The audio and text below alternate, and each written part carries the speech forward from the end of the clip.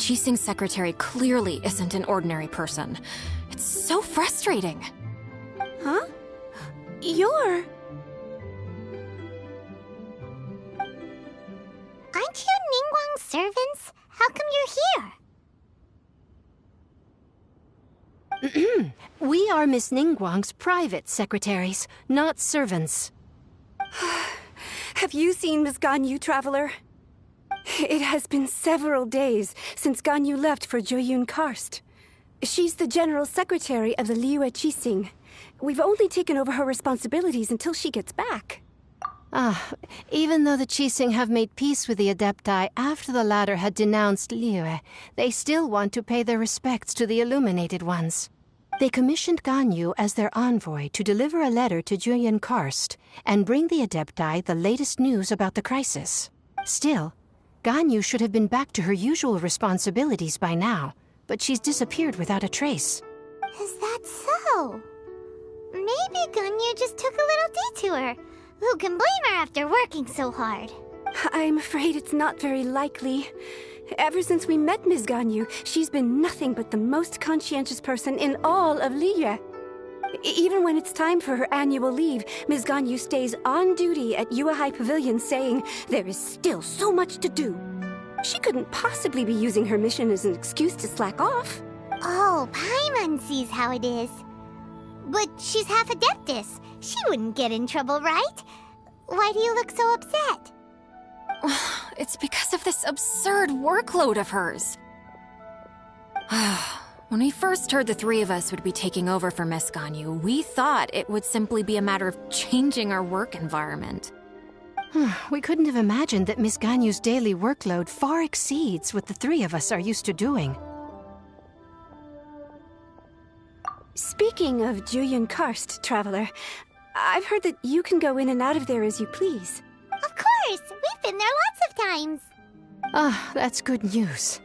Could you go to Jueyun Karst and find Miss Ganyu for us? Preferably before we collapse under this workload. We're saved. I remember Miss Ganyu said that she'd be visiting Cloud Retainer's abode. You might as well start looking for her there. It's about time she came back to work. Otherwise... No, perhaps we should go to Lady Ningguang first and bring up our overtime pay again.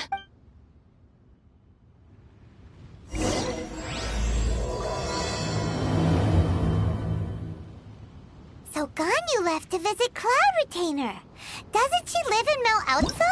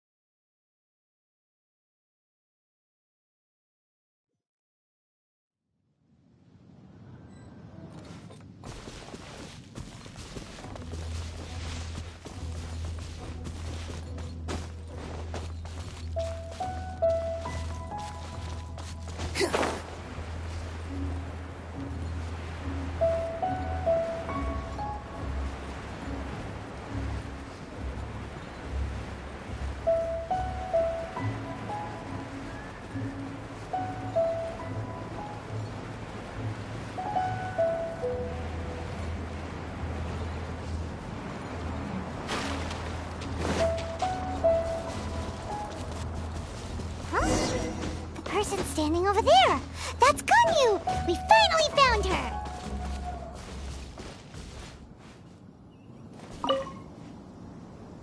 Ganyu! Here you are! You two.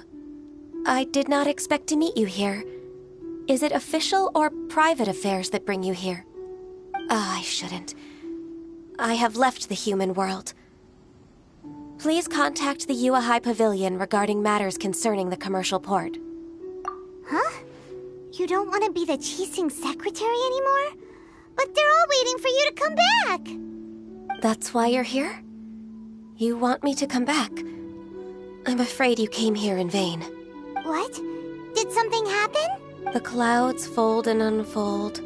The tide ebbs and flows. It was meant to be. When the Adepti entrusted humans with overseeing Liyue, I knew it was only a matter of time until I had to leave. My Adepti blood makes me unwelcome in Liyue Harbor. I delivered the letter and came back to Liyue Harbor, only to discover that I had been replaced by Baiwen, Baishao, and Baishe. Perhaps that mission of mine was just a pretext to remove me. Since I appreciate your kindness, but there's no need for your words of comfort. After 1,000 years away, I came back to Jueyun Karst. Looking at the clouds floating among the mountains brings me peace of mind. I feel better now. But... Who disturbs the peace of these mountains? Cloud Retainer, we're terribly sorry. We just... One merely jests. One felt your presence the moment you set foot upon this land. Wow, you Adepti really are impressive. Come here to chat about the old times with Ganyu. It looks like you get along quite well. A matter leaves you at an impasse then. Not to worry. One is exceptional at seeking avenues for conversation. One has been one's own companion in idle talk for many a year. Yes. Since you are Ganyu's friends, tales from her youth shall one apprise you of, perhaps? Oh, Cloud Retainer. Nothing to be ashamed of. You were so cute as a child. One is most certain that your friends would like to hear of it. Oh, Paimon wants to hear it! Little Ganyu loved when the horns on the top of her head were caressed. When one was still taking care of her, one was pestered most often to touch her horns. She was elsewise loath to sleep. Wow! Plump she was back then.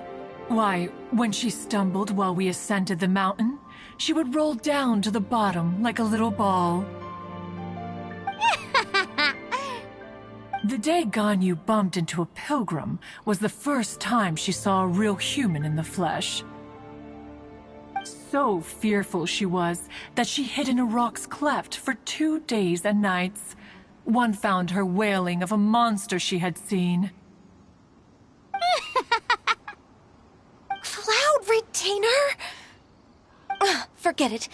It's about time for my training. I will take my leave.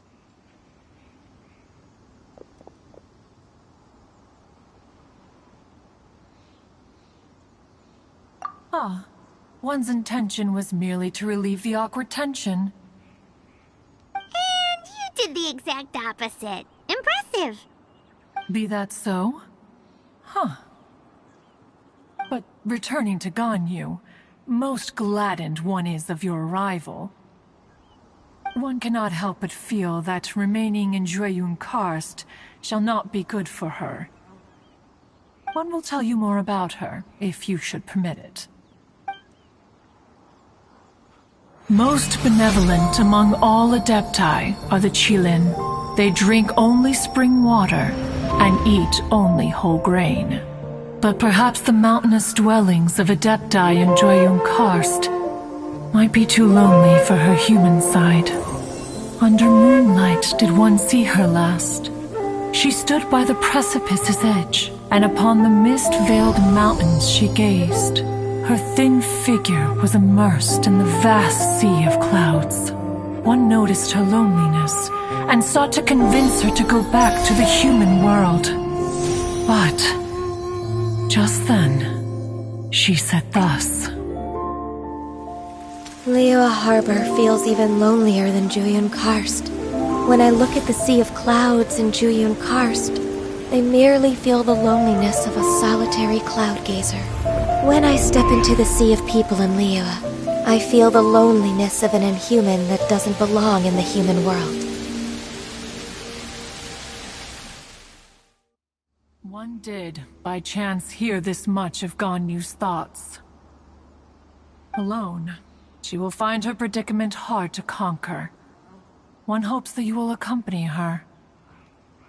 Oh, Retainer's right. We can't leave Ganyu depressed like that.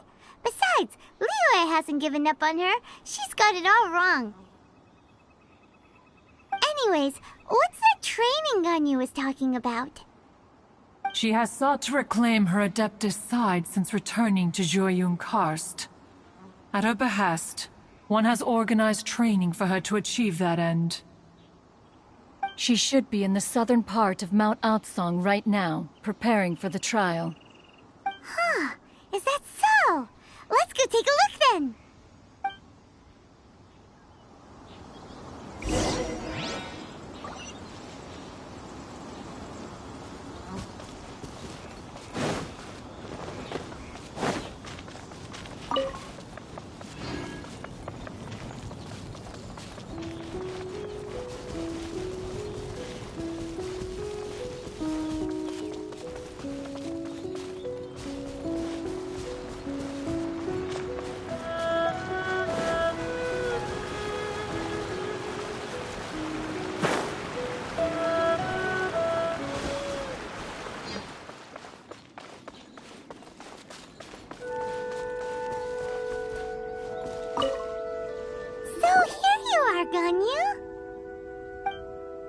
Why did you come here?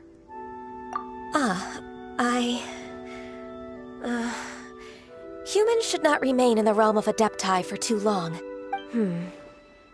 Considering the kindness you have shown me, I can let you stay for the Adeptus training. Yay! This trial was prepared by Cloud Retainer. Its goal is to help me feel like an Adeptus again. The training is much to her signature style. I hope it won't make it seem like she is too unaware of the abilities of others. Is it difficult? No, I'm aware of your strength, Traveler. The power hidden within you is not inferior to mine. If you're ready, we shall begin the training.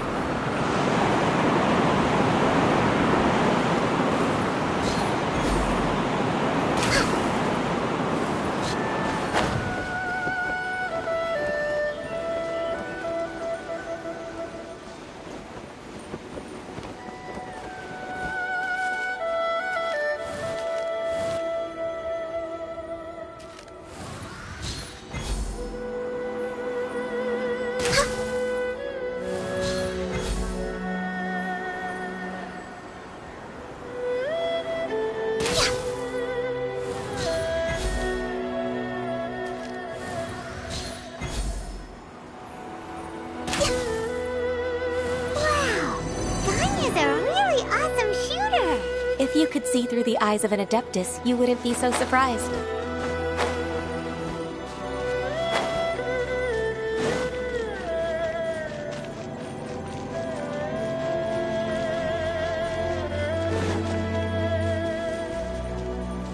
Hello?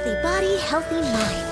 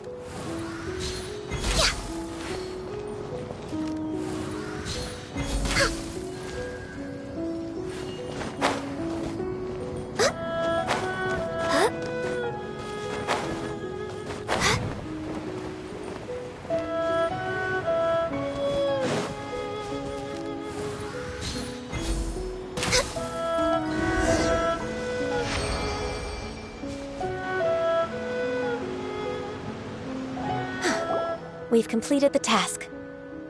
What do you think? Hardships are a fact of life, both for the Adepti and humans alike. Ganyu, what were you planning to do once your training was over? The training's not over yet. The part prepared by Cloud Retainer is only the first trial. Huh? So there are more trials prepared by other Adepti? No. The only Adeptus who can unlock my true potential is... Who is it? Conqueror of Demons. Huh. So it's Shao. That cold-hearted loner? How come he's prepared a trial for you? I found him unapproachable at first, too. But I believe that being able to face him is an important part of my homecoming. He's already waiting for me. Come along if you're interested. Of course we are. Let's go.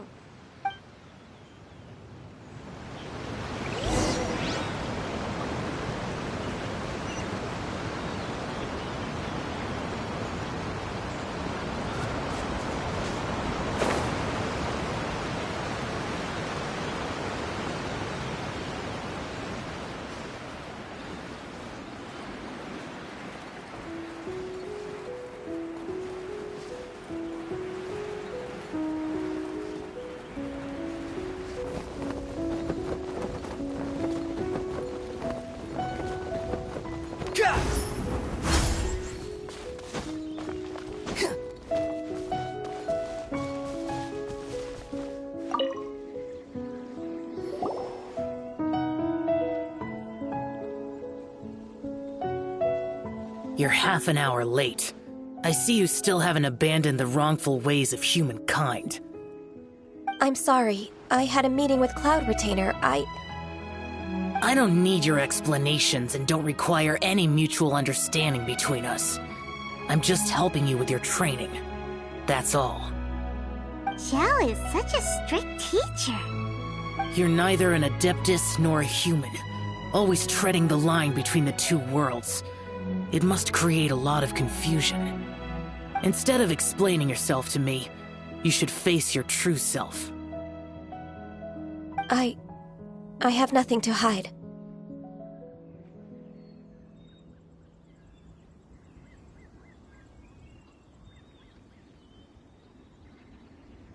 The body and the mind are one.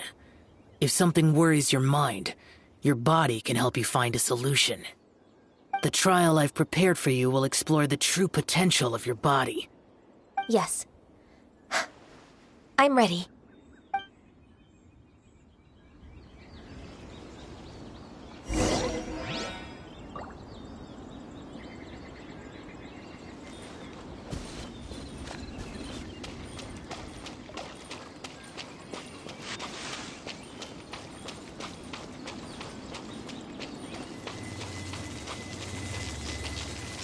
The trial's begun! Paimon can feel it in the air. Even the weather's changed. Skills needed watering. The trick born of ice and frost.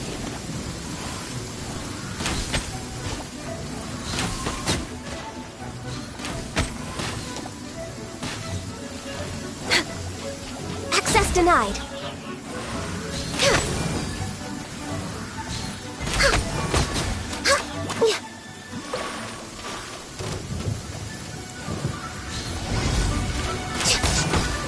Born of ice and frost. All hail! No, my sword! Behold!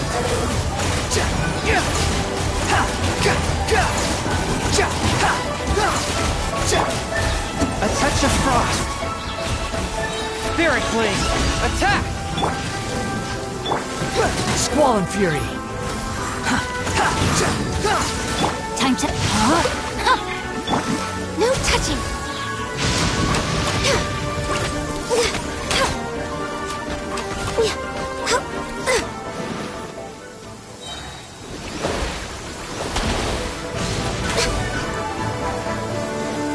For Rex Lapis! Born of ice and frost.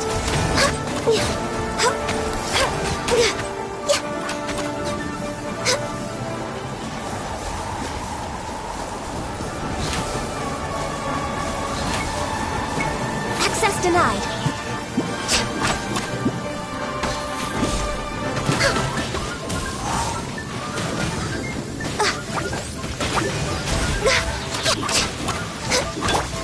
Submit for judgment! Forth, my book! Unsightly insects!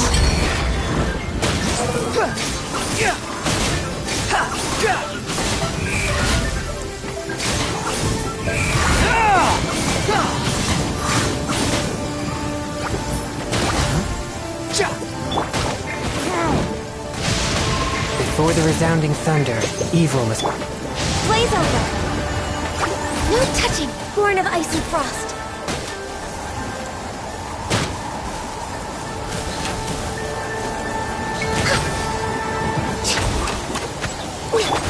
Think you can get away?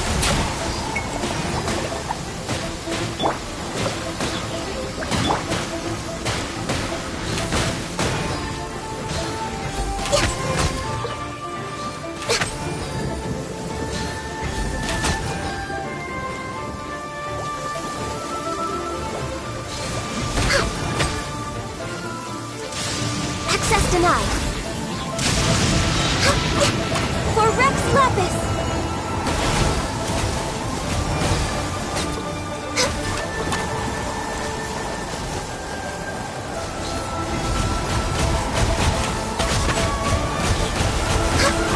From whence you came, cry loud!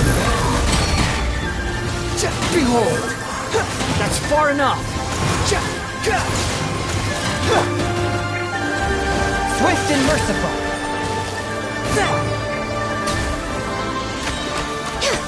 Blaze over! Brace yourselves! Yeah!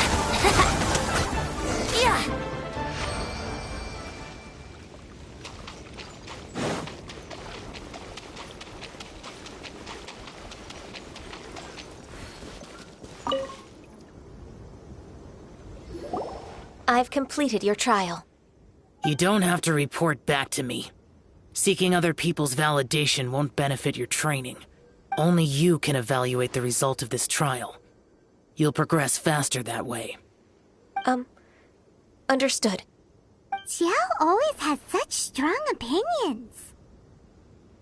From tomorrow on, I'll start raising the difficulty of your training, so you'll have to... Have to do what? Another one of those pesky visitors. I'll leave him to you, Ganyu. It's also a part of your training. Pesky visitor? So even here there are those that Xiao can't deal with? Oh heavens! Blessed be Rex Lapis! I've finally come upon the Adepti! Are all of you the Adepti of this mountain? Great! My name's Sin Chung. I came to ask for your merciful blessings, O Adepti. I beg of you, please grant me luck, wealth, and a good career. Oh, so it's a pilgrim. Huh. He can handle any battle, but talking to strange humans is a different story, huh? I am also one of the Adepti. You can say that I'm an Adeptus in training. Perfect. I didn't come in vain then. Although you sound a bit half-hearted. Doesn't matter. What blessings can you grant me? Wow, straight to the point, huh? Dear Pilgrim, you shouldn't jump to conclusions. Adepti don't help every pilgrim for free. For free? Do you mean that you charge people for the blessings of the Adepti? That's not what I meant. What I'm trying to say is that everything should be earned through hard work and earnest living. It would be unfair to other people if you got everything you wanted for no reason. Hold on. I've heard this all before. You're just like my old man, always nagging me. Your father must have experienced it firsthand. The lives of the common folk are riddled with hardships, but are also full of joy. A person of your age should focus on work and family, instead of chasing after fairy tales.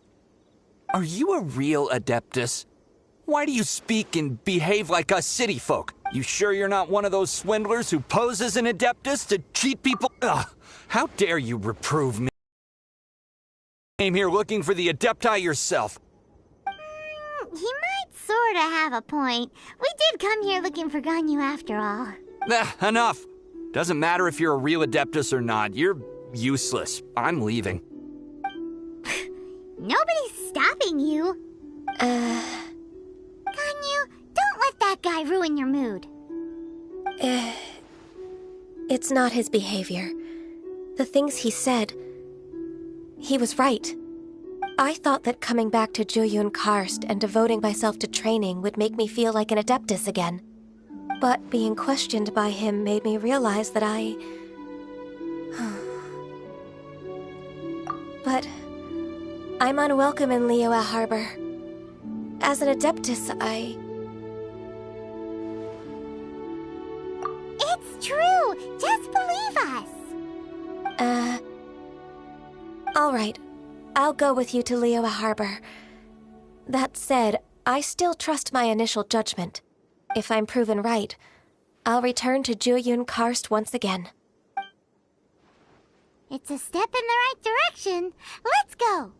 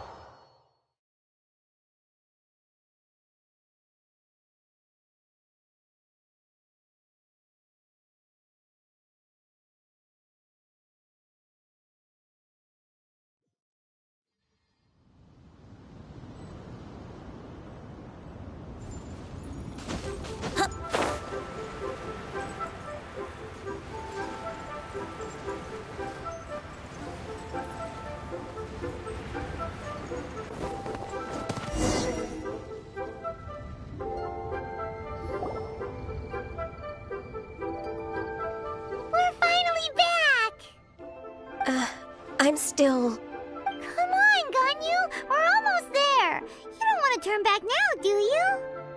I suppose you have a point. It would be quite impolite of me to leave the two of you now. That's right! Where do you want to go first, then? I've spent too much time in the mountains. The first thing that comes to my mind is the sea. Let's go for a walk in the port. Happy to come with.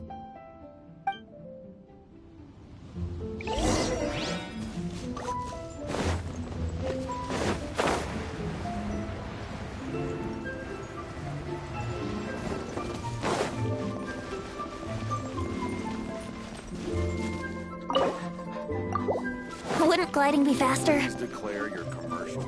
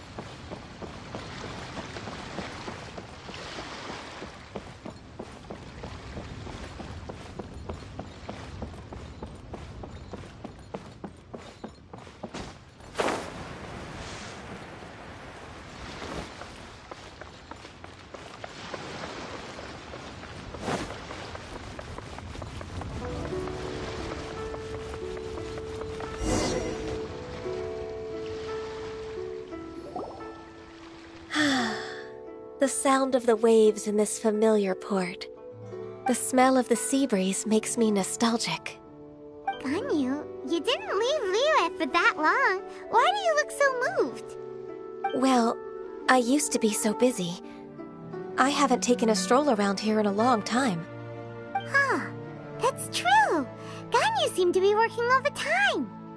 Well, when I think about my time here, I've spent most of it behind a desk filing documents. It put me in a certain mood, similar to the one I felt during my training in Juyun Karst, in fact. Is that... It is! It's Lady Ganyu. I wouldn't have thought I'd meet you here. You were always so terribly busy. Lady Ganyu? Why are you calling her that?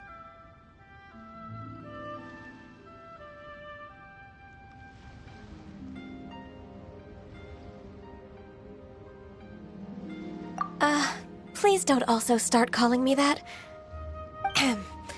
Allow me to introduce Uncle Tian. He is... That's all right. Just tell them the truth. They have done so much for Liyue after all, and I am the one who has yet to introduce myself. Uncle Tian is a member of the Liyue Qixing, the Tianshu. What? This grandpa is a member of the Qixing?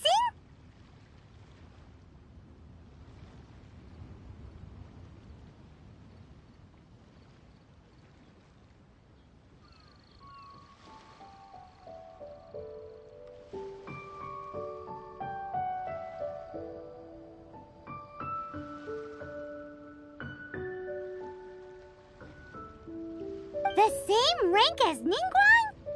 Hush now. I must ask for your discretion concerning my identity. Fishing in the port and strolling about are the greatest pleasures of my life. I have no wish to be followed around by those armed guards. In most people's eyes, I'm just a forgetful and wordy old man. Uncle Tian is too modest. He's been around for a long time. There's no one who can replace a person of such noble character.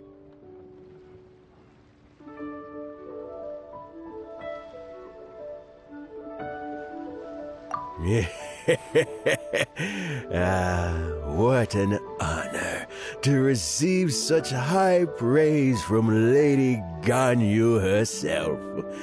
I guess I must have done something right over the last, however many decades. Uncle Tian, please. A person of your standing should really stop calling me Lady Ganyu. My apologies. It's not intentional, just a habit from my younger days. Thank you for looking after me when I first ascended to my position in the Qixing. Oh, so you've been friends for many decades now, huh? Oh, I was just fulfilling my duties as the Qixing secretary. It's nothing worthy of your gratitude. Talking about secretaries... I don't know if I should bring it up. Ganyu, I believe you know my daughter, Huixin. She seems to be a bit troubled recently. Yes, she works at Yue High Pavilion and she's my junior. How can I help her? I don't know myself, really. She's all grown up now and doesn't like to ask for my help. May I trouble you to meet her at Yue High Pavilion? She just needs a bit of guidance. With pleasure. Solving the Qixing's problems has always been in my job description. She's back in character, just like that, huh?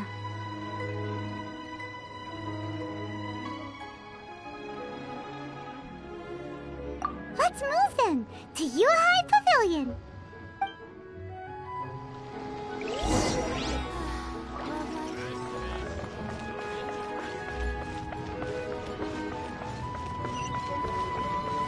Quit following me.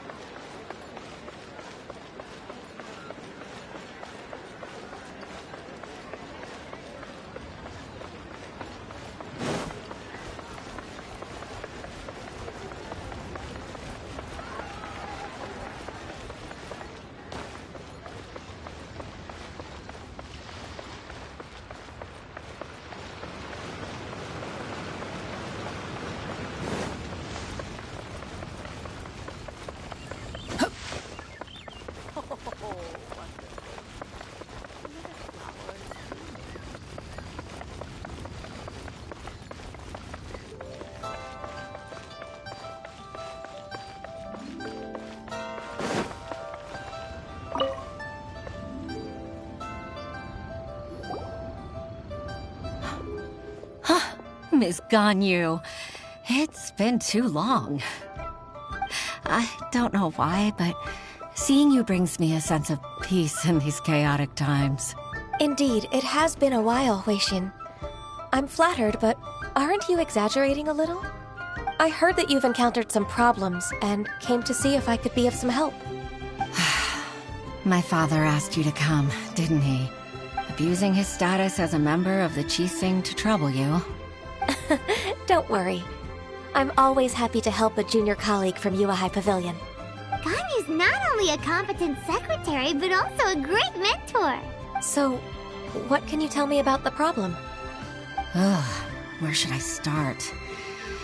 I discovered something strange while organizing tax records. There are obvious irregularities in the tax declarations of two stores, Second Life and Wanyo Boutique. However, whether I question the shopkeepers or check their accounts, I can't seem to make any progress with my investigation. Without any evidence, my hands are tied. I see. It's not uncommon for merchants to be blinded by greed. Well, is there any solution you can advise? Naturally.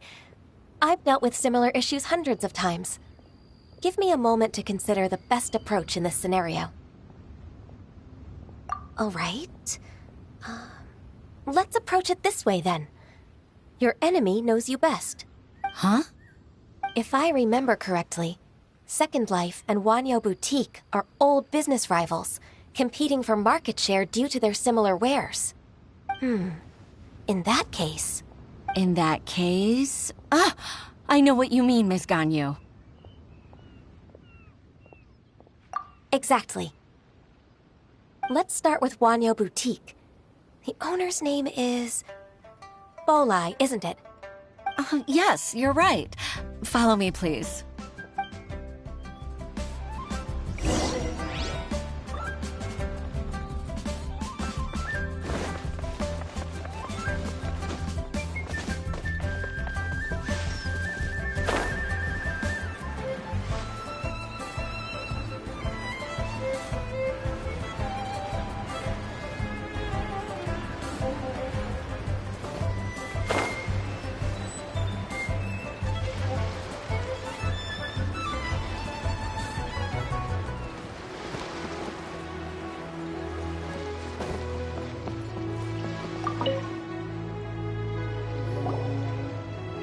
Aha! We meet again, traveler.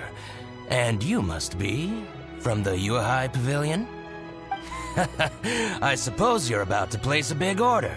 I'd be honored to offer you my wares. That won't be necessary, Mr. Bolai.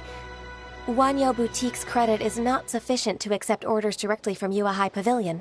Should we need to place such an order, we would certainly go to Second Life instead. What? Second Life? Ugh. That rascal Dongsheng. He's stealing all of my customers. Well, Second Life's credit has always been excellent, and based on their tax records, their business is thriving. Tax records? Thriving? Huh. Is there anything you'd like to share with us, Mr. Bolai?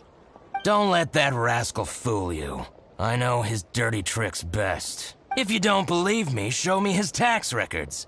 I'm sure I'll find something fishy in there. You know Second Life's business so well? Of course. Their every transaction makes my blood boil. I'd rather lose money myself than see that rascal make some. Well then, please look over this tax record. We'll review Second Life's credit based on your observations. Oh, of course. I'll read very, very carefully. Line by line and word by word.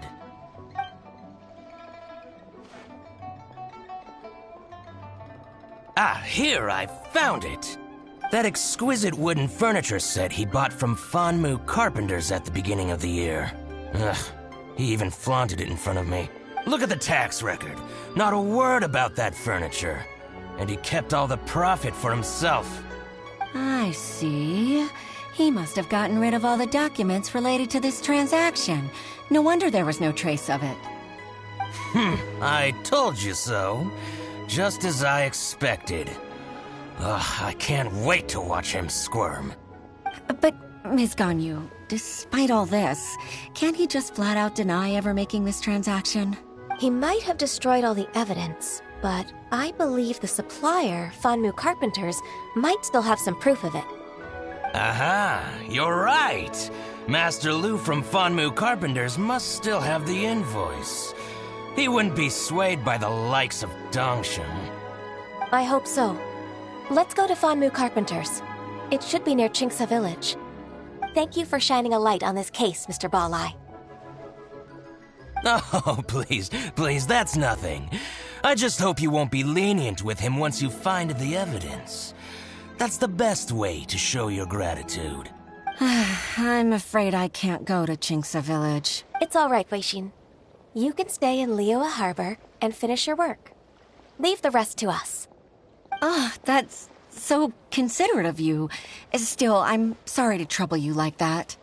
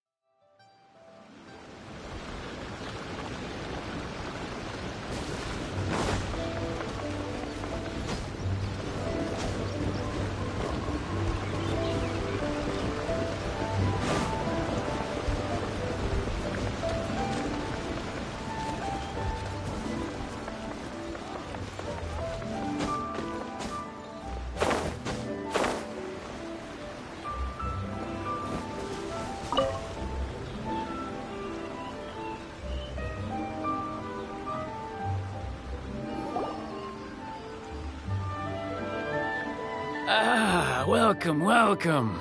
How can an old carpenter like me help you?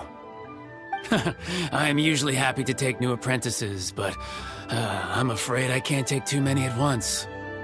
But I'm always around if you're keen for a chat. Chingsa really is full of lonely old people. Hey, I heard that, Flying One. Paimon, sorry. Master Lu, we've just come to see you and ask you some questions.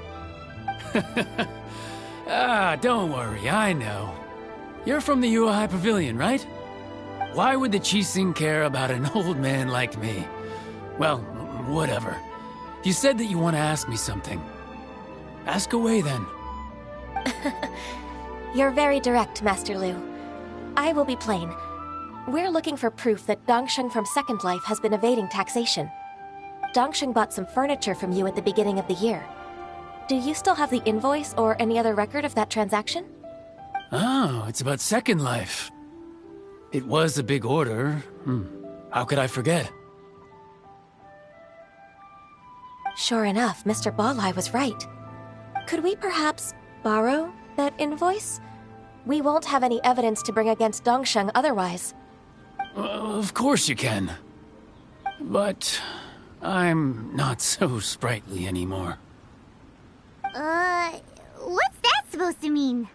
I only do my woodwork and display finished wares here at Fanmu Carpenters. As for old documents and such, I keep them all in a warehouse west of here. But some troublemakers have recently moved there, invading my warehouse. I tried to drive them away, but they just wouldn't leave. Since you need that invoice anyway, it may be best to get it from the warehouse yourself. And while you're at it, you can teach those louts a lesson. So that's what happened. I see. I'll leave you to it then. I need to get back to work.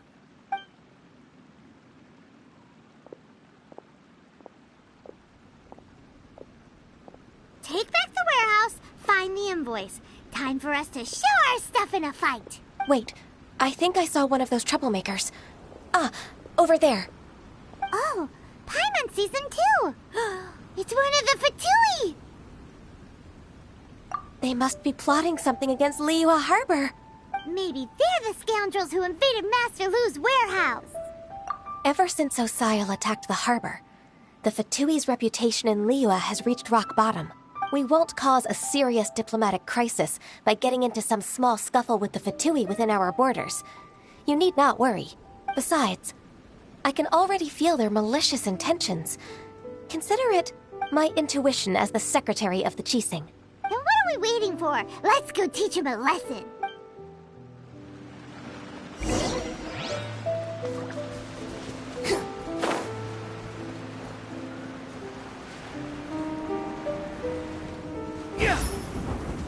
You'll get frostbite, frozen. The wind rises.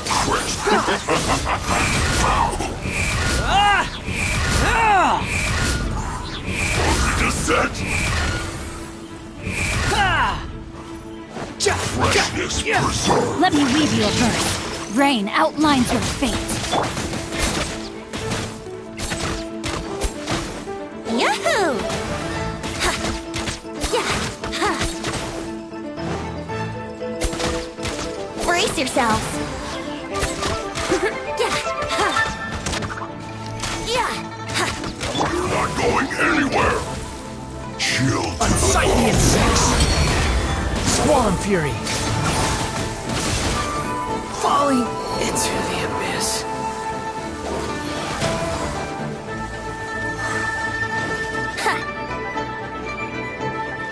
Descent. Let's play!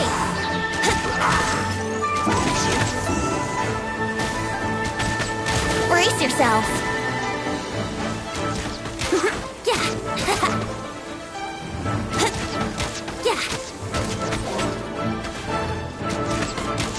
You're not going anywhere. Here we go! Descent. Yeah! Brace yourselves! Yeah! You're not going anywhere. Yeah! Let's play! Yeah! Yeah! Yeah! Here we go! You're not going anywhere. Body and mind. No, my Chill to the bone. I can no longer hold me back.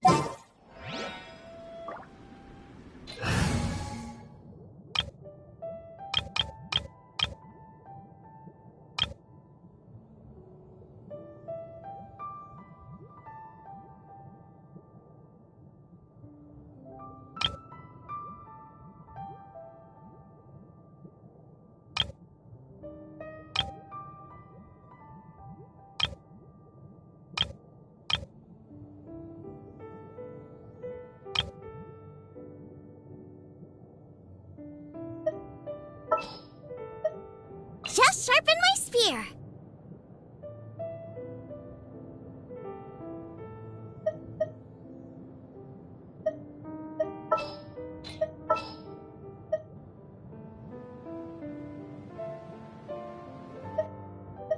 Oh yeah, rock on!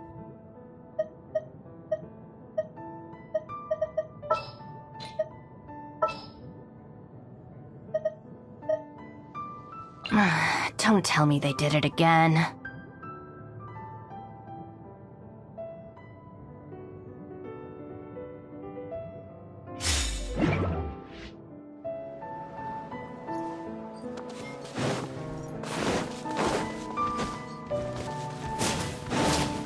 Frozen. Crisp. Get moving! Cold cut. Blast. Our bond is strong! Time. Flash freeze! Time to rock! Feel the beat!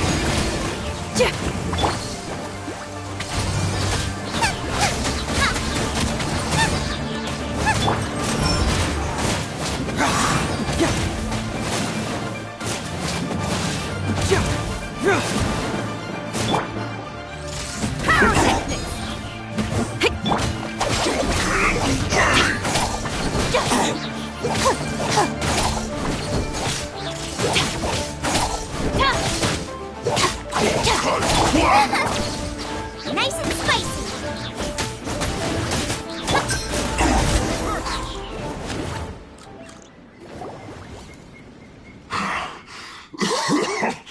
Oh, you scoundrels! I think you've had enough. About time you tell us your plan. No? Plan? What plan? We just taught you a lesson, but clearly you weren't paying attention. If you don't spill whatever you're scheming against Liyue, we'll be forced to use harsher methods. I'm telling the truth. There's no scheme. If you're telling the truth, then why would you, a member of the Fatui, suddenly appear on the outskirts of Chinksa village? Fine. If you really want to know, then, well, I was about to. About to... what? Pick berries over there. I must admit, I didn't expect you to come up with such a silly excuse. It's not an excuse. I rarely have a free morning, and I heard that there were fresh berries in this area. Think about it. I'm here alone, and Chinksa Village is nothing more than a retirement spot for old people. What could I be scheming anyway? Judging by how he's looking at us, it does seem like he feels like he's the victim here. So you have nothing to do with the occupation of Fanmu Carpenter's warehouse? Fanmu Carpenter's warehouse? Where's that? I swear, I only came here to pick berries, that's all. So it wasn't the Fatui who took over Master Lu's warehouse after all. I also feel that he's telling the truth. Whoopsie! I misjudged the situation and offended you. My apologies. Our exchange only represents my personal views. If you wish it so, you can file a complaint to the Ministry of Civil Affairs. Exchange? This woman, she's clearly aware that the Ministry of Civil Affairs wouldn't side with us Fatui. Yes, precisely. As an alternative, you may try to solve this problem with force once again. Paimon's in! Darn you. How can you wear that solemn face while bullying me like this? What's your choice, then? I'll get back to my berries.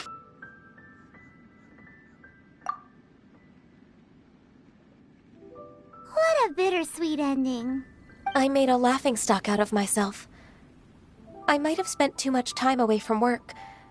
My intuition is not as accurate as it used to be. No worries. It's always nice to teach the Fatui a lesson. Let's keep moving towards Master Lu's warehouse. Our goal is to get the invoice, after all.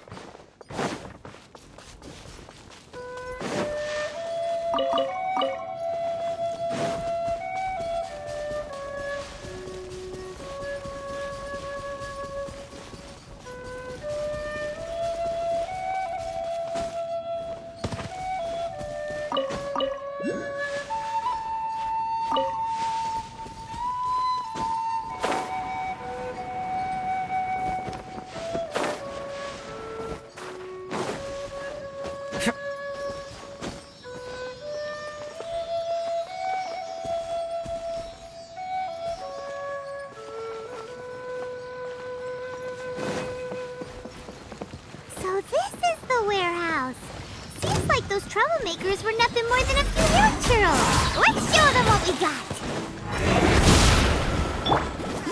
Into the fire. Hey!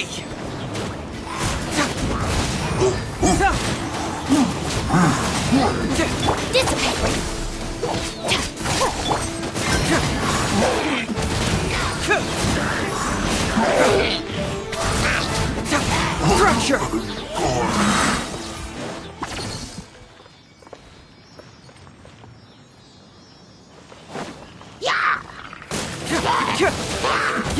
Cyclone!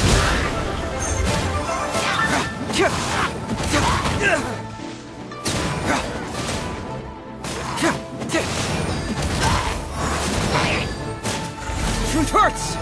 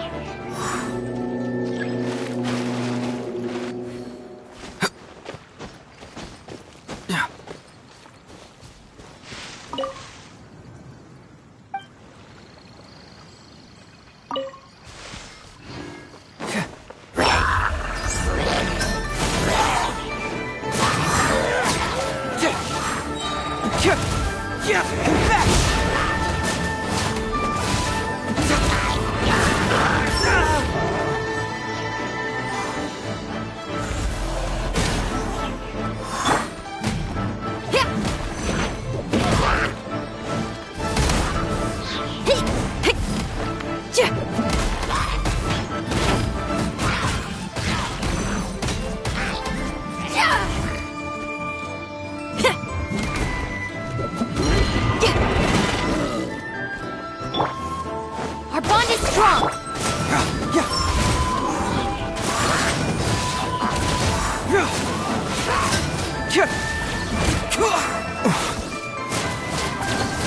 Feel the beat. Bring it on! Get moving!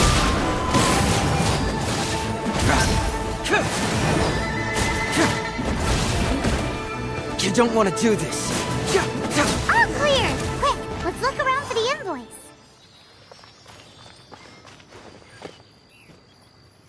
This one is an invoice from One Min Restaurant. Some dining tables and chairs. That's not it. This one is Wangsheng Funeral Parlors. Oh, so they make coffins too.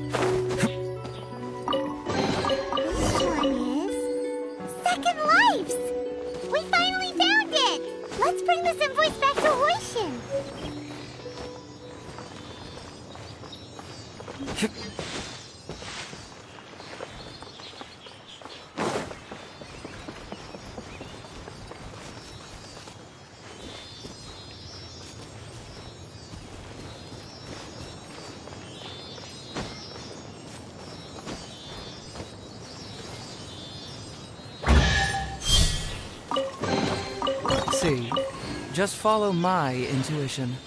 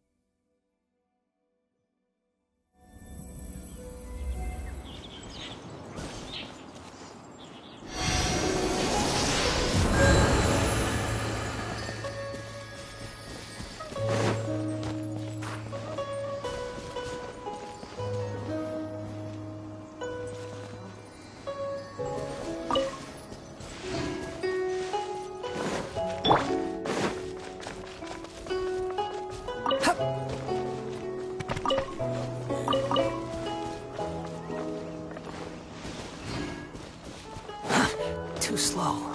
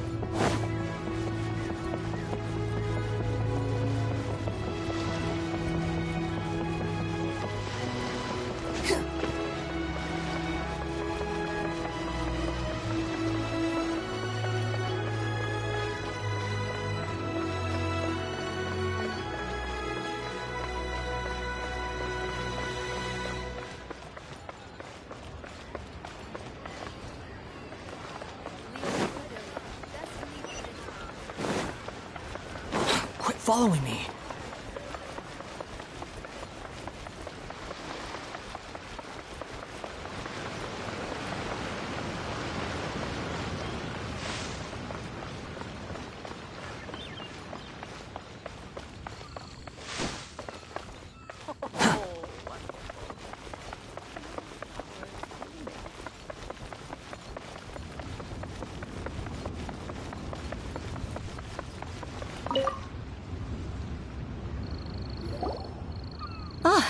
Ms. Ganyu, you're back. I hope it wasn't too much trouble rushing about like that. I promise to help you, and I'll keep my word. Nothing to worry about. Look, it's the invoice for the transaction between Second Life and Fanmu Carpenters. We've brought it back. Oh, thank you so much. Now we can solve this problem. Agreed. How about we go to Second Life and have a nice chat with the owner?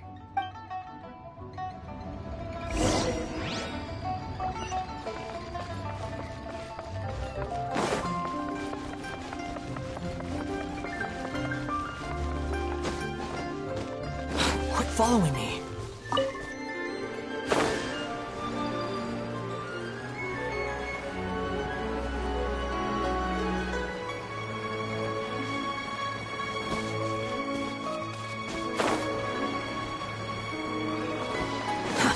Too slow.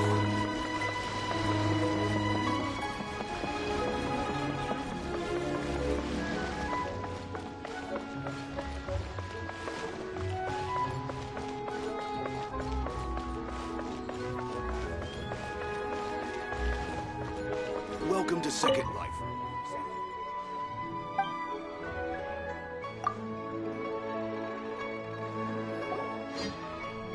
Isn't it Huixin, from the Yuehai Pavilion. I remember you. I told you that all of my transactions are included in the records. My tax declarations are scrupulous as well. I do hope that my business won't be affected by any groundless accusations. Groundless accusations? Mr. Dongsheng, you seem very sure of yourself. But I sincerely advise that you cease this behavior immediately. It is liable to affect the fine you'll need to pay in the end. No. I'm an honest merchant. I would never get involved with any fraudulent sources of profit. Haven't I made myself clear? Mr. Dongsheng, you've already been proven guilty of tax evasion. I just came here to see if you'd confess. What? Proven guilty? How come? That's impossible. Absolutely absurd. He's talking without rhyme or reason. Must be crumbling under Ganyu's pressure. Time for the finishing blow! Mr. Dongsheng, can you tell me what this is? It's an invoice from Fanmu Carpenters. I'm Master Lu. I didn't... Do you admit to tax evasion? This transaction was absent from the tax record. I didn't think you'd find out. I didn't leave a single trace. Indeed. We wouldn't have found out if it weren't for Mr. Boalai's aid. Balai? That imp from Wanyo Boutique? So he told on me behind my back. He's got his own share of dirty laundry. Oh? Mr. Dongsheng, I'd like to hear a little more about this dirty laundry. Would you care to elaborate?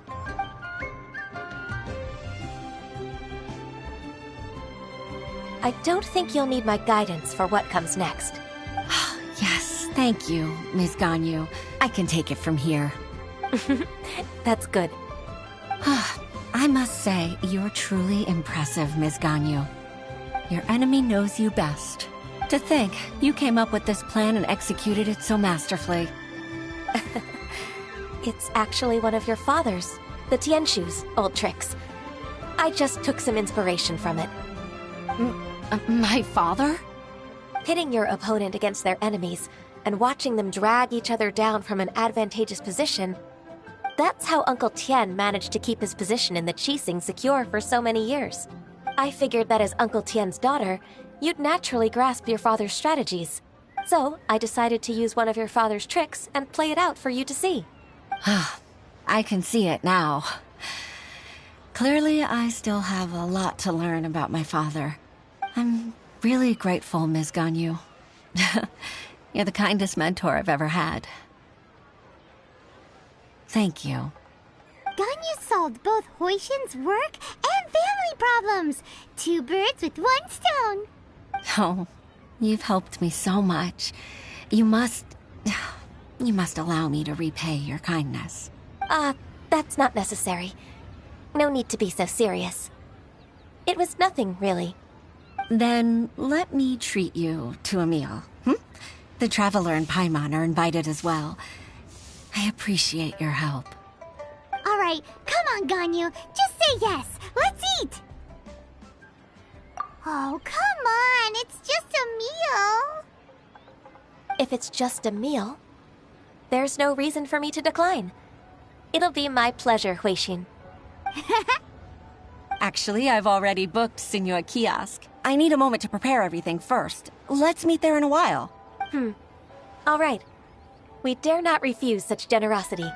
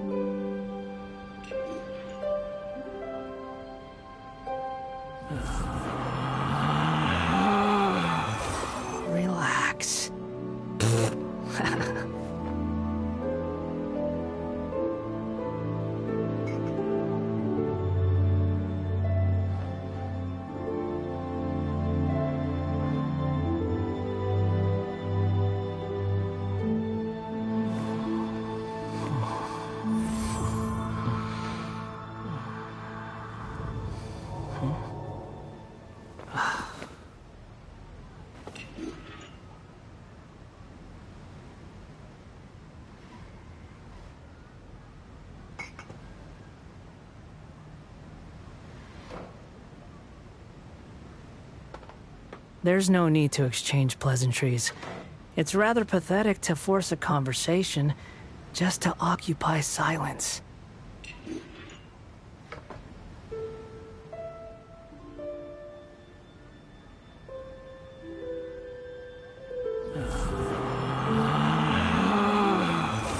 Relax.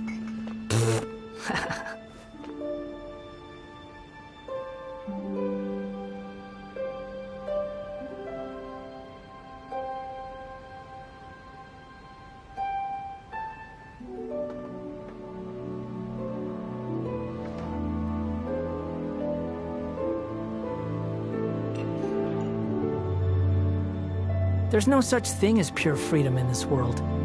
Even the wind cannot blow on forever.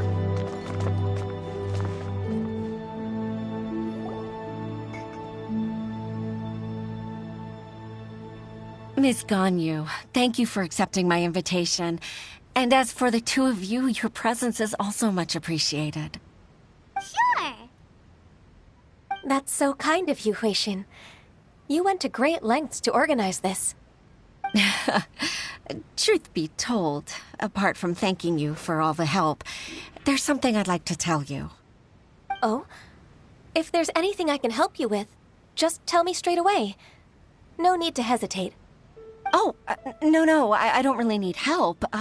Could you just listen for a bit? With pleasure. When I was a little girl, my father used to tell me many stories about you, Miss Ganyu. Even though I have the utmost respect for my father, I always admired how gentle and reliable you are. I've only decided to join the Yuehai Pavilion staff because I've always looked up to you. I didn't know that you think so highly of me. However, in reality, working at the Yuehai Pavilion turned out to be an arduous task. I can't compare myself to such an outstanding secretary like you. I often doubt myself as a result. I disagree. You're a great secretary in your own right. Thank you. Over the years, I became a mother, too. Huh? So Uncle Tian is a grandpa! Influenced by my youthful ideals, she followed my footsteps and came to be a secretary at the Yuehai Pavilion, too. At first, I was worried about her. It's not an easy job, after all. To tell the truth, I'm still unsure if she's capable enough. But after all that happened this time, I've made up my mind to support her choice. So, what made you change your mind? The fact that she'll have you, Ms. Ganyu, as her senior colleague. You'll help her, gentle as always, and tell her your mom used to do it like that. It'd be such a beautiful moment. If it's not too much to ask for, she might still need your guidance in 20+ years, too. Huixin, I never thought that I meant so much to you. Just like when you showed me my father's trick. Having you as their witness makes people feel at ease. Witness? It's true that I've witnessed thousands of years of Liyue Harbor's history. All the changes it's gone through, the stories of its people. But I've always regarded it as nothing more than the source of my loneliness. Huixin, you don't know how important those words are to me. You've made me realize that I share another connection with the people of Liyue Harbor, apart from my contract with Rex Lapis. They rely on me, accept me, and long for me to bear witness to their stories. Oh, of course. You're irreplaceable to us. That's right. That's why I can't disappoint you. Hooray! Ganyu's finally cheered up! Even if I've really been supplanted, I wish to fight for my place. I won't let you down. I'm going to fulfill my contract and keep working as the Qixing secretary.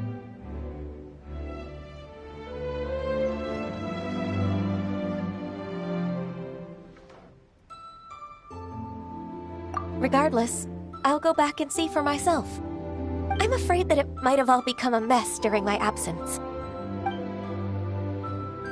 No time to waste. Let's get back to work. Good luck, Miss Ganyu. We're leaving already? I'm still hungry.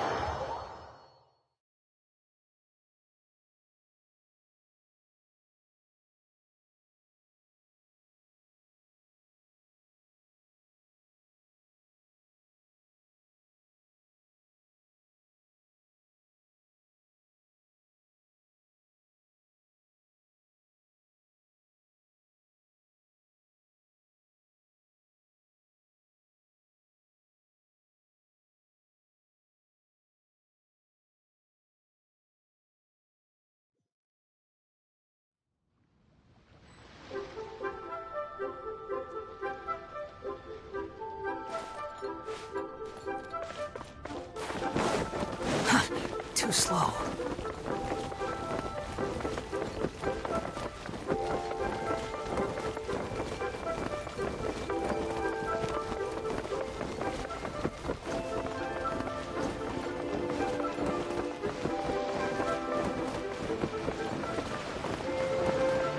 Quit following me.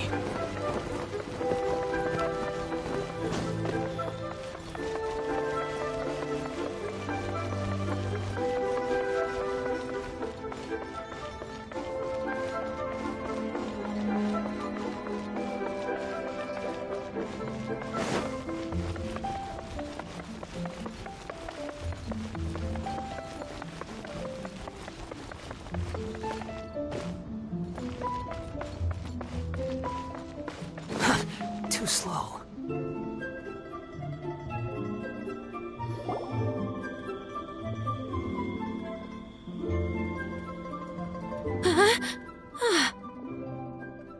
Baisha, are you okay?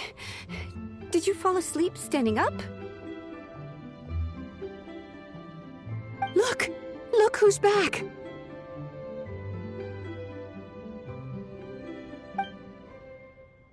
You even have enough time for leisure? It seems you three are a suitable replacement for me after all. Not at all. We've been working for too long. If we didn't take a break... We wouldn't have survived long enough to see you again, Miss Ganyu. Miss Ganyu, we've missed you. That's so kind of you all, given we've only met once. We've been praying day and night for you to return and take over your duties again. To us, you're like an adeptus coming down to the human world to save all life. Forget all our envious complaints from before. Just free us from this strenuous work, please. All right. All right, I see. Please divide the matters at hand into government affairs, business affairs, and civil affairs. Mark out the tasks that haven't been started, and those that are in progress. I'll take care of the rest. Of course. We'll do it right away. Oh, finally. We're saved. Yes. There's one more thing. I'd like to earnestly thank you, Traveler. If it weren't for your companionship, I would still be embroiled in my inner conflict right now. To think that I'd gained a human friend outside of work. It makes me happier than I could have imagined. I'd like to repay you when I'm done with the work at hand. What would you say if I accompanied you on one of your trips? Sure, but are you ever done with work, Ganyu? Let's cross that bridge when we come to it, shall we?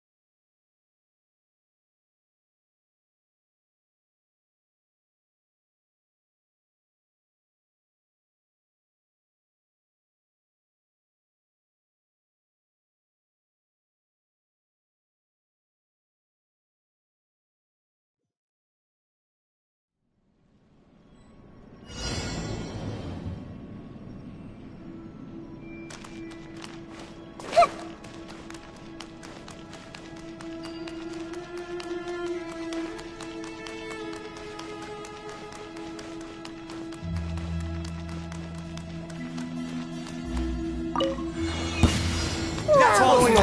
Welcome. How bad With all my strength. Ha!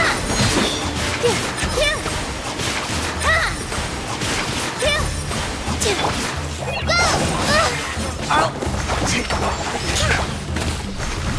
Rest and rebuild.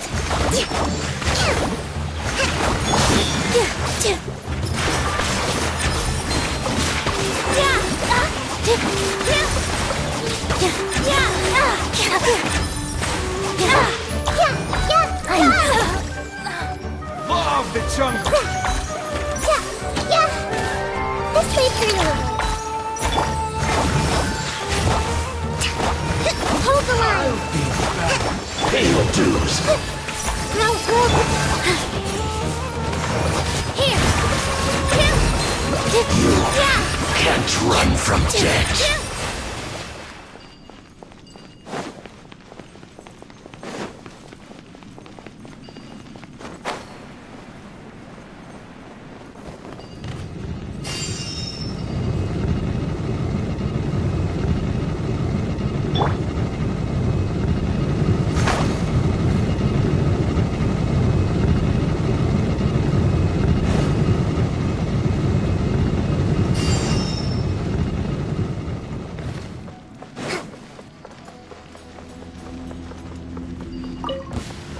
It's my lucky day. Sharing my knowledge. Torrent, bring refuge. Positions. Finally, I feel my blade.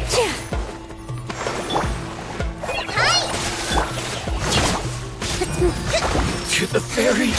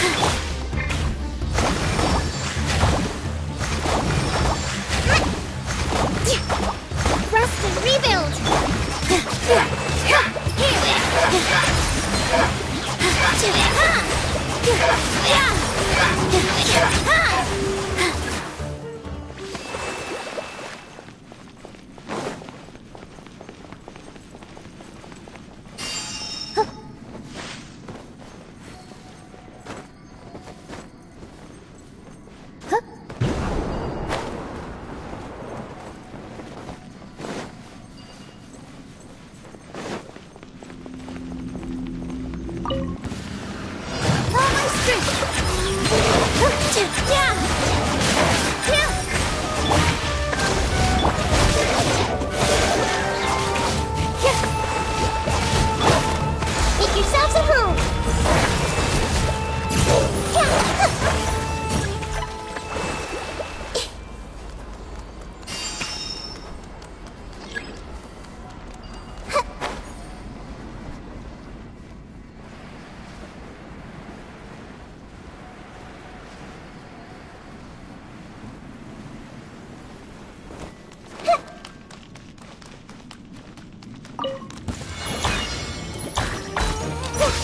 This may hurt a little. Here! Dance with the wave! It's over! Cut down! Like this.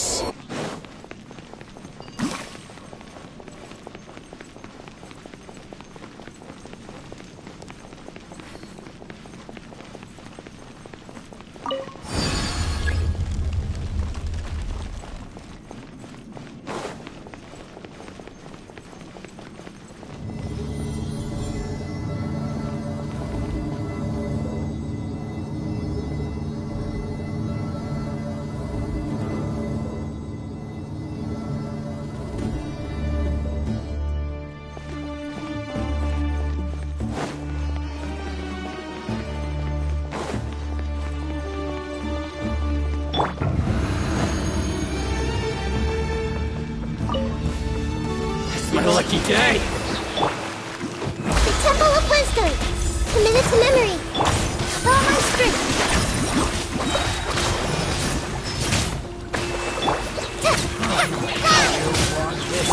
This dance is for you! Billowing surge! To the fury! Allow me! Practice on your side! Positions! Overhead! Hurt a little.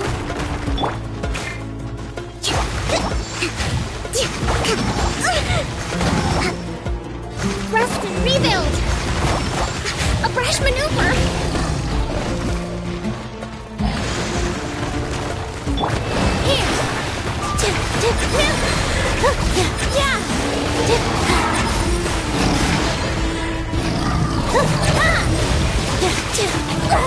I got balance. Share my knowledge. Let's change tactics. Grow.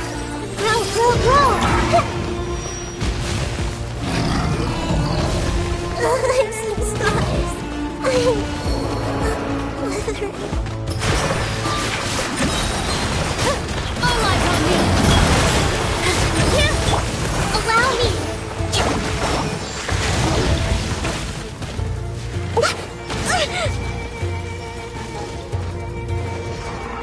Let's move out.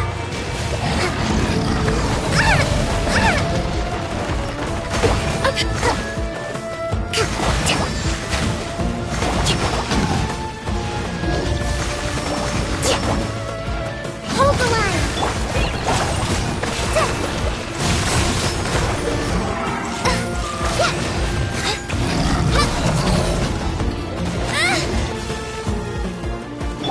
Let's move out. Torrent, quick refuge!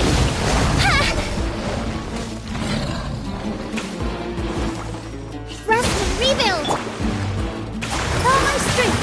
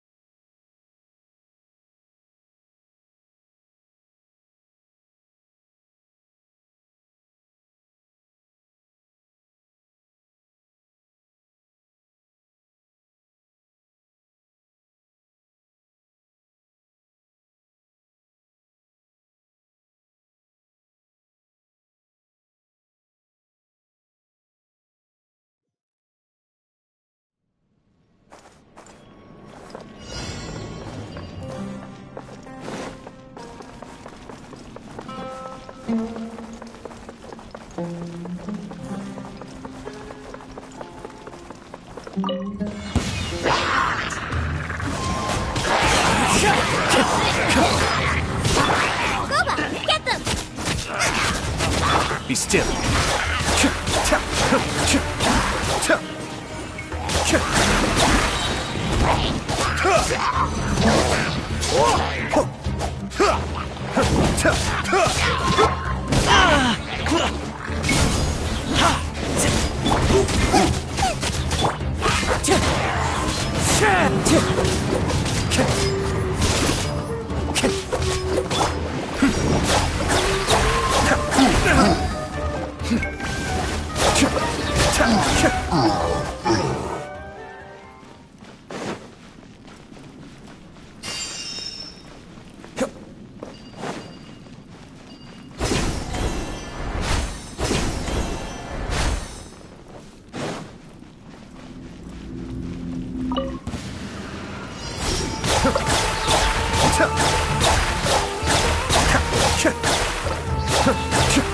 Say no more! The theory. Check this out! No.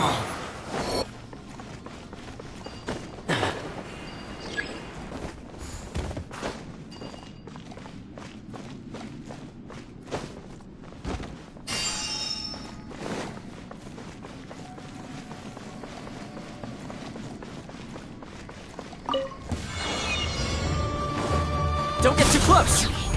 Here's back! Burns high! Burns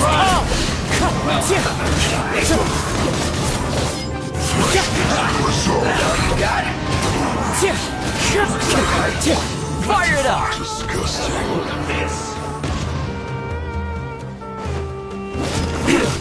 Shouldn't get careless.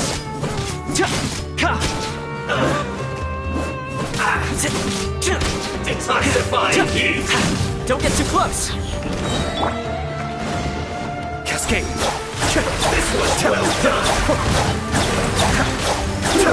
An unfortunate fault! Fire it up!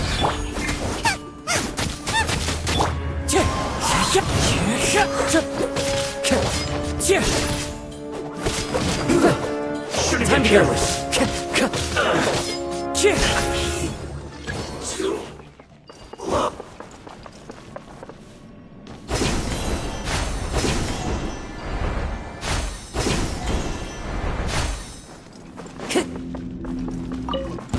What you got?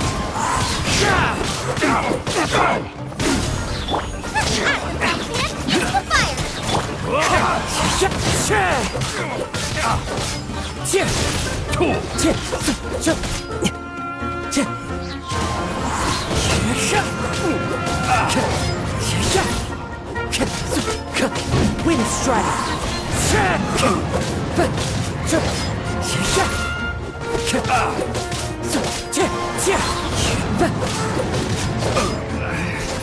Should replace my hammer.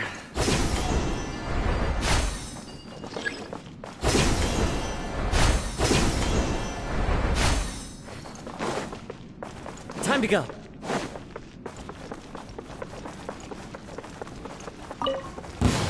That's following orders. Feeling lucky today? Wind strike!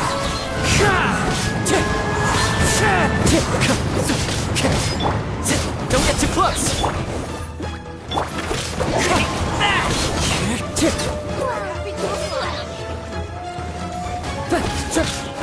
Wind strike!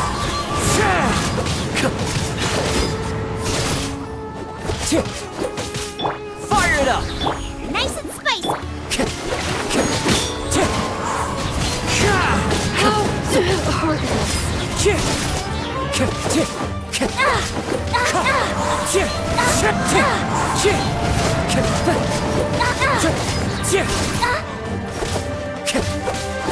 Wind strike!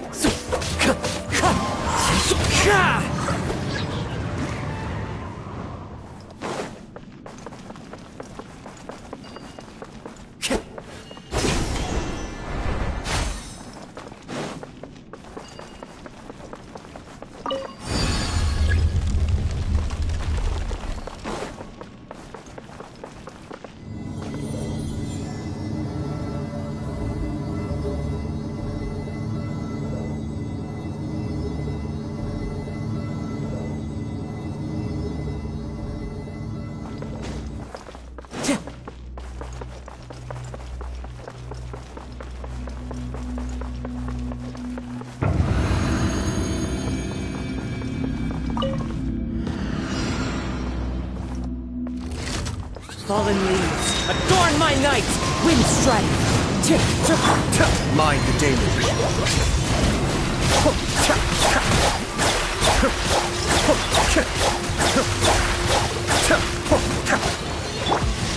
You're toast!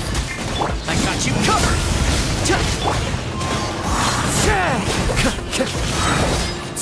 Clouds high, the birds call!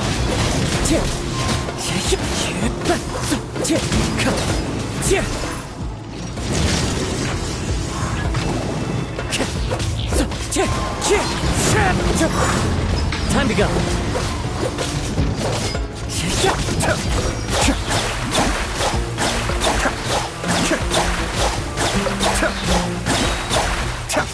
Kamisato Suyu, as one with wind and cloud. Check this out. Here's backup.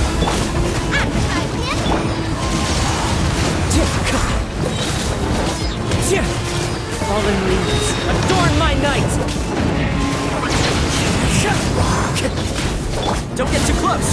Nice and spicy! Eat this! Wind strike!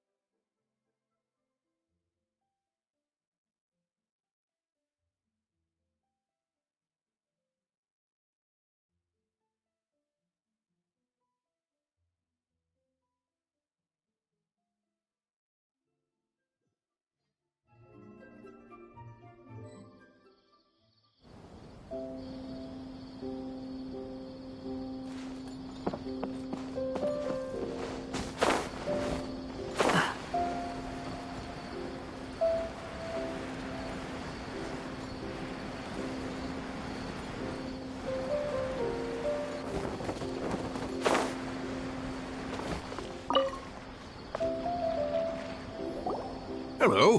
What are you two looking to buy?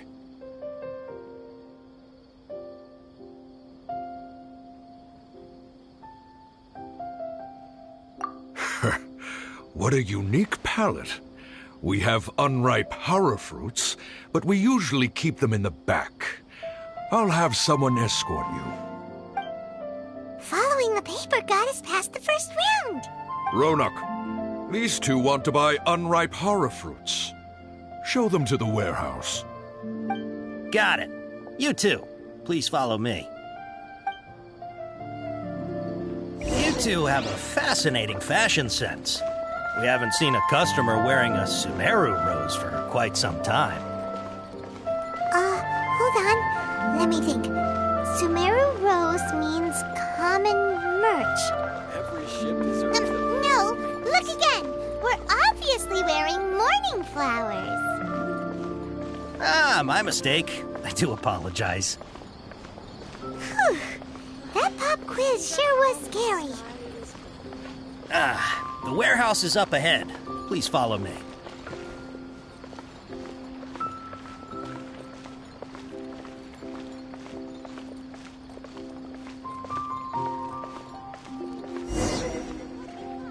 Before I retrieve your products, I need to confirm a few things. Please forgive me, but we may not have sufficient stock for you today. Earlier, many of our hara fruits were taken by mice.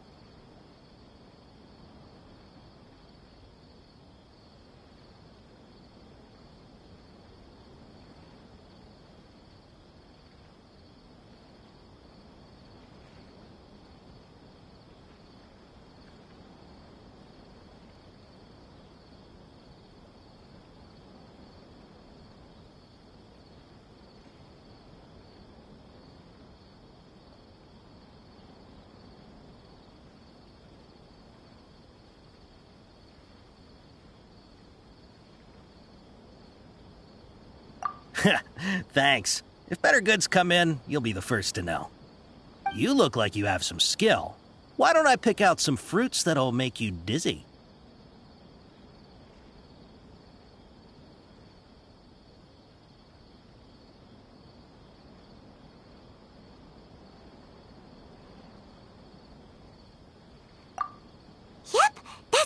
answer. But eating hara fruit that makes your head and ears ring sounds like a bad life decision. Would you like your hara fruits to be packaged in the Sumeru City or Port Ormos style? Wow, you two sure are generous customers. We'll be sure to package your products beautifully. Okay, everything has been confirmed. Miss Dory is waiting for you up at... Shoot! It's the Matra! Run! What? The Matra? Where? Al-Haytham said we're done for if they catch us. We gotta get out of here. We don't know this area, so let's follow that informant.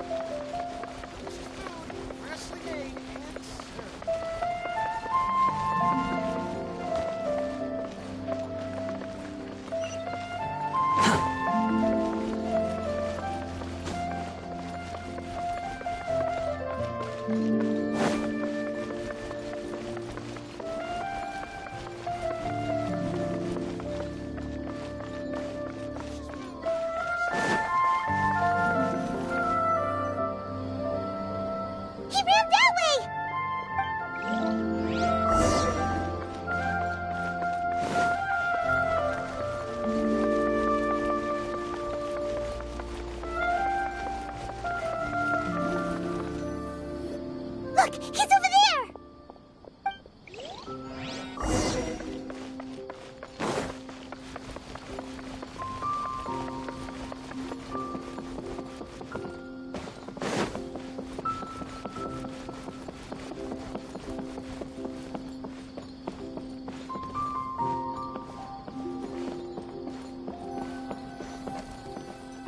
Hey!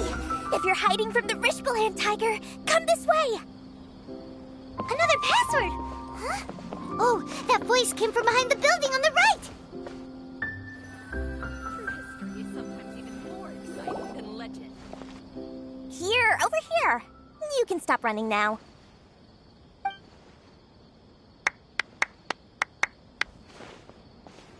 So you were the one who was calling out to us just now. But, are we definitely gonna be safe here? These two good customers wish to buy some hara fruit, Miss Dory. And if there's nothing else, I'll just excuse myself.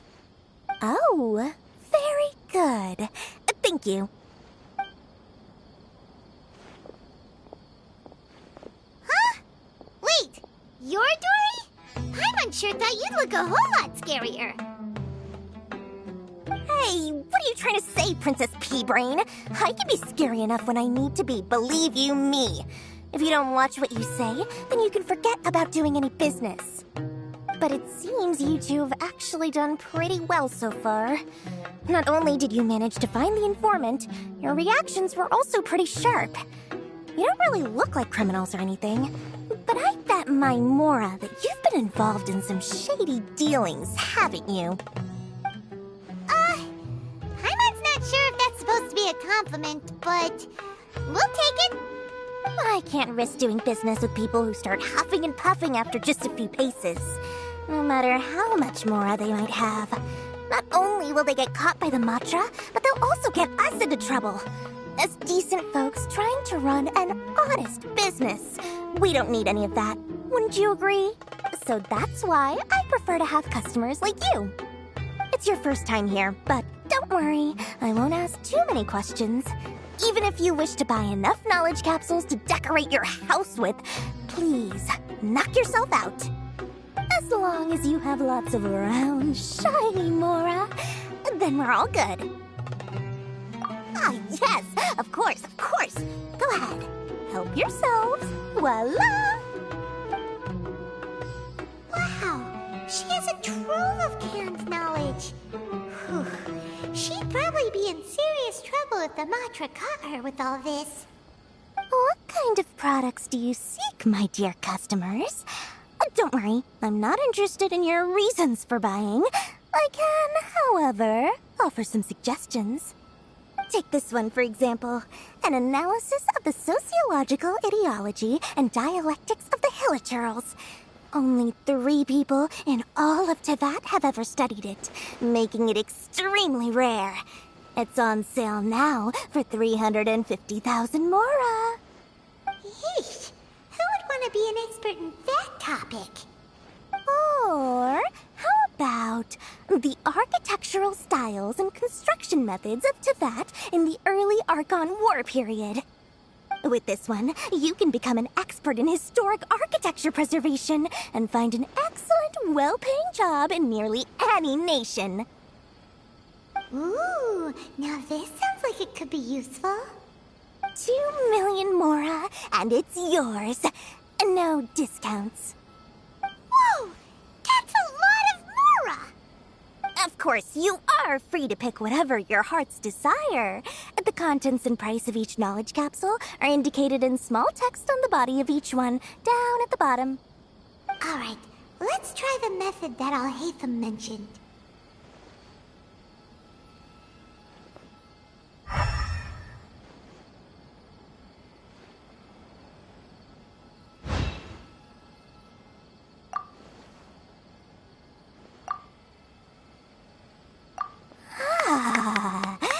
You've really got a good head on your shoulders, and quite the eye for quality.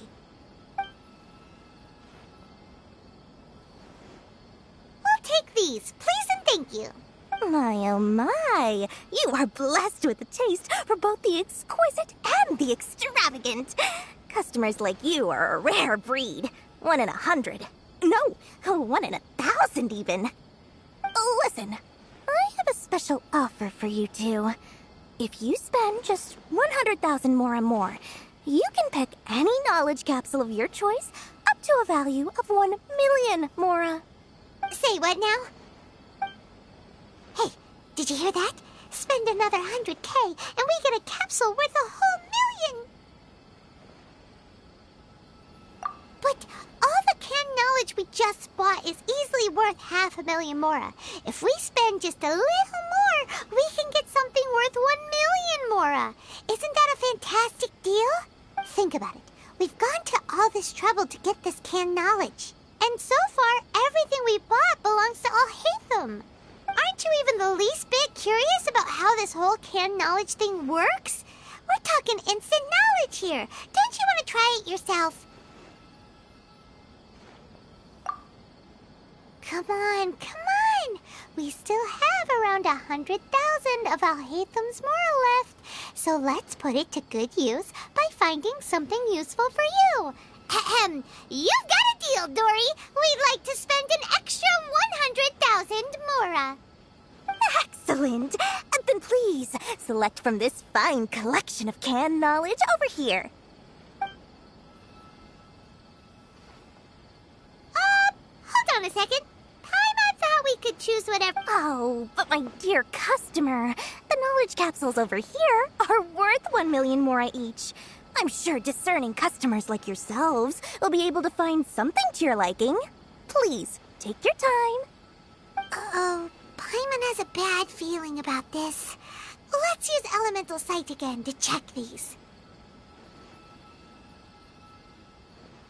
Huh? Why? Hey, we're getting a capsule worth 1 million mora here. Don't be such a party pooper. Well, anyway, the mora's already been spent, so let's at least try to find something useful. Let Paimon take a look here. An introduction to traditional Sumeru brewing techniques, the art of growing spices, an overview of ancient runes. Oh, how about this one? Sword Fighting Techniques 8. Not sure we'd ever find volumes 1 through 7, but at least this knowledge should be useful, right? Let's go. Dory, we'll take this one. All right, very good. I'm expecting some new goods in the next couple days, so be sure to check back again soon. Whether it's canned knowledge or anything else you need, bring your mora to Dory and doors will open. Our dealings with Dory went smoothly enough. Let's head to Wakala Funduk and meet up with Alhaitham. Makes sense to you, Cece. Mora, mora, shiny mora. Please, come back anytime you need something. Hopefully now he'll finally tell us about what the Academia lost.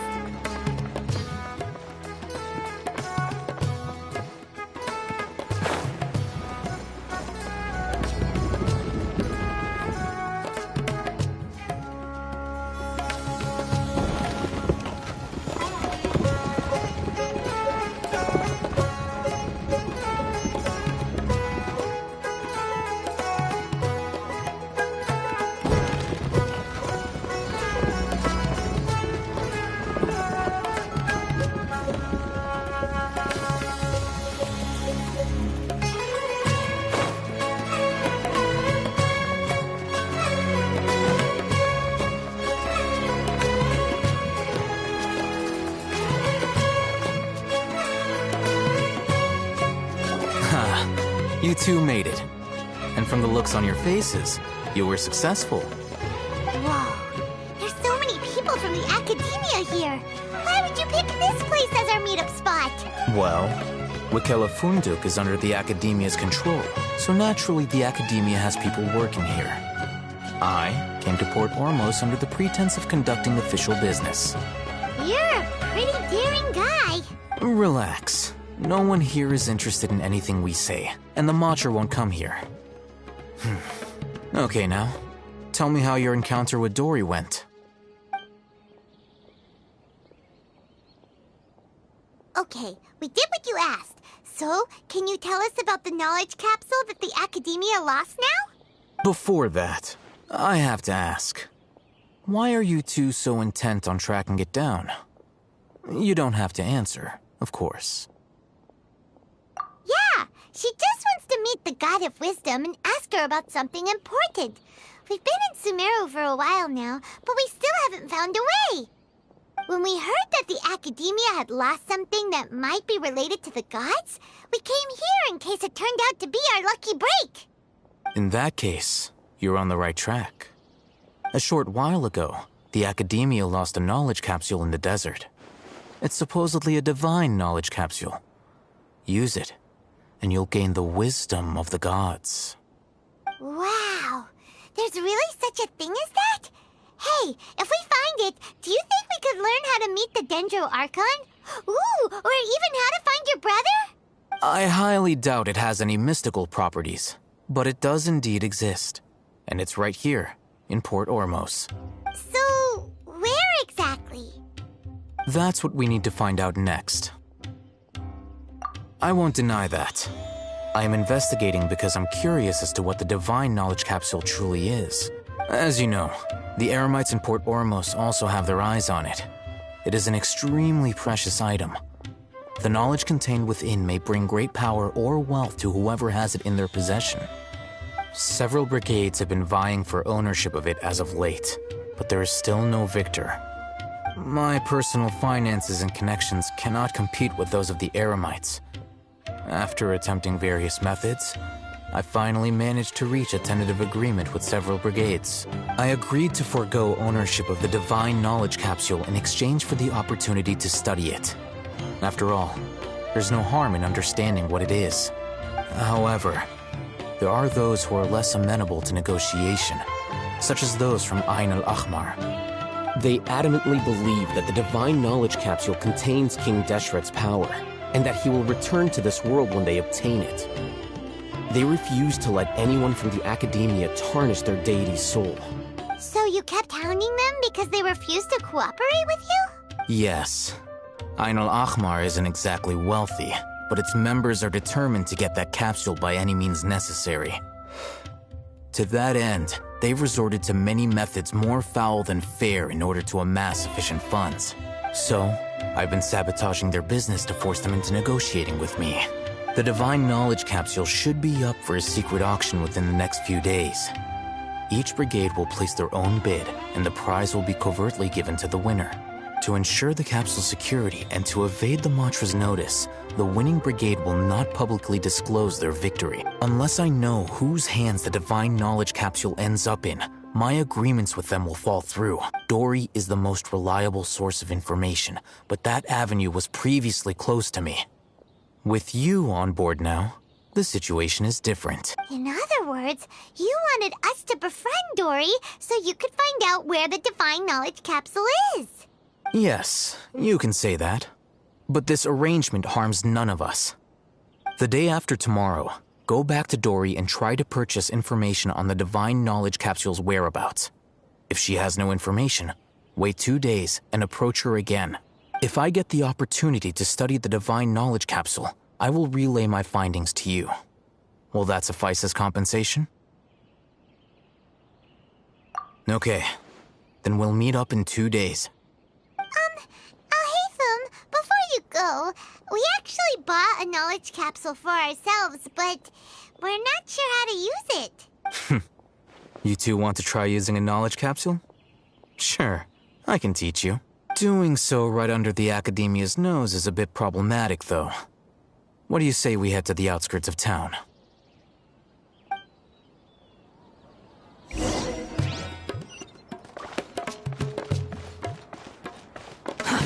too slow.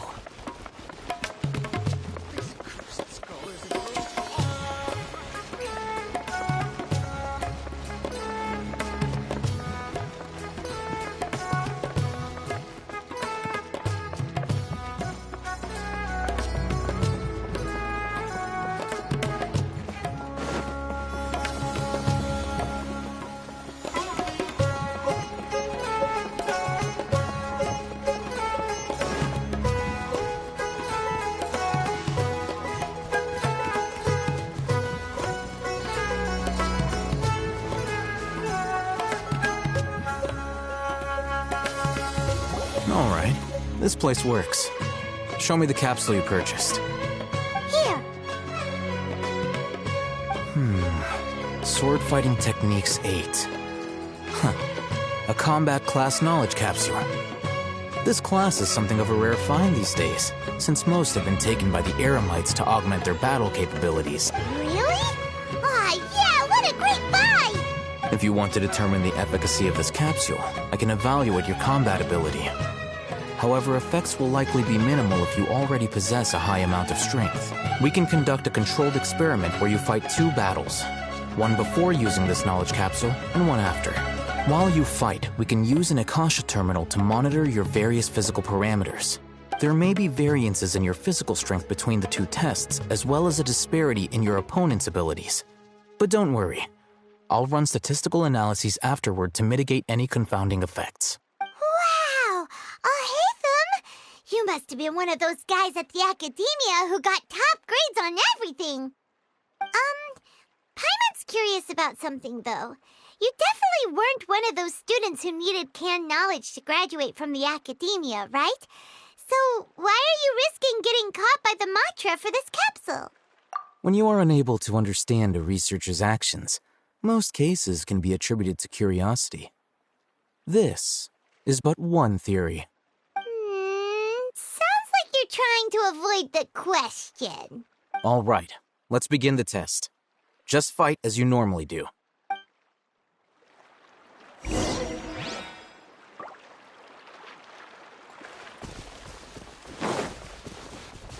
The wind rises.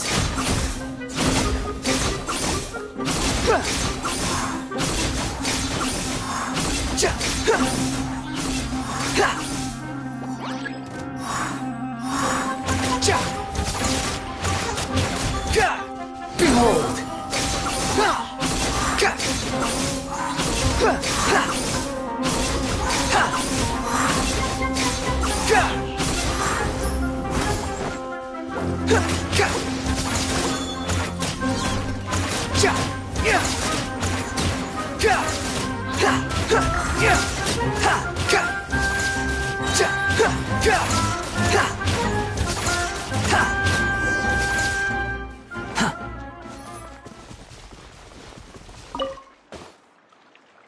All right. I'll link your Akasha terminal to record data. The next step is to use this knowledge capsule. Hold it in your hand. I'll help you establish a connection with it so you can activate its power.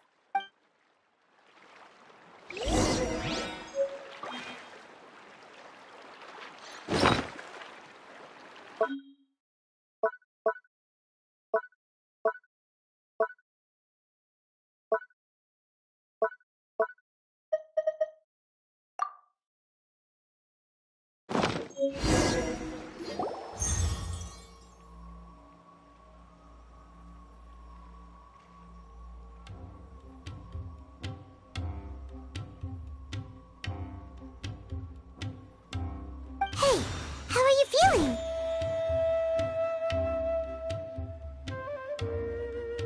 You mean that it worked? All right. Time for round 2. Fight with the same composure as before.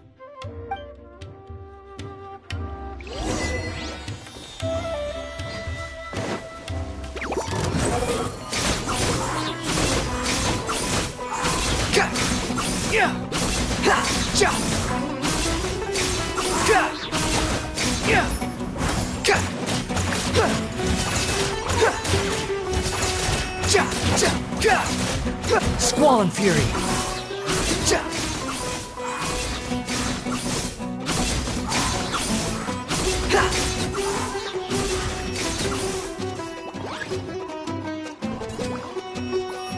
Cry louder! Wind rises.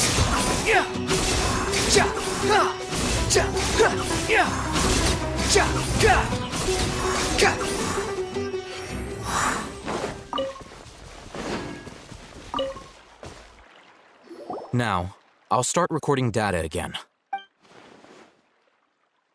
Oh, hey, how's it going? Well, the knowledge capsule you purchased did improve her combat capability. During the second fight, her overall fighting performance increased by 0.073%. Wait, how much?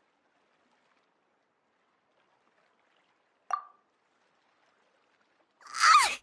Dory's such a jerk! She totally scammed us! 1 million mora?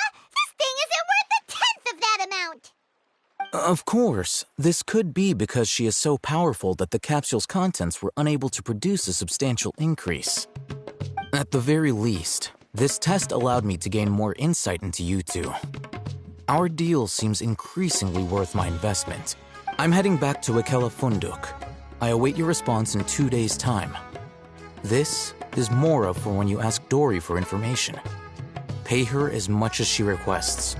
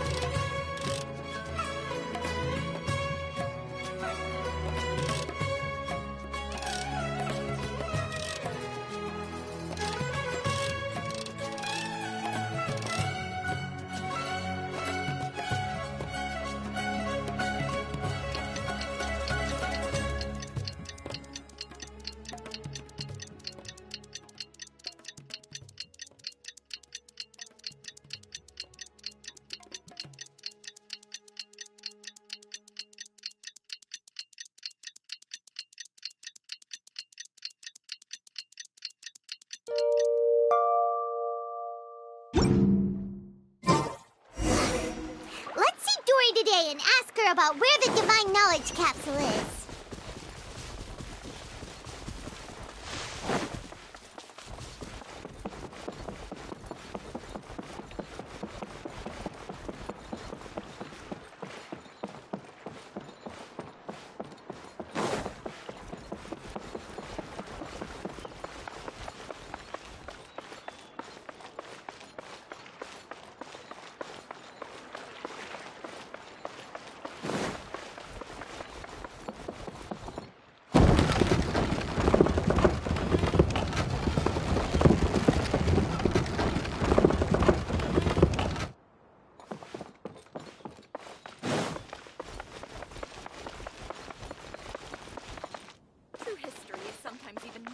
Trust me, I'll find you your perfect color. Here, over here!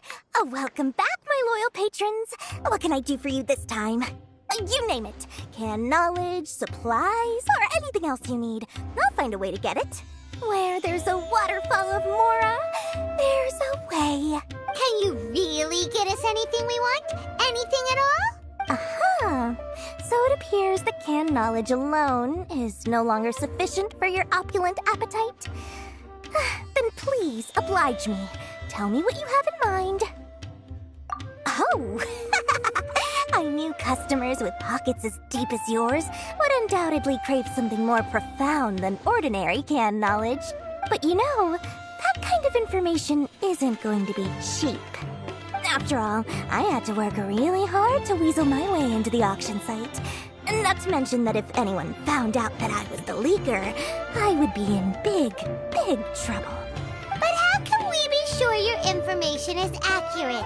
Paimon's curious how you just happen to have this kind of info the moment we need it. Because to me, anything of value is what I consider to be my supply. Therefore, I must always be aware of what's hot on the market in order to secure more sales.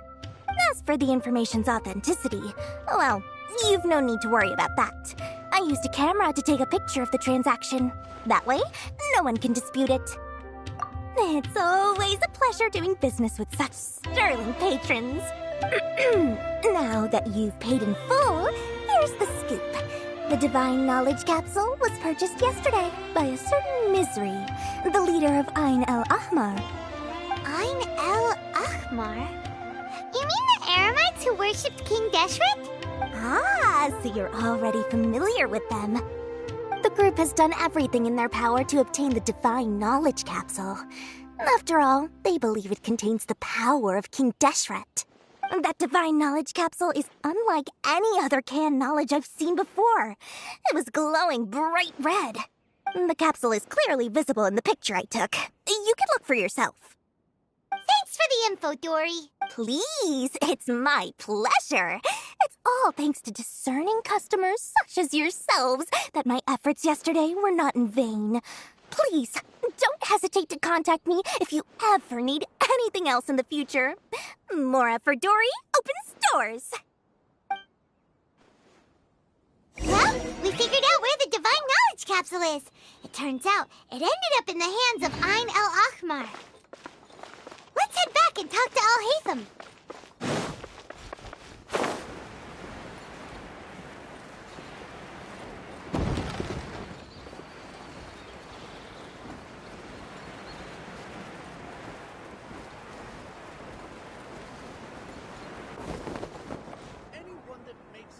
Al-Haytham! We got the info you wanted! Really? All right. Let's hear it. Dory even gave us evidence to verify the intel. Have a look. Huh, look at that. Clear as day. It must have taken some guts just to infiltrate the scene of the Eremites' transaction. But then to get close enough to take a picture like this. Bold move, Dory. Very bold move. All right. The person in this picture is indeed Misery, the leader of Ain el-Ahmar. And the glowing red capsule he's holding appears to be the Divine Knowledge Capsule. In which case, if we play our cards right, when we confront them next week, we should be able to force them to show their hand. At first, Paimon didn't get why you were provoking these Ain el-Ahmar guys. But now, it sort of makes sense. Everything's playing right into your hands. After we defeat them, we can finally have a serious talk with their boss and get them to lend us the Divine Knowledge Capsule. Thank you for your time and efforts. Take a few days off while I make some preparations. Let's meet up again on the afternoon of the arranged date, 3 o'clock sharp. See you then.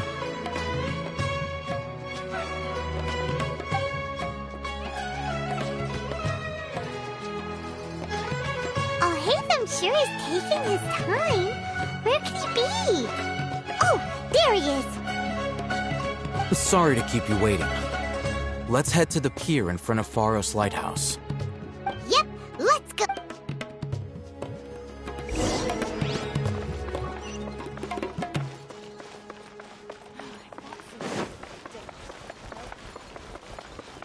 These cursed scholars have ruined all the precious ancient books.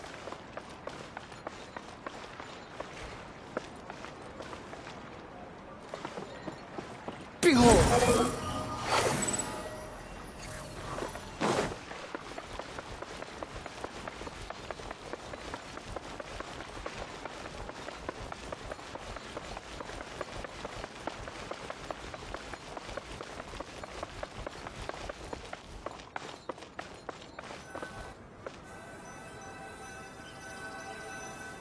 Al-Haytham.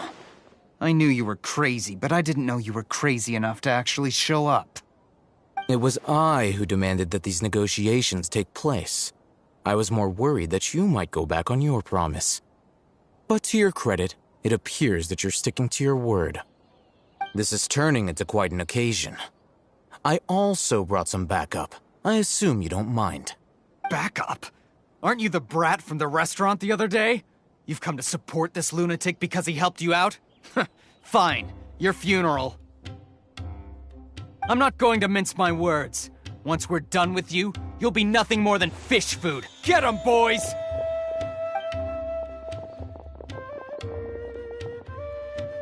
Uh-oh, here they come. Good luck, you two.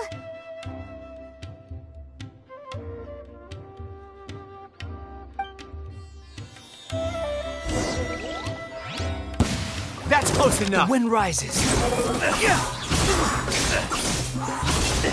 Where do you think you're going?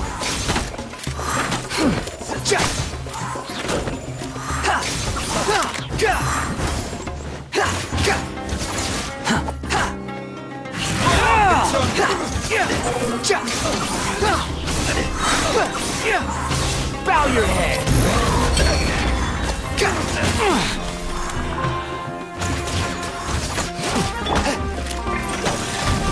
Brace yourselves. Where do you think you're going?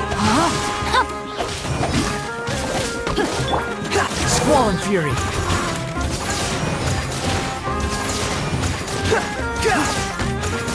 The wind rises.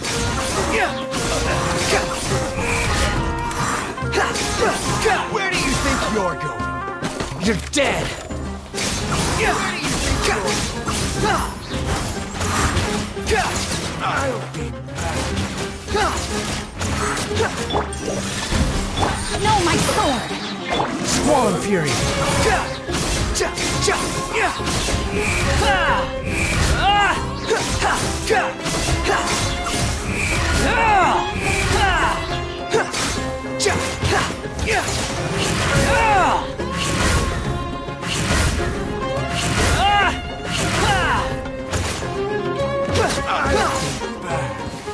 Just following orders. The wind rises.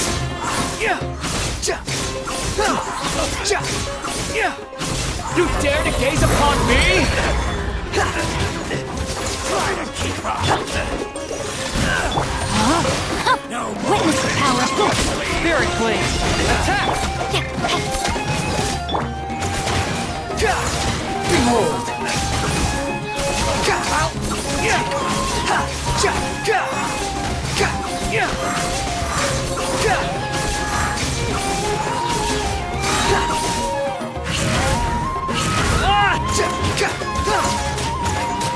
The wind rises.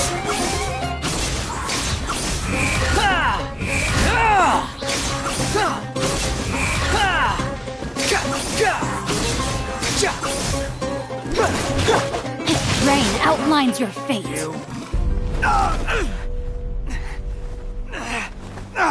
Academia scum!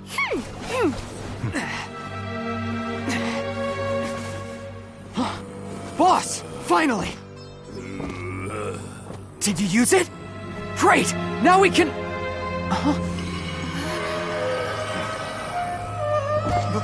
Boss?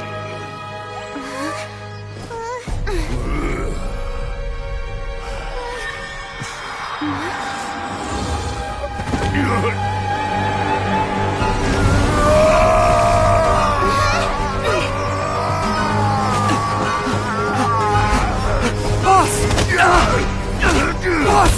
What's wrong? What happened to him? We have to cut his Akasha connection, now.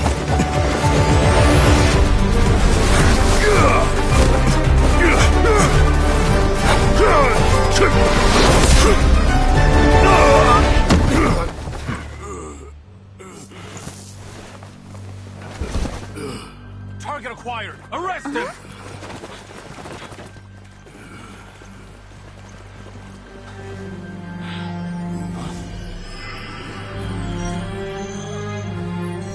Do not impede our work. Is that understood, Al-Haytham? Of course. I was only trying to help. Take him away!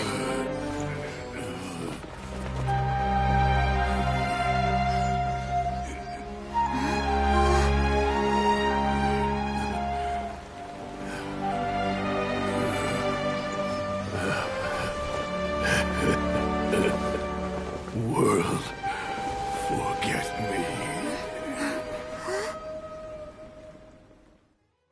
On this one. What in Tibet just happened? It's like that big guy suddenly lost his mind.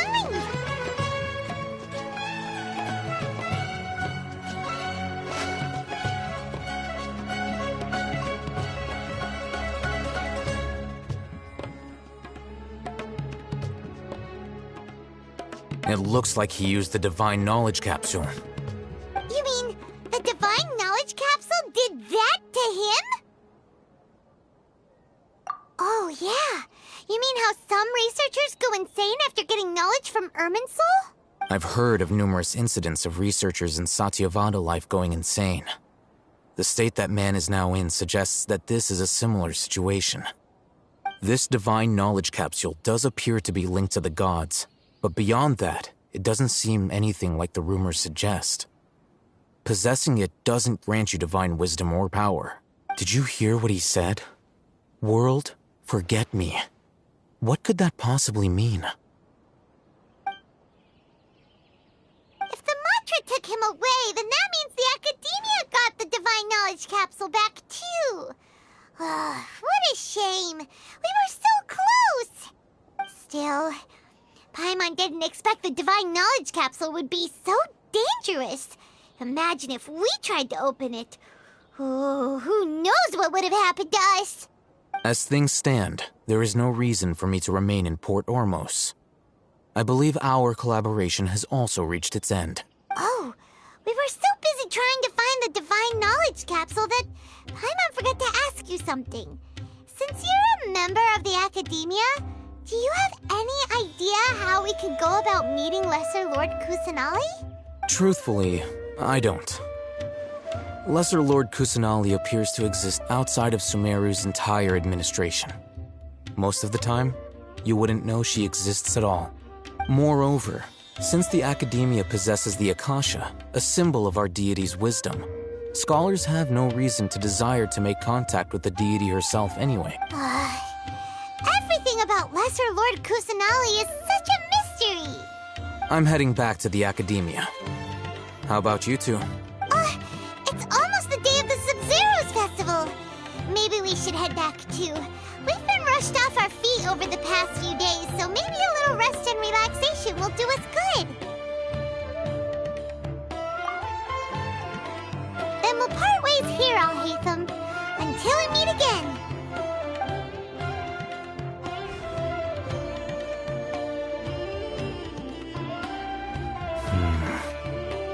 Now, do I deal with this thing first? Or should I produce the report that the higher-ups require?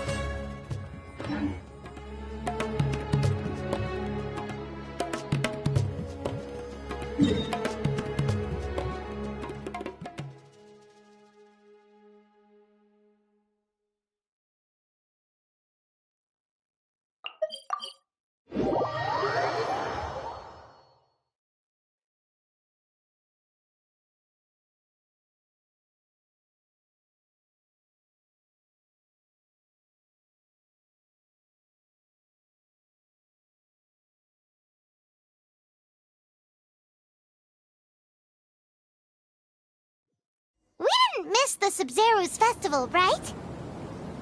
Let's hurry and find Dunyarzad. Paimon thinks she must be around the Grand Bazaar, since she showed us around there last time.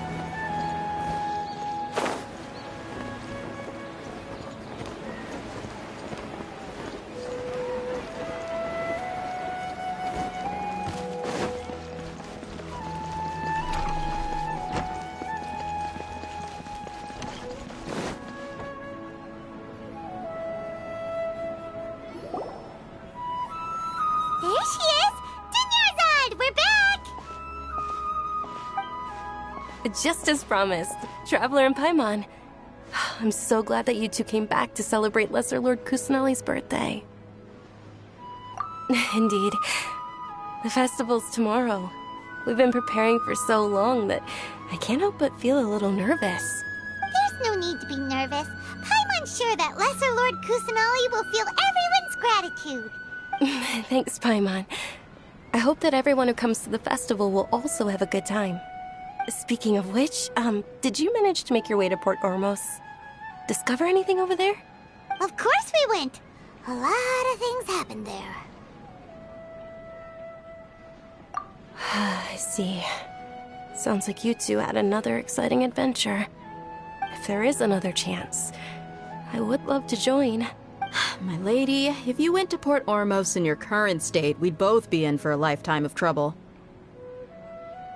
Dia! You were eavesdropping! It's called covert protection. Keeping an ear out for what's going on around my employer is part of the job. It's all right, Dia. I merely said I would like to go. I know better than to think my body could handle it. The festival's tomorrow. I've been doing nothing but causing trouble for you. So, Dia, please take some time to relax. I'll be fine. Even when you put it that way, it still doesn't feel right. Don't worry, my guardian knight. Okay, fine, but only tonight. Tomorrow's a big day, and many no-good scumbags are gonna try to take advantage of that. Oh, you two must be exhausted from your long journey back to the city. My apologies for not realizing this sooner. I've already prepared a room for you to rest. Please follow me. Whoa, you're so thoughtful. Paimon's so ready.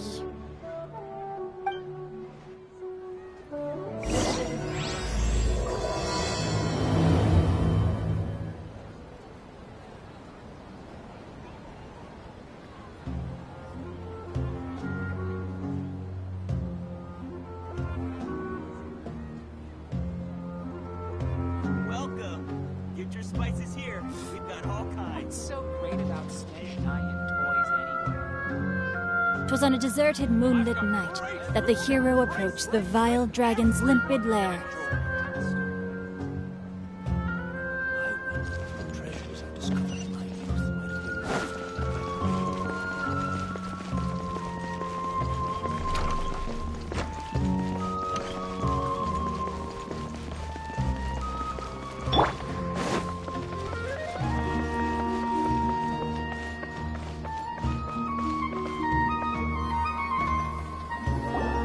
Here we are. It's also fairly close to where I've been staying. It looks really nice.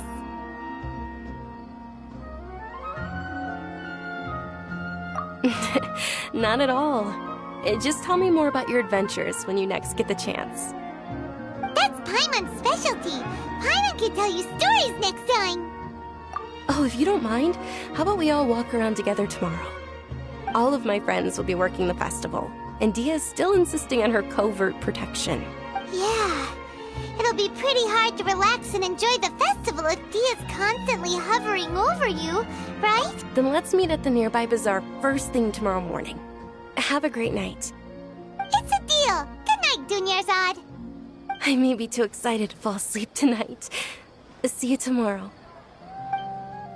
Paimon's starting to really look forward to the Sub-Zero festival too. Will there be lots of yummy food? Oh, no. Thinking about food is just gonna keep Paimon up all night. The earlier we sleep, the better. Let's go inside, Traveler.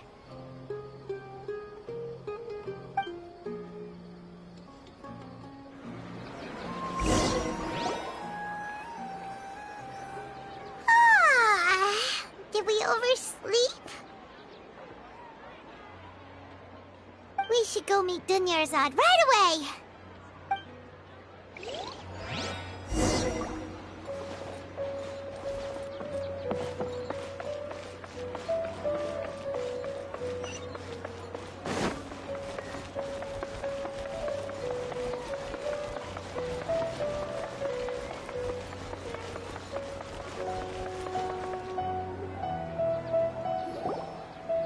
Traveler, Paimon, I've been waiting for you two. Good morning, Dunyarzad. We must have overslept a little bit. Not at all. I arrived early. Today is finally here. I must cherish every moment as if it were gold. You've worked so hard for this day. You gotta enjoy it to the fullest. You know it. It's just that, as expected, I had some trouble falling asleep last night. I'm hoping my body won't be too much of an issue today. Well, shall we? Let's start with the stalls over there. Many vendors came out of the blue to support the event, and they insisted on covering costs themselves. Let's go give them some business. They paid for everything out of pocket? Oh, sounds like they're not in this just for the Mora. They all said that contributing to a lively festival atmosphere is more important than money. Especially since we don't often get to celebrate Lesser Lord Kusanali's birthday. Ooh, they're selling food over that way! Let's go! This is a stall offering foods from the Haftmewa feast. Oh, you could tell straight away. I thought most people nowadays wouldn't know. Mushrooms, flowers, and all kind of fruit? It's all vegetarian stuff. Oh, Paimon's a little disappointed. So, what's the Haftmewa feast you mentioned just now? It's another Sub-Zero's festival tradition. People used to set their tables with 7 different foods. Generally speaking, the most common selections were foods like Rukashva mushrooms, Nilopala lotuses, Sumera roses, Sunsetias, Kapalatas, Hara fruits, and Zaytun peaches. So, the Sub-Zero festival is a vegetarian holiday? You don't have to be a vegetarian to enjoy the spread. We just use the 7 foods to symbolize the 7 virtues of the Dendro Archon. Wait, but if that's the case, if Sumeru uses vegetarian food to represent the Dendro Archon, then wouldn't the Pyro Archon's festival be full of food like roasted fowl, juicy meatballs, grilled steak? Oh, Traveler, we have to go to Natlon as soon as possible! I hope your wish comes true one day, Paimon. Thanks! Alright, how about we also check out some of these other stalls?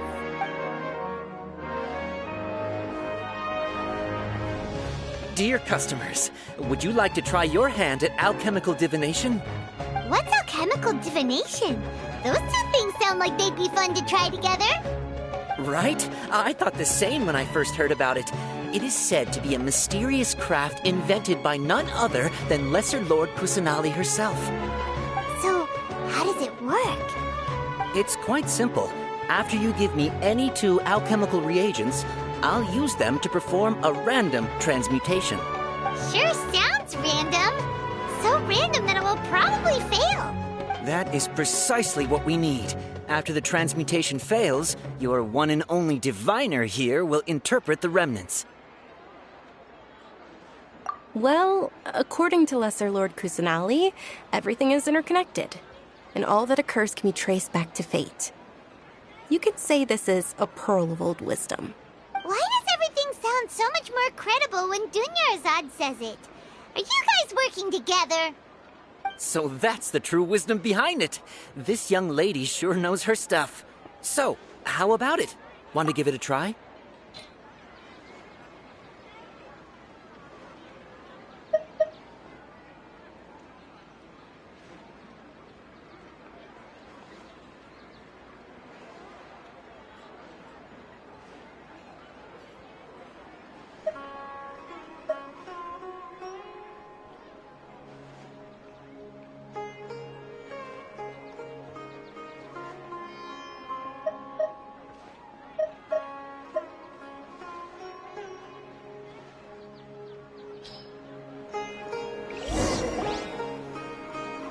Okay, one moment. It's the moon. Paimon wants to take a look too! Is it? It looks more like a pie that Paimon bit into. Generally speaking, the moon signifies... It means... Wait a moment. Is he really looking it up in a book? Oh, I remember now. It means illusions and lies. Illusions and lies? That sounds rather ominous. Yes, but this book says that if you trust your intuition and overcome your fears, the sun will surely rise. He's not even trying to hide his book anymore. Naturally, fate will only ever show you the beginning of a journey. It is up to you to forge your own ending. Oh, thank you so much. I'll keep that in mind. Oh, it's nothing. I'm just learning as I go. Guess that was still pretty interesting. Okay, on to the next stop. They say the Sub-Zerus festival was very lively a long, long time ago. Large flower carriages used to parade through the city. As they headed towards Port Ormos, people would throw flowers, candy, and liquor all along the way. Dunyarzad's eyes are sparkling right now. I wish I could have seen that spectacle. But if you ask me, I'm sure Nilou's Dance of Sub-Zerus would be just as impressive.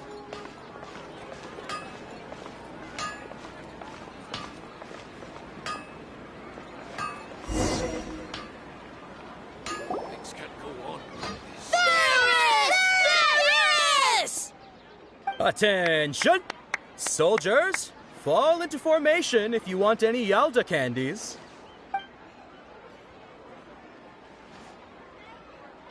It's a weird guy with a weird hat. Hey, it's Dunyarzad! Wow! Miss Dunyarzad, the children love you even more than the Yalda candies. In the few short days it took to prepare for the Sub-Zerus festival, the children have all grown very fond of you. The Hallowed Knight of Flowers. It's an honor that you know my name. Attention! In the name of Ferris, the Knight of Flowers, I commend you on your contributions to the glorious Sub-Zerus festival. All right, little soldiers, take your Yalda candies and don't forget your loyalty to Lesser Lord Kusanali. Dismissed! Yes, Knight Ferris! Just what is going on here? Ferris, the Knight of Flowers, is another Sub-Zerus festival icon, and one immensely popular with children. In the past, the actor portraying Ferris would also sit on a flower carriage. It's all thanks to Miss Dunyarzad's sponsorship that the children can make such wonderful memories today. As are we to you, Vihar. Oh, not at all. Oh, speaking of tradition, do you want some Yalda candies? They're a festival staple, and I happen to have some boxes readied here. Take a look and pick whichever one you want. Whichever one? Don't these boxes all look the same? That is the fun part. Each box contains a random flavor. It's up to the luck of the draw. Flavors include lavender melon, hara fruit, sunsetia. Ooh, those all sound pretty good. And there's also lizard tail and oni kabuto. Huh? What's up with those two flavors? Oni kabuto is a little spicier than lizard tail. Dunyarzad, you You tried them before? Traveler, it's alright. Paimon believes in you. I also believe in your intuition. Great. These boxes of candy are numbered 1 to 5 from left to right. Which one do you want?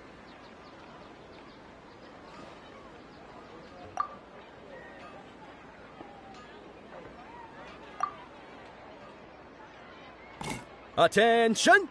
That's unfortunately lavender melon.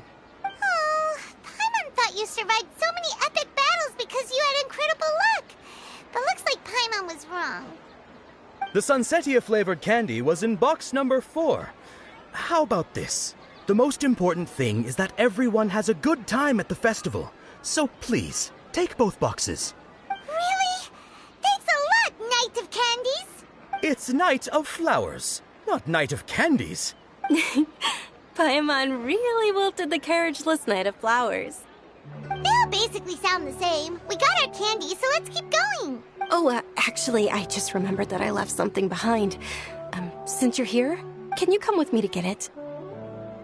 Dunyarzad, you probably forgot because you're so excited about the Sub-Zero's festival. How embarrassing.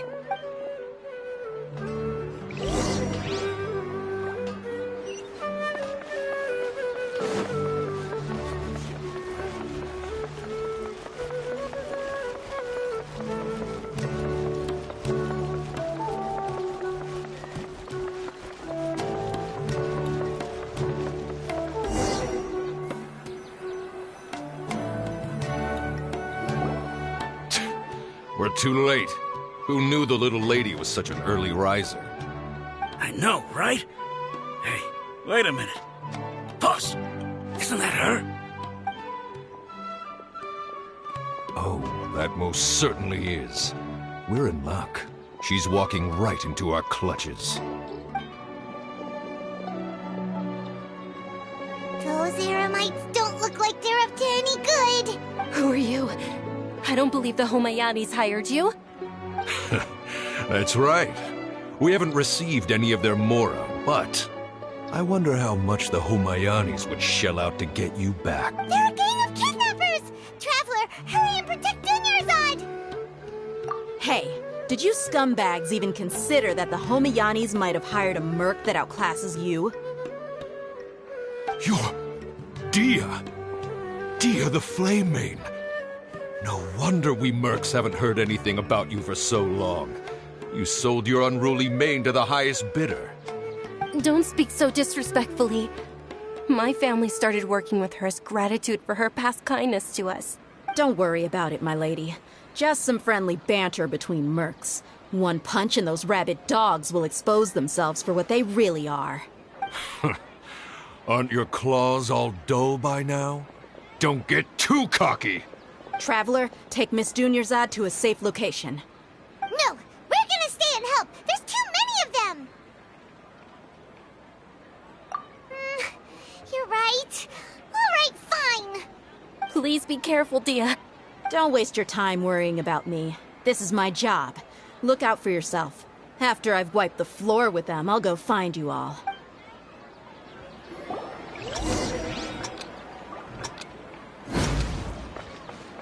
Quit following me. Too slow.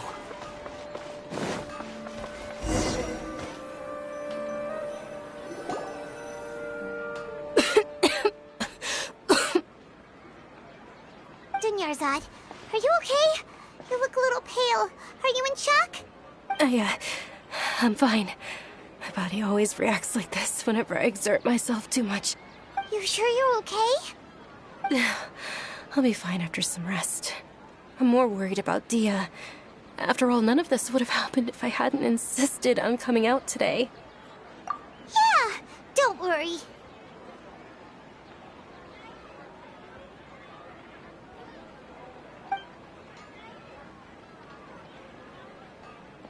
My lady, Traveler, found ya. Dia! You took care of them so fast! Any more of them? Or rather, did anyone follow you? Dia, your arm. Oh, this? I'm fine. It's just a scratch.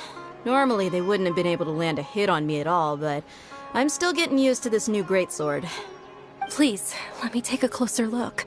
Come on, it's nothing. Us mercs aren't as fragile as you think. Hold on, you said something about a new greatsword. What happened to the one you were using before? About that. Well, I sold it, because I was low on Mora. Since preparations?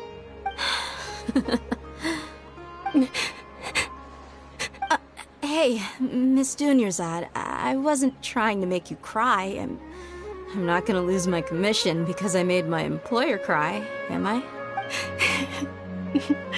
Okay, making your employer cry won't affect your commission, but selling your weapon without permission and getting hurt? I'll have to reevaluate your performance. You're so unreasonable, my lady. Thank you very much, Dia. Don't be like that. I get embarrassed really easily. Are you feeling unwell again, Dunyarzad? My lady, your condition. Traveler, can you take her somewhere to rest? I'll look around the area to make sure we're safe from an ambush. Truly, I'm sorry for the trouble, everyone.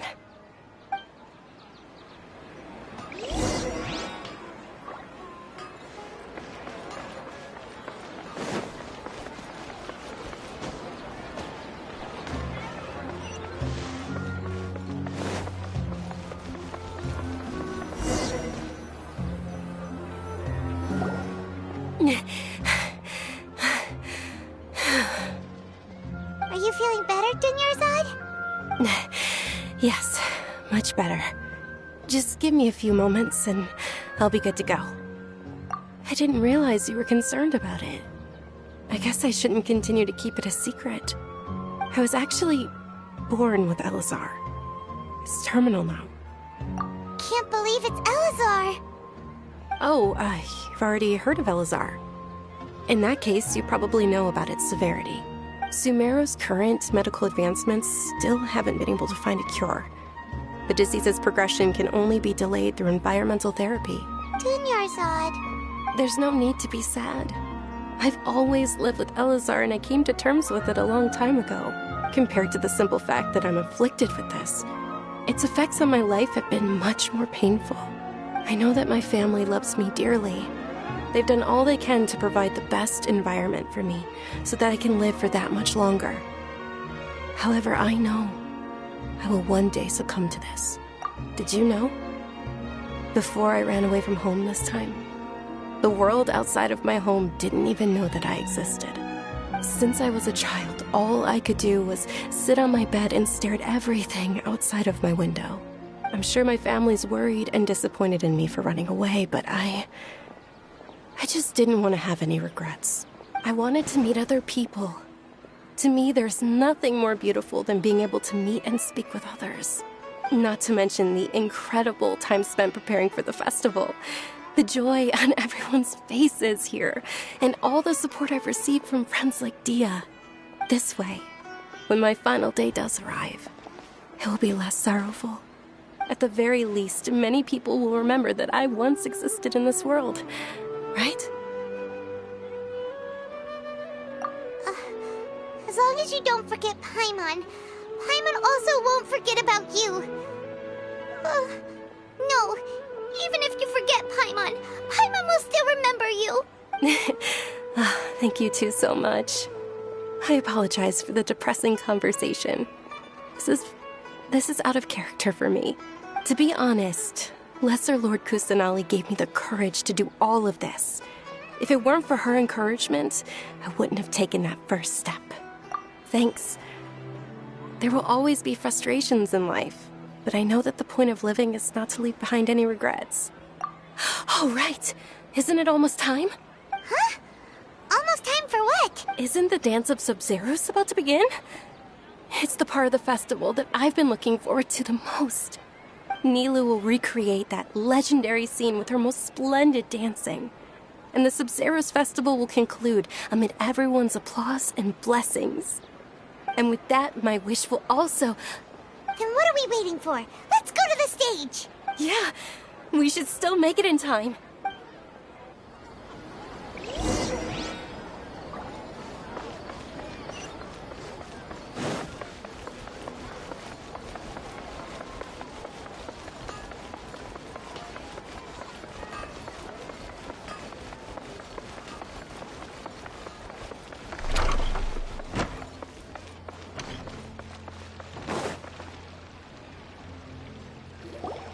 Were you not aware that the law prohibits this type of performance from taking place without prior permission? Over there! Someone's yelling at Nilu! I think I just saw the Academia's Grand Sage. Why is he here in person? But the Dance of Sub-Zerus is one of the key parts of the Sub-Zerus Festival. If we can't perform it... The Sub-Zerus Festival. The law also prohibits the private hosting of large-scale religious festivals. Only the Academia can host such an event. If you continue to resist, we will have to order an investigation into every single event organizer. The Grand Sage has already granted you much leniency. I advise that you exercise tact. How did things turn out like this? The Academia was originally responsible for the Sub-Zerus Festival, but they failed this responsibility for many years. This is a hard pill to swallow, but you're right. Things would only get worse. Art, dance. Aren't you ashamed of pursuing such frivolous and meaningless activities in this land of knowledge and reason?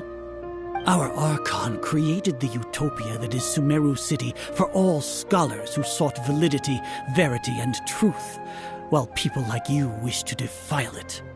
No. I believe that our archon never rejected the arts. Even the goddess of flowers dedicated a dance to her. With your lack of intellectual credentials, I do not believe you are qualified to debate with me. What you should be doing is finding workers to tear down this ridiculous eyesore. When we return, have the scribe draft an ordinance before the next Nyagarbha Day that prohibits public art performances. We will announce it to the public later via the Akasha. Understood. I will inform him when I return. The Sub-Zerus Festival. Go celebrate the birth of that god to your heart's content. Nilu, are you okay? Oh, Dunyarzad. You all saw that just now? The Grand Sage ordered us to stop the performance. Yeah. Let's go somewhere the Academia can't find us and perform there. But how do we let everyone know? And what about the atmosphere and the stage? Or we could get people to block them off so they can't interrupt the performance. No. They just threatened to investigate the organizers. If we were caught... Nilu, it's all right. Don't worry about it. But you've been looking forward to the Dance of Sub-Zerus so much. And I know how important this festival is to you. I don't want you to have any regrets. It's okay. Seeing you care this much about my feelings is more than enough. It would be too risky to continue the Sub-Zerus Festival at this point. I don't want to get everyone in trouble. If you say so. But you can sneak out for the next Sub-Zerus Festival, right? We'll make sure the next one is a smashing success. The next one. Yes.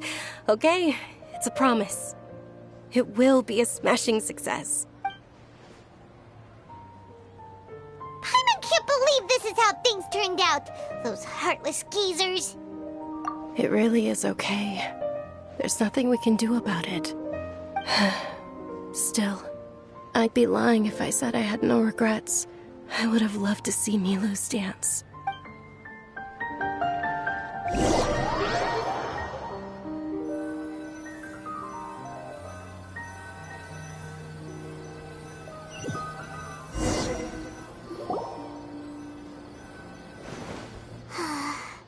A lot happened today. It's a shame the festival ended the way it did.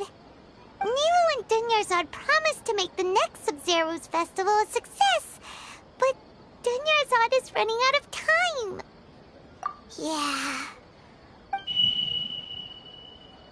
All connections have been secured to construct the most stable framework possible. The project has entered its most critical phase. Power has begun to flow from...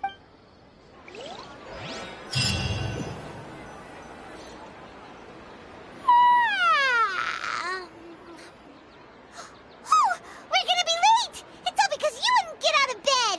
We should go meet Dunyarzad right away!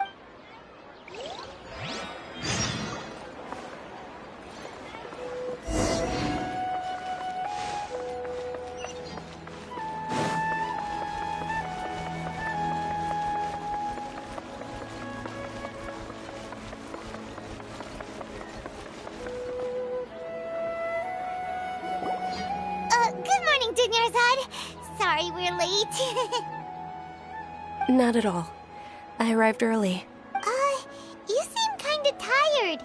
Did you not get enough sleep? I'm doing well. There's no need to worry. Shall we go? Let's start with the stalls over there. Sure! Traveler? Why are you just standing there? Let's get going!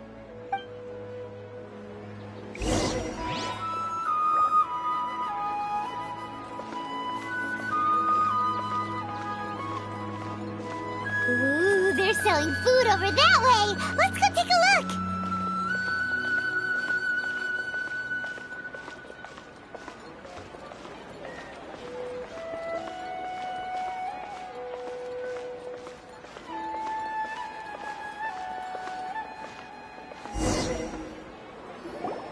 This is a stall offering foods from the Haftmewa feast.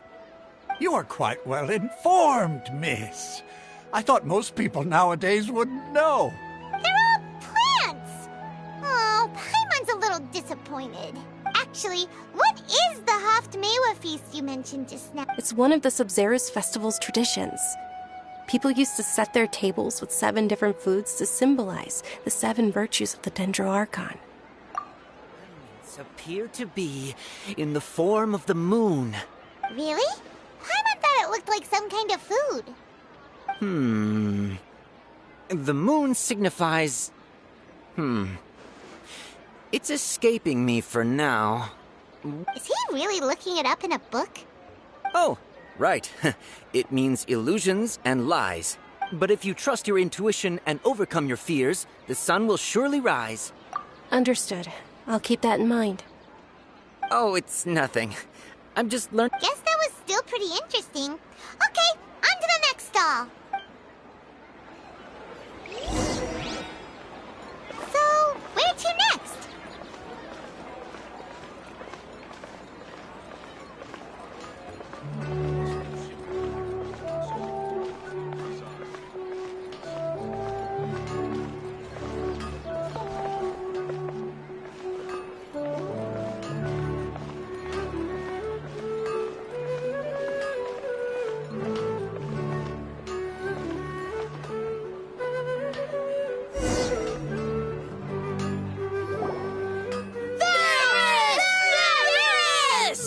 All right, soldiers. Now that you have your Yalda candies, don't forget your loyalty to Lesser Lord Kusanali. Dismissed! Yes, Knight Ferris! What's going on? Ferris, the Knight of Flowers, is another Sub-Zerus festival icon and one immensely popular with children. It's all thanks to Miss Dunyarzad's sponsorship that the children can meet the Knight of Flowers. Oh, do you want some Yalda candies? I happen to have some boxes readied here. Take a look and pick whichever one you want. What's to pick? Ooh! And there's also lizard... What are those... Traveler, help! Great! These boxes of candy are numbered 1 to 5 from left to right. Which one do you want?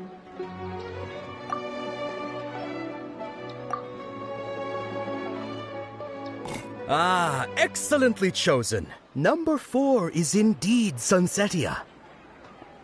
Ha-ha! Paimon bet you had incredible luck, and Paimon was right!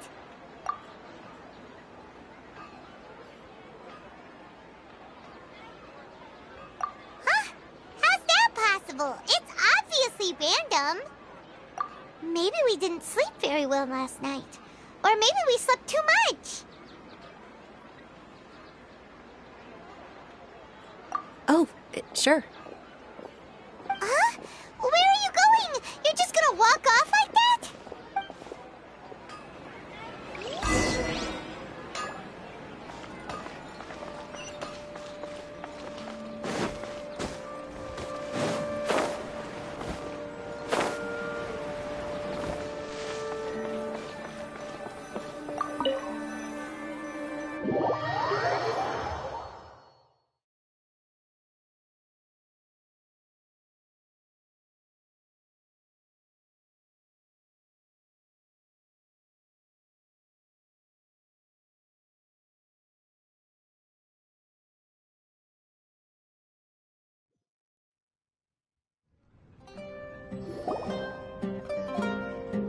feeling of deja vu? Oh, Paimon knows what that is. It's when you feel like you've already experienced whatever is going on. In that case, Paimon also felt something like that today. But that's just our brains playing tricks on us, isn't it?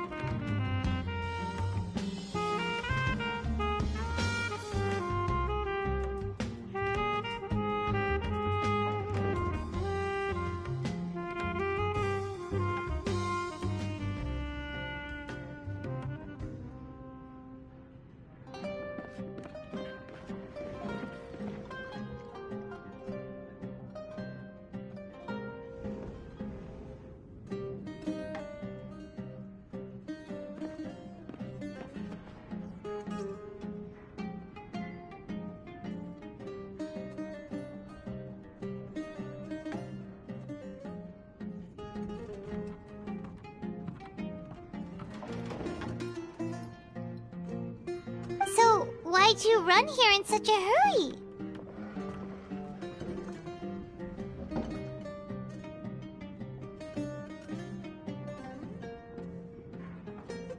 So that's it! You're intentionally doing things you usually wouldn't and seeing if you still get that same feeling of deja vu.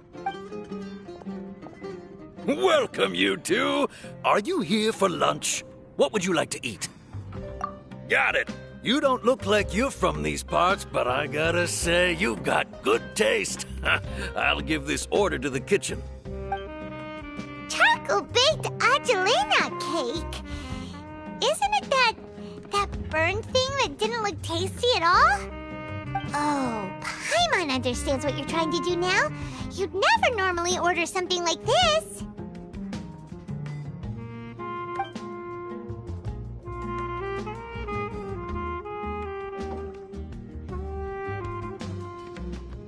That thing? Are you really gonna eat it? Isn't this going a bit too far?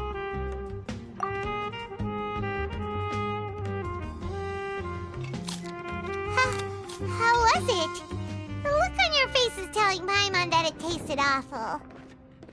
Then, you mean...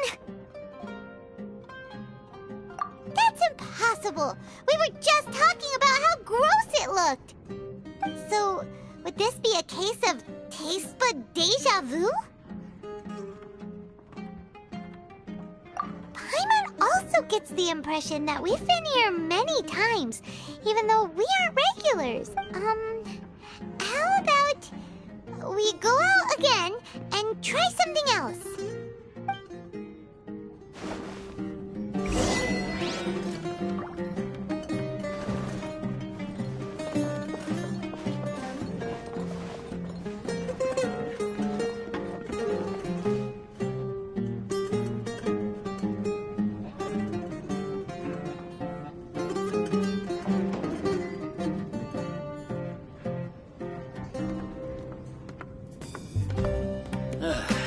You just can't beat the atmosphere here.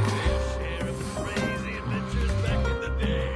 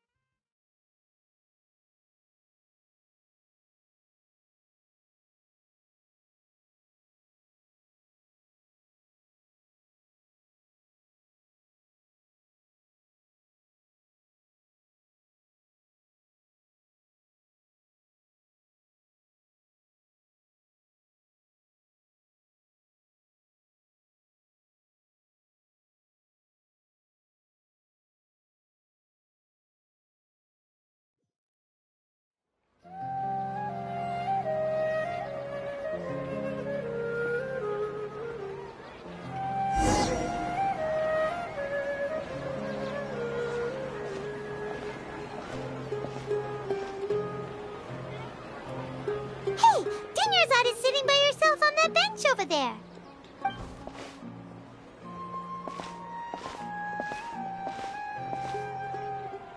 What a coincidence, Dunyarzad. We meet again. Why are you sitting here all by yourself? Oh, I ran into some kidnappers just now, but thankfully Dia came to my rescue. I started to feel unwell after that, so I sat down here. Kidnappers? Oh my goodness, are you hurt? I'm okay. Dia's arm got scratched, but it isn't serious. Whew, that's a big relief. But, Dunyarzad, you seem a little down today. It's the Sub-Zero's festival, and you've been looking forward to it so much. Not at all. I've always been like this. Excessive physical exertion or strong emotions tend to aggravate my illness. Besides, no matter how amazing today may be, it is but a single day. After however many more days, my time will come to an end. Paimon doesn't quite follow you, and Paimon feels like something's really got you down right now. It really is fine. I don't mind. Huh? Did something happen? Dunyarzad, have you ever felt déjà vu? You know, like when you've already experienced something that's happening right now? Déjà vu? No. But my days have been the same for years now. Even if I were feeling déjà vu, I suppose I would already be used to it. Oh, Paimon sees. Then, is it only the two of us? It's almost time. Huh? Nilou's Dance of Sub-Zeros.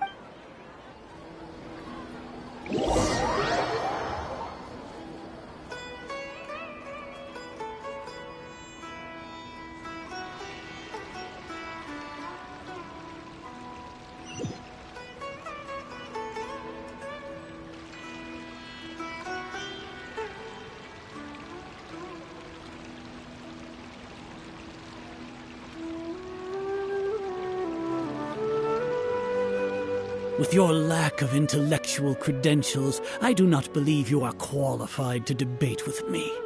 What you should be doing is finding workers to tear down this ridiculous eyesore. When we return, have the scribe draft an ordinance before the next Nyargarbaha Day that prohibits public art performances. We will publicly announce it later through the Akasha. Understood. I will inform him when I return. The Sub-Zero's festival.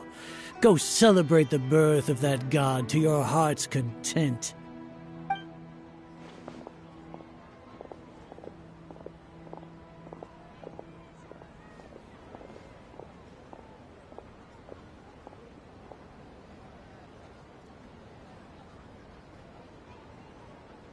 Nilou, are you okay? Oh, Dunyarzad. The Grand Sage ordered us to stop the performance. It's okay. There's nothing we can do about it. But you've been really looking forward to this. I don't want you to have any regrets. It truly is unfortunate, but I don't want to cause trouble for anyone. Didn't the Grand Sage say that he might investigate the organizers? True, but...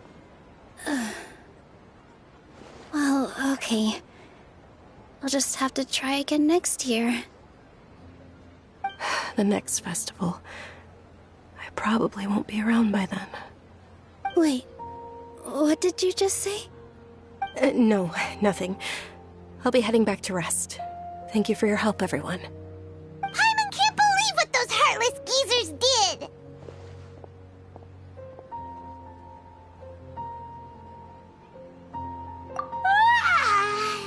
Did Dunyarzad already go back? We should also return and get some sleep.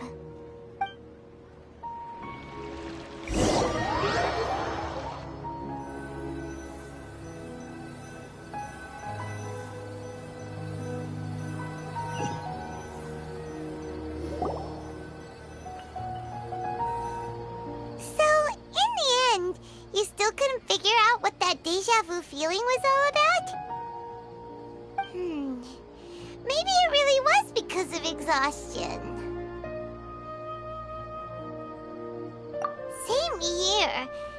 Paimon stopped thinking about it halfway through the day. Then, how about we settle in and get a good night's sleep? For now, we can chalk things up to exhaustion. We can do more thinking tomorrow.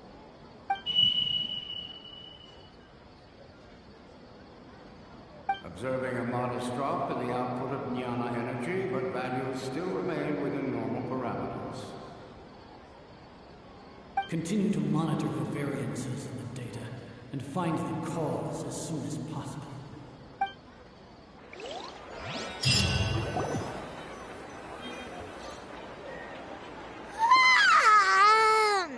Why does Paimon feel so tired after so much sleep? Anyway, we should go meet Dunyarzad right away.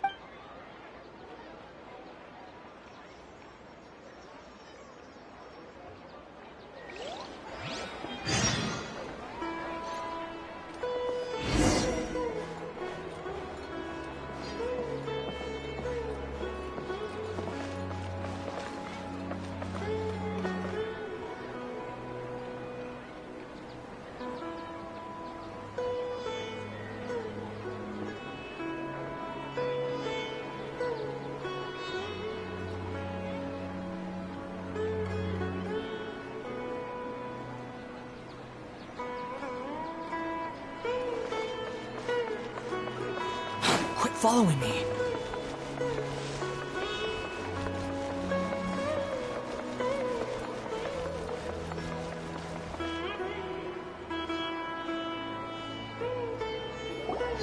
Good morning, Dunyarzad. Sorry to keep you waiting. Not at all. I arrived early. Huh? Paimon thinks you sound kinda tired. Did you not get enough sleep? I'm doing well. There's no need to worry. Shall we go? Let's start with the stalls over there. Great idea! Let's get going! Traveler?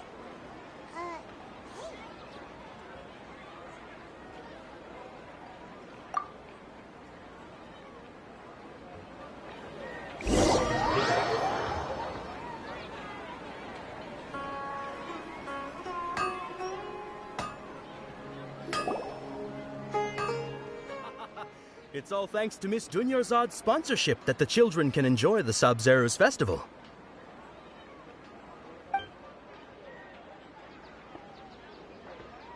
Oh, are you interested in Yalda candies? I have some boxes of candy here.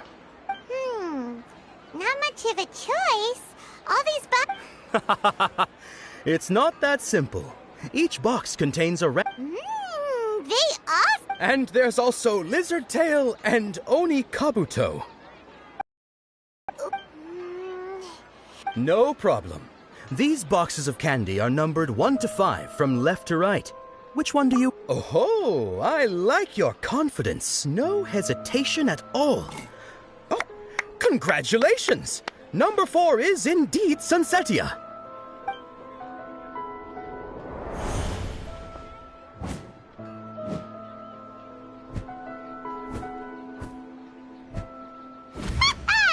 Paimon knew she always had incredible luck.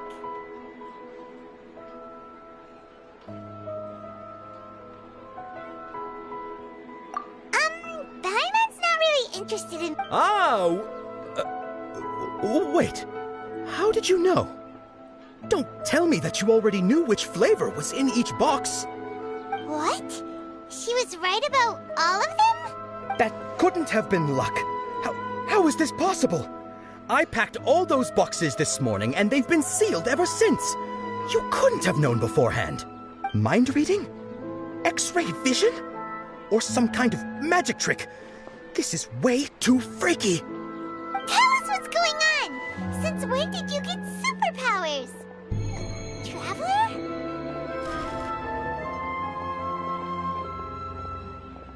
Hey, where are you going?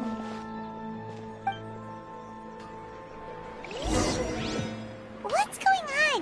Did you see something? Us leaving Dunyarzad without letting her know is kinda rude, you know.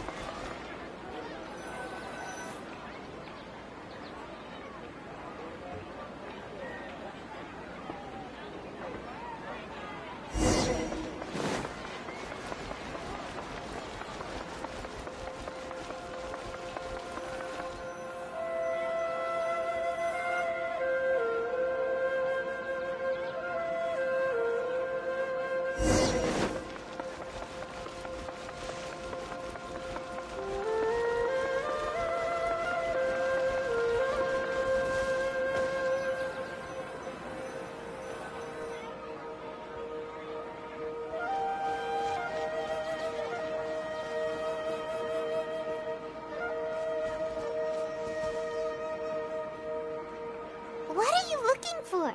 Why did we come here?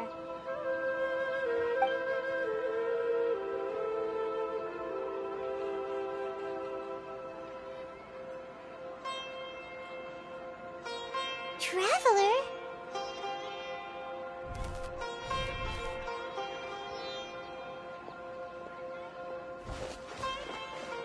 That's...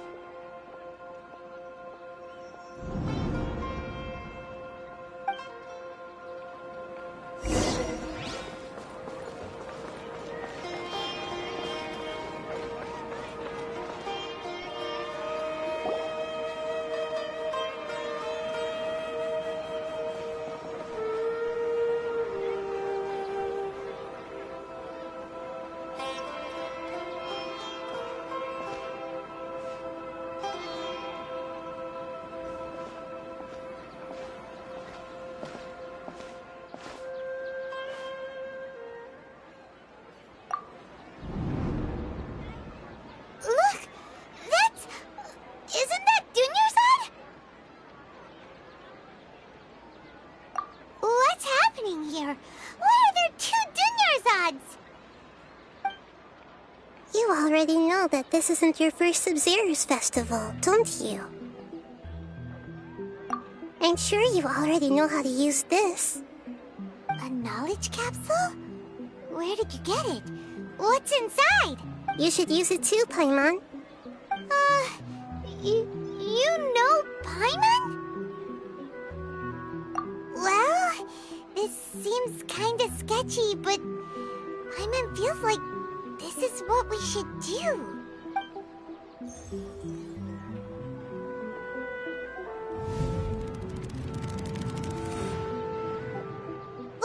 What the? This is our 20th time at the Sub-Zero's festival? Huh? No. The 30th? 40th? Just how many times have we been to the Sub-Zero's festival? Have we been trapped in a single day? If it weren't for you, we wouldn't have even realized. What the heck was inside that knowledge capsule?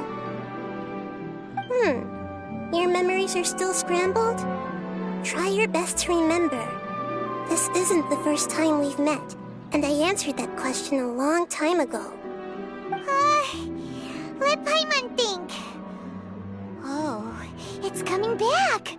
Meeting you was the real catalyst for restoring our memories, and the knowledge capsule was just your means of showing our minds the way. What about everyone else? Why are you only helping the two of us? Your sense of deja vu is stronger than everyone else's, yes?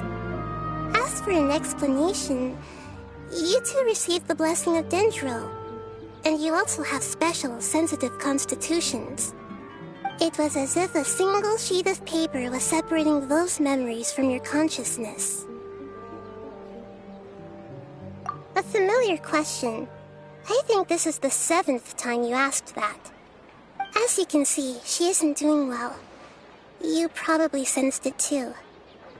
The Dunyarzad you were just with is different from the first Dunyarzad you met.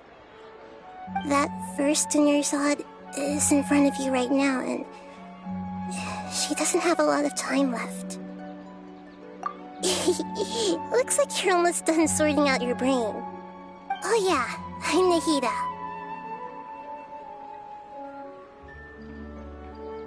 Good, you passed the test. What's happening? You can awaken our memories, and you seem like you know what's going on. Oh, wait, please don't tell Paimon even you don't know. Everything in this world runs in a loop. This cycle is called the samsara. You, me, and everyone else are all stuck inside the one-day samsara. As for the truth, that's on you to find out. If you were told the truth instead of discovering it yourselves, it would literally blow your minds. I don't know how you'd be after that. I can only give you surface-level help, like bits of information and subtle hints. For the rest of the time, I'll be doing all I can to slow down Dunyarzad's illness. She looks like she isn't doing well at all. her illness gets worse after each Sub-Zero's festival. If we can break out of the samsara, I might be able to save her. But as things are right now, she's just a small bird in the sky that's about to lose its last feathers.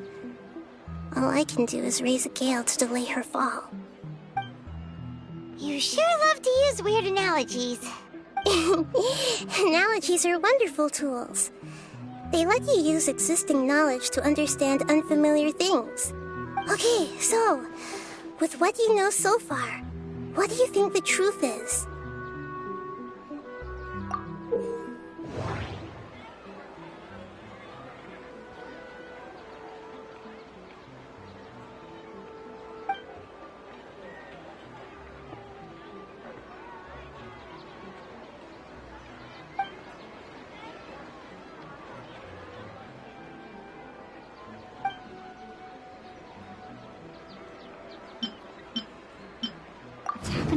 Seems to have happened before.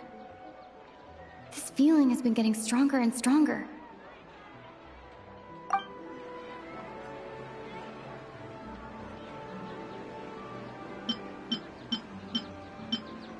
My mind feels exhausted, even though I haven't done too much thinking.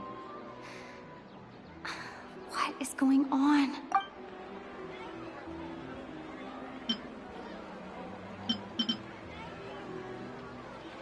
We've already experienced the Sub-Zero's festival many times, and the day of the festival seems to be in a perpetual samsara.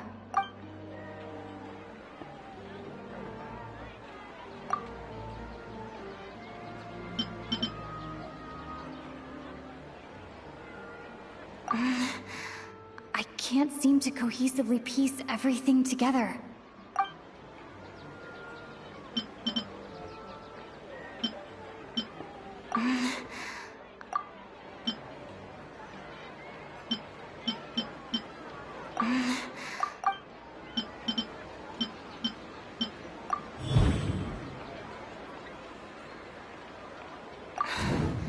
That should be it. The flow of time is endlessly cycling within one single day. A time loop. You've given similarly wrong answers in the past. A pity. Still the wrong answer? Paimon thought that made a lot of sense. It feels like time's just repeating itself. A simple time loop can't explain some of the phenomena. You two are still missing a lot of information. Unfortunately, I can't give you any more hints. Dunyarzad! The Sub-Zero's festival is happening every day, but that doesn't mean we can waste an infinite amount of them. Hurry and find the truth before today's festival ends.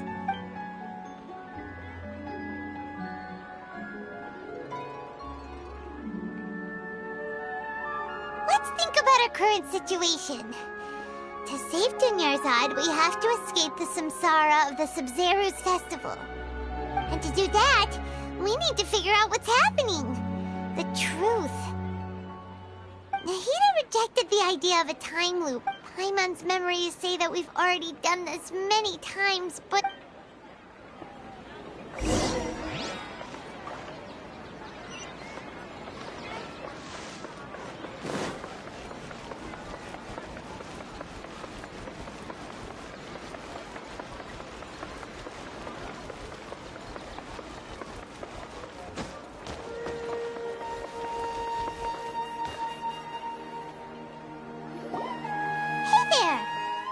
Hey, it's you guys again. Where's your cultured friend? She's feeling a little unwell. I see. Did you come back to buy something? I guarantee the freshness of my products. I harvested them from the forest just yesterday. Huh? What brought this about? I hurried back from the forest yesterday, and I'm selling produce here today. I haven't felt anything strange. To put it another way, if you really think about it, was yesterday truly yet? What kind of philosophical nonsense is this? Are you two daydreaming?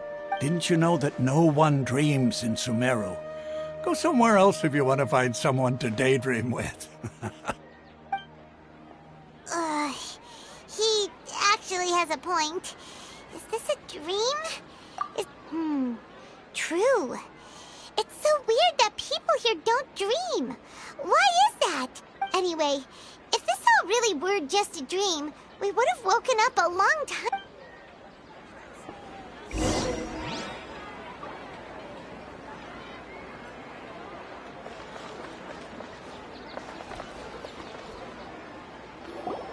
Oh, it's you two. Was my divination so accurate that you felt compelled to compliment me in person? Ooh, I knew it! I told you, the gods— You're really excited about this, huh? That's exactly why we came back. Help you— So, you're admitting that you don't have a clue? Anyway, what kind of situation did you get into? Huh? Hold on a second. What you just said, are you serious? Does that kind of thing actually happen in real life? I knew you weren't going to believe it. Marvelous. Truly marvelous. I believe you. Recall the interpretation of your divination. The moon, illusions, and lies. It really felt like an omen. When you say it like that, the divination does sound like it's related to what's going on. Can you read any more into it? I believe that the Archon's revelations are never more than vague hints. Anything more specific is beyond the reach of mere mortals. The book only says, if you trust your instincts and overcome your fears, the sun will surely rise. So that's how it is. Looks like fortune-telling is just fortune-telling. It's no good for practical problems. We haven't made any progress. Who else can we talk to? Paimon remembers that we tried talking to her a couple of times, but she always thinks we're playing pranks on her. You think she'll brush us off again? Yeah, if we tap into Dia's strong sense of responsibility as a mercenary, then she'll definitely take us seriously. At this time of day, Dia's probably just finished beating up those kidnappers.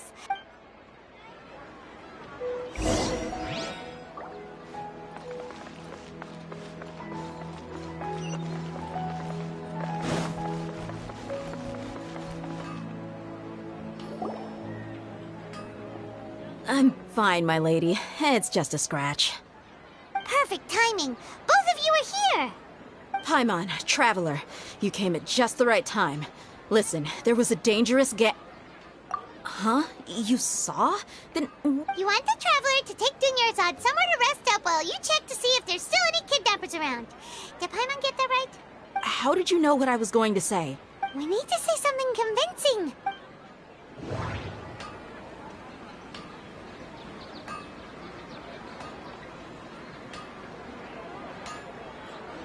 People in Sumeru don't dream. What a strange phenomenon.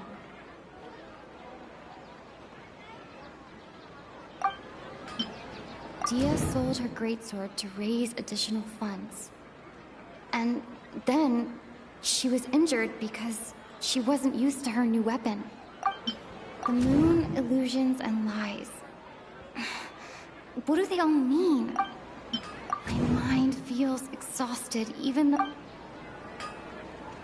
That doesn't sound right. I need to carefully think things through.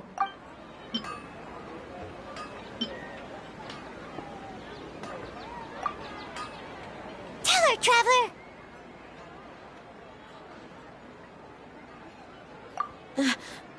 I didn't tell anyone about that. Including Miss Dunyarzad. You couldn't have known. And just now, you literally took the words right out of my mouth. What's going on? All right, so this is the situation. It's kinda hard to believe what you just told me. First, let me make something clear. Most of us desert dwellers might not be the scholarly type, but we do have basic common sense.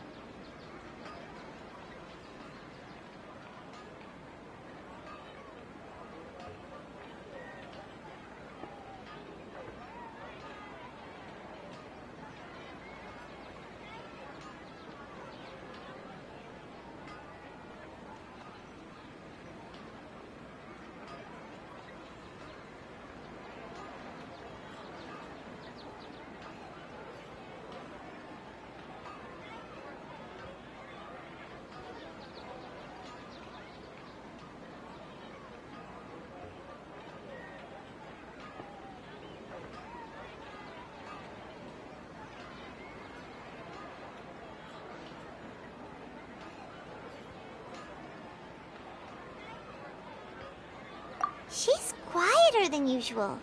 Uninterested in anything and really gloomy. Yeah, she isn't the same as before, but her parents said that this is how she was like at first. Huh? At first? I don't quite understand what you're all talking about. I'll go rest on the bench over there. My lady, are you angry? All right, I'll give you the benefit of the doubt since you knew about my greatsword. Let's make this a quick trip. Miss Dunyarzad isn't completely safe here.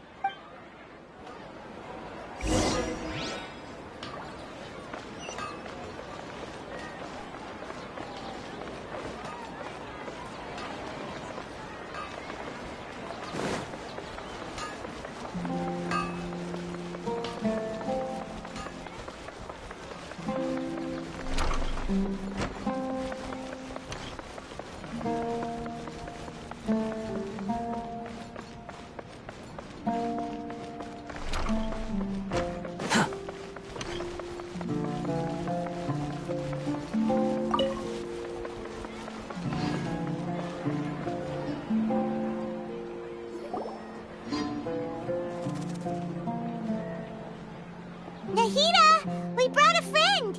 Are you busy? I thought I told you that it won't help to bring anyone here. We just wanted her to see the real Dunyarzad's condition. The real Dunyarzad? Where and who are you talking to? Huh? I told you that you two are special. Other people can't see me or Miss Dunyarzad here.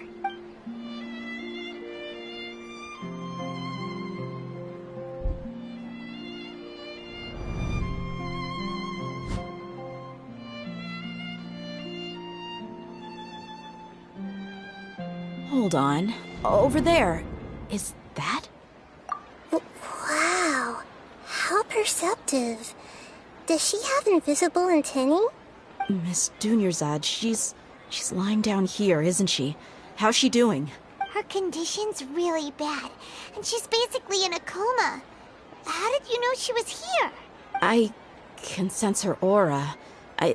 There are also lingering feelings of something like regret or disappointment. What happened? Do you believe us now? The Sub-Zero's festival has been repeating itself. So, you think the sages are behind this? Yeah, they've always been against us. Wouldn't surprise me if they're using the Akasha to intentionally repeat the Sub-Zero's festival as a sick joke.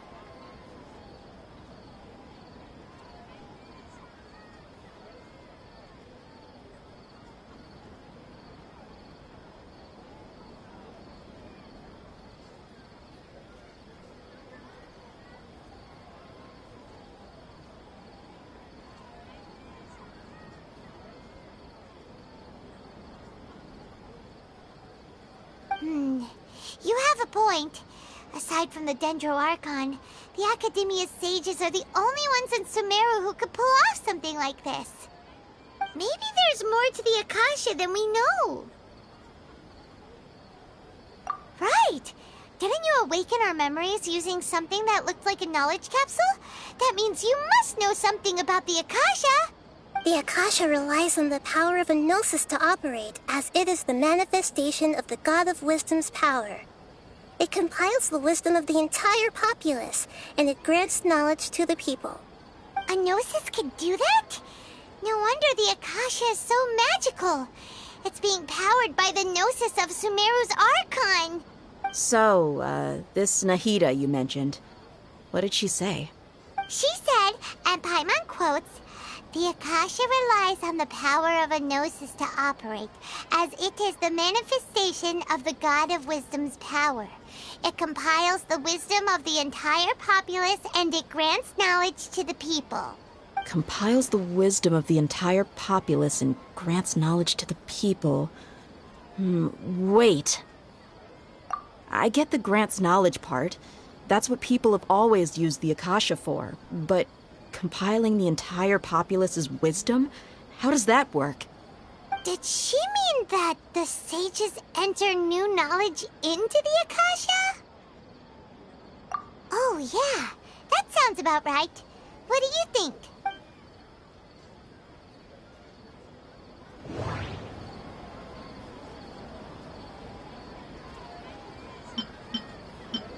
Okay, Nahida said, the Akasha relies on the power of a gnosis to operate, as it is the manifestation of the God of Wisdom's power.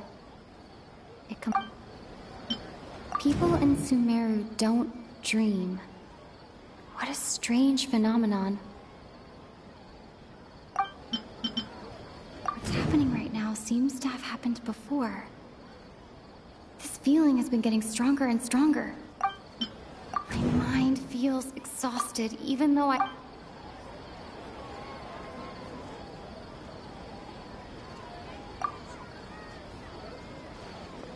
You mean the Akasha is causing our mental fatigue?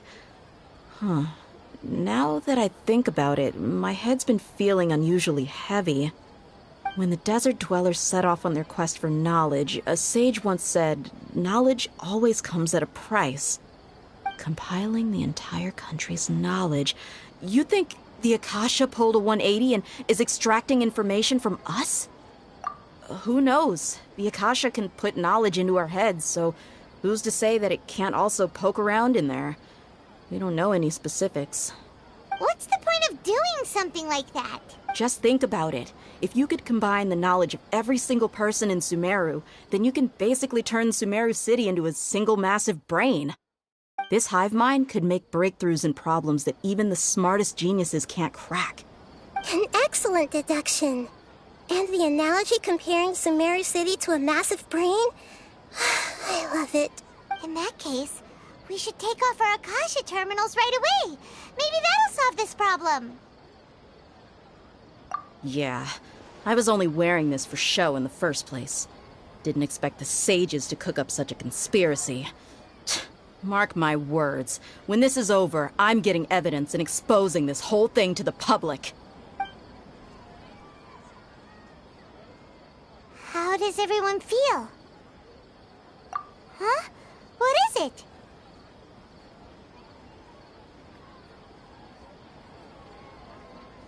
Oh, that! Paimon knows what you're talking about. It's a single soft beep that sounds like it's coming from the Akasha terminal. The sound of a beep. Could it be a prompt tone for when the Akasha is operating? That's probably an important clue. We weren't using our terminals, but we heard a beep anyway.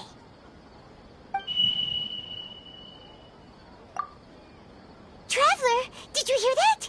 I heard it too. Our ears aren't messing with us. There was definitely a beep, but it sounded like it was coming from inside my head.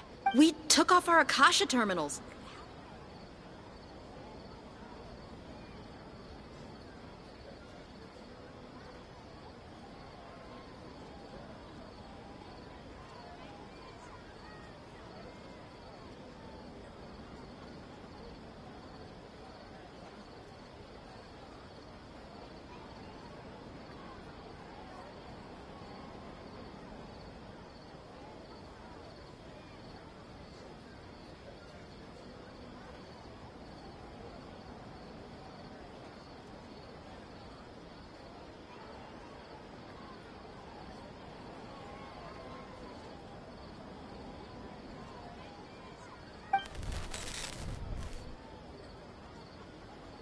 Phase runtime has exceeded its expected length. At this rate, there may be casualties.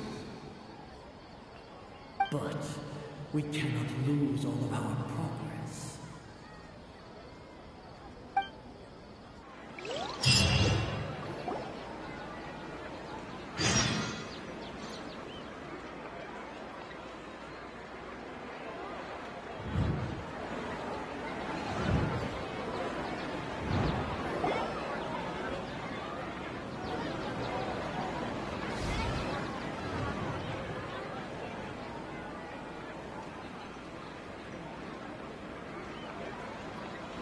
Paimon remembers everything! Good. You adapted quickly this time.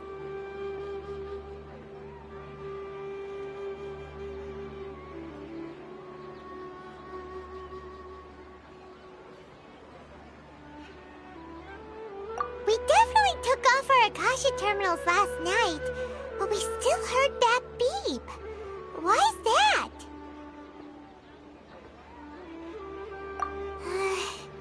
But now we can at least confirm one thing. The Akasha definitely has something to do with whatever's trapping us in this cycle. Oh, Paimon doesn't get it. Why would the Akasha go this far if all it wants is everybody's wisdom? It's extremely difficult for lab rats in an experiment to understand why they're being treated the way they are. If we're lab rats, then what are you? Nahida, you've never told us anything about yourself. I guess I'm the moon. The moon? Wasn't that the result of our divination? Anyway, knowing who I am won't help you get closer to the truth, so you should focus on other things. Don't get distracted and miss any clues. Okay then. Dia helped us a lot yesterday, so let's go find her. If Paimon's reading the time correctly, those kidnappers should be showing up soon.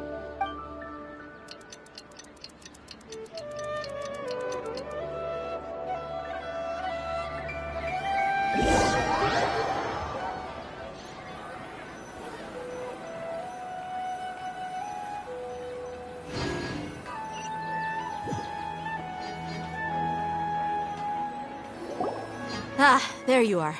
I've already taken care of those kidnappers. My lady, did you get hurt?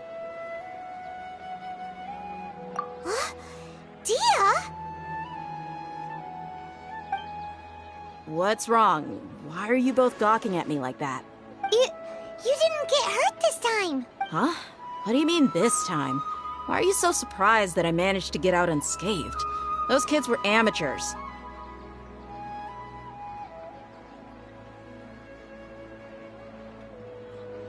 Shh! How did you know about my greatsword? I haven't told anyone about it. Please, don't tell Miss Dunyarzad. So Dia's lost her memories after all. Anything strange? You already know that I got a new greatsword. It's as if I've already used it to fight a countless number of battles. You're saying that although you don't remember using it, your body feels like it does? That's right.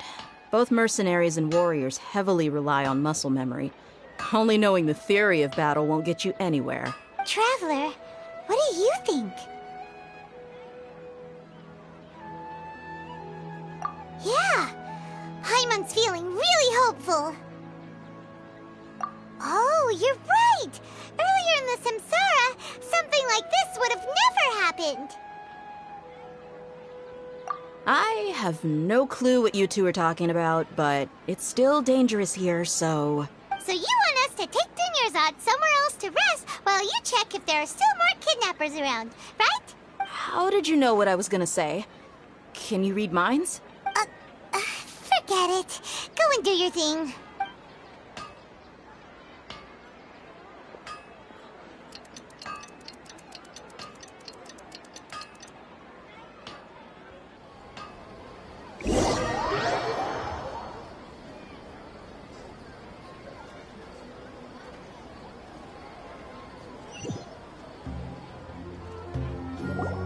Whew.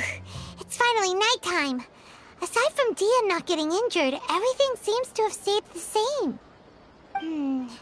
Listen, Nahida, we found out that Dia got out just fine today, even though she got injured every other time she fought the kidnappers.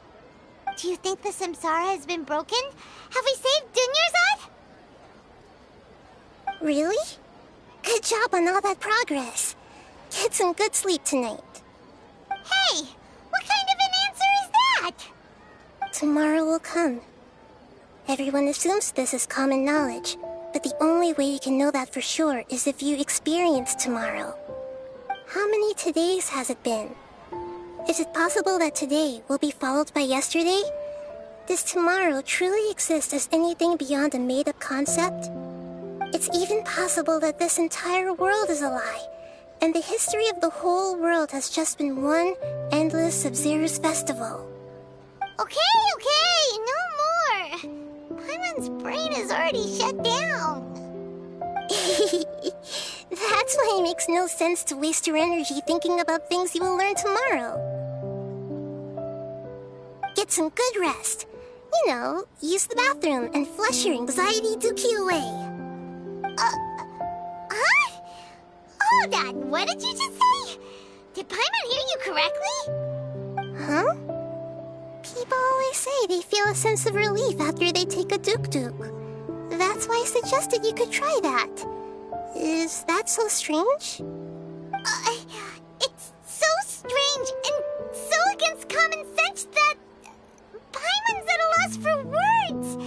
You were sounding kind of smart just a minute ago.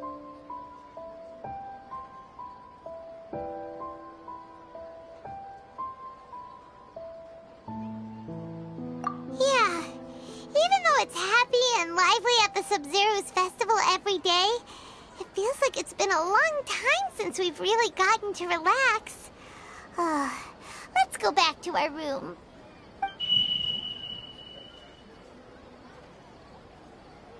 Continue the harvest. Compared to what we stand to achieve, these sacrifices are trivial.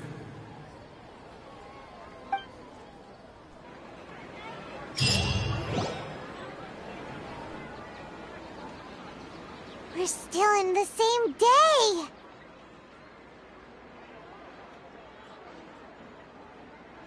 Nahida, you already knew last night that we didn't break out of the samsara? Why did you tell us? Would there have been a point? You would have spent the night with new worries, with tomorrow still out of reach. In that case, you might as well rest within that brief moment of hope. An opportunity like that doesn't come by often, and I thought it might help you clear your minds. Paimon thought the Duke did that! Whatever. Guess you were looking out for us after all. Of course. In the time we've been together, you two have been everything to me. Paimon's flattered and everything, but maybe you're taking things a little fast. What I mean is, even though I had asked you to solve this puzzle, you two are still the only ones who can see me and sense my presence. In other words, if you weren't here, I may as well not exist. That's why you two have been everything to me. Get it? Nahida's talking about confusing stuff again. Anyway, that's enough chit-chat. So, Traveler, did the new clues yesterday help you gain a new understanding of the situation? Huh? Why are you scrapping your previous theory? Oh, yeah! You're right! Gosh, how did we not notice that? In a simple time loop, people's physical conditions should also reset. So, what's your new hypothesis? Mercenaries rely heavily on muscle memory. And the beep is a prompt tone for Akasha operations. We still hear it every night, even though we removed our Akasha terminals. That doesn't sound right. I need to carefully think things. Okay, Nahida said, the Akasha relies on the power of a gnosis to operate, as it is the manifestation. We've already experienced the Sub-Zero's festival many times. That doesn't sound right.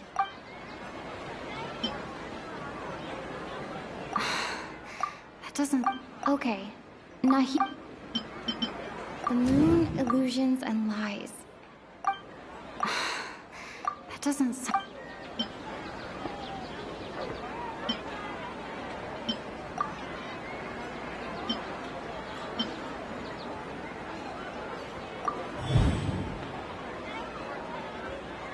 If all our memories of a day are erased at the end of that day, then we would unwittingly relive that same day again and again.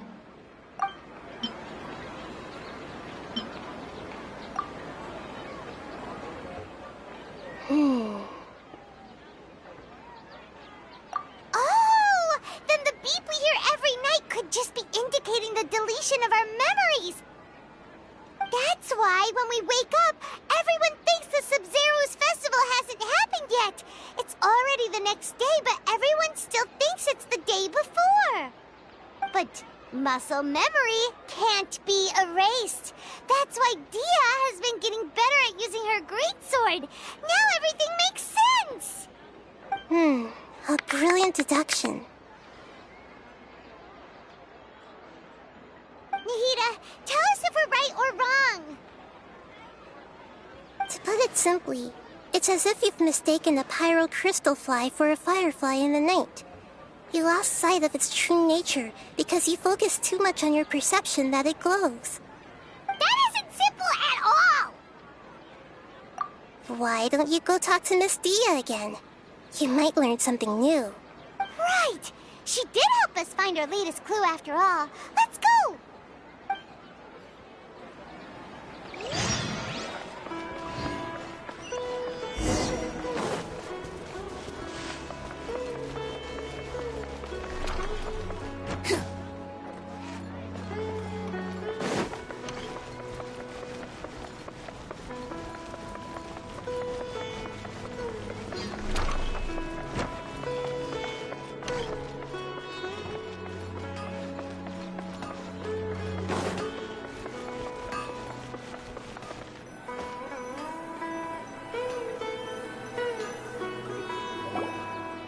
There you are.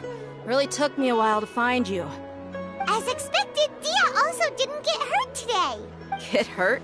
Why would I? Don't underestimate me. Well, you're still getting used to your new great... Truth be told, I also think it's pretty strange. It just suddenly felt so familiar in my hands and... Wait a second! How did you know I got a new greatsword to begin with? I didn't tell anyone about it. Traveler, could you explain the situation to her today? Paimon's gotten a little sick of doing it. Oh, that works.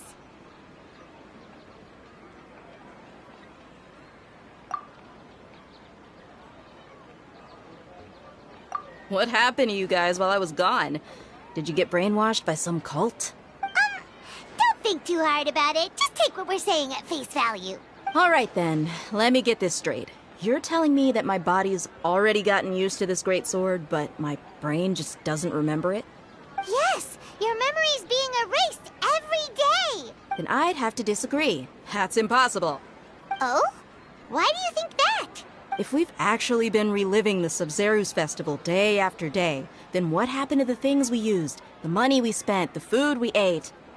Common sense says my wallet should have emptied itself a long time ago. There's no way I wouldn't have noticed that.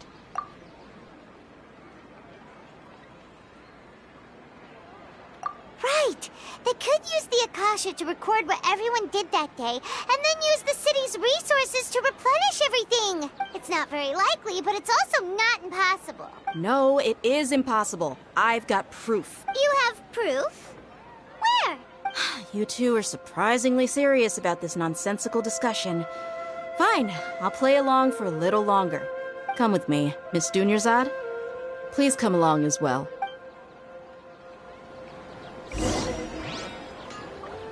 Paimon can't believe it's Dia who wants to show us something this time.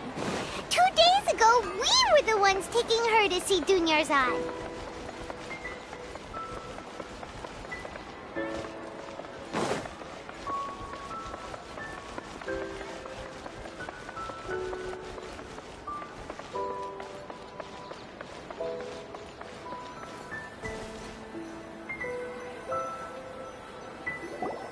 This is it. Huh?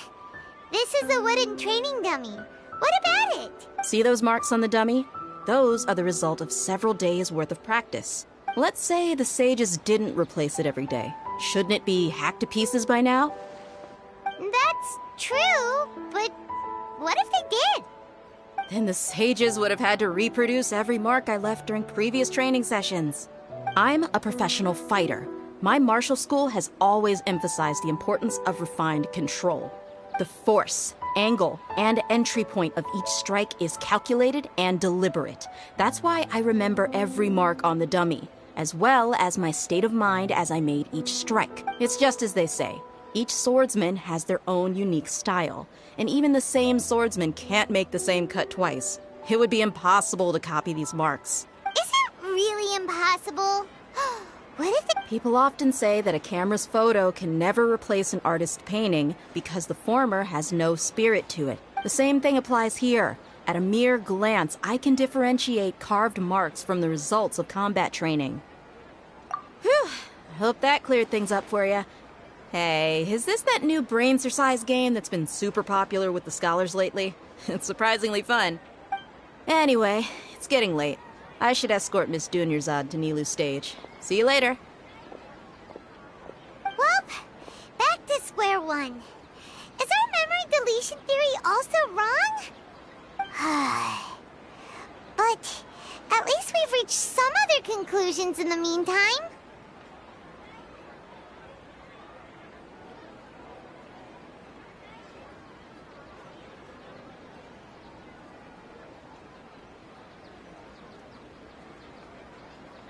Yep, that's true. So, can we think of any new ideas right now? Strange? Paimon feels like everything's been strange lately. Huh? Leaving the city? You're right! It's really strange how we never thought of such a simple solution! Many things should become clear if we can confirm the flow of time outside of the city. Paimon can't believe it! Did we miss this because we're tunnel visioning too hard on our other theories? Or how about we go back and ask Nahida? Maybe we've forgotten something about...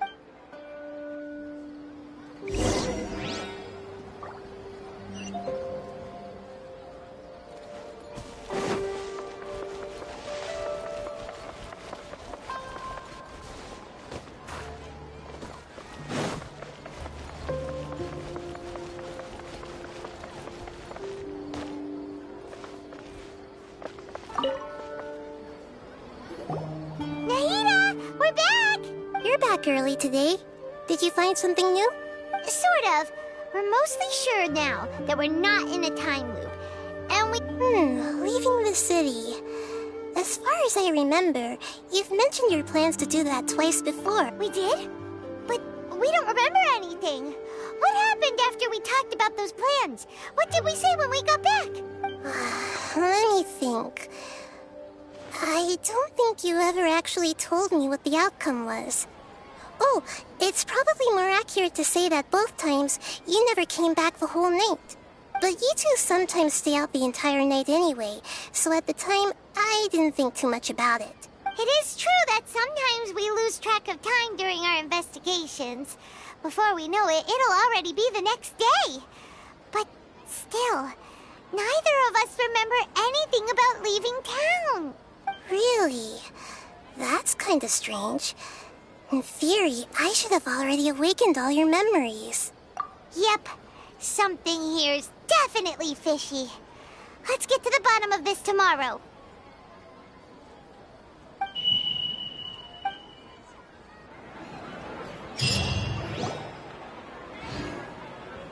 Our memories are back! About that... Traveler, aside from your memories that were just restored, I have another message for you. Listen to it and you'll understand. Can't go back. There are countless spaces here. Our Sub-Zero's festival in Sumeru City is just one of them. Traveler, you should be missing 2 days worth of memories. Paimon will fill you in. It's time to carry out our plan from yesterday. Okay, let's go!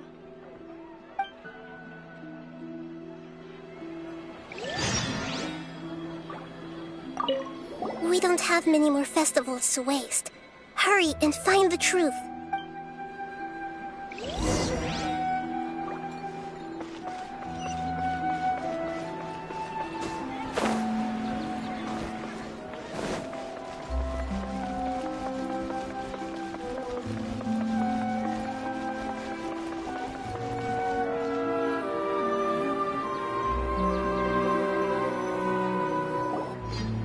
Why can't we leave the city? What is the Academia up to now? Don't ask me. It's not like I can tell you anything. This is a direct order from the Grand Sage. Just wait until tomorrow. I have a real emergency. My goods have already arrived at Port Ormos. If I don't hurry, they'll be stolen. That's your problem. Make sure you make a request in advance next time. But it's not like you can just predict business matters in advance. It looks like the Academia already announced a lockdown for Sumer. Let's go and question them. Hello, sir. Why can't we leave the city today? Here we go again. Don't ask me, I don't know either. We just received an order that no one is allowed to enter or exit Sumeru today. They didn't tell us anything else. Angering me won't get you anywhere. It looks like he really doesn't know. If we can't get anything out of him, let's take matters into our own hands. This is a good spot, and the guard hasn't noticed. Huh? Why? Are you going to leave Paimon behind? But what if things get really weird out there and you get into some trouble? Then Paimon won't be able to help you. Oh, Paimon knows that Paimon can't do much, but we won't. Okay. Paimon will wait for you. Promise Paimon that you'll come back as soon as possible. Just a quick look. And please.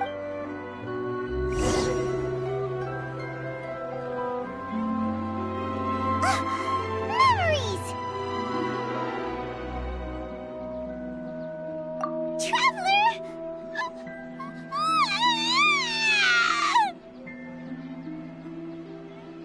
Paimon thought Paimon would never see you again. You just disappeared. Paimon waited for you for hours and hours at the city wall and you never came back. You promised Paimon that you were only taking a quick look. Paimon, calm down. She's here now. I don't think she understood what you were saying. Paimon doesn't care. Paimon wanted to go look for you, but you also said that Paimon should stay. Paimon was so worried and so scared the entire day.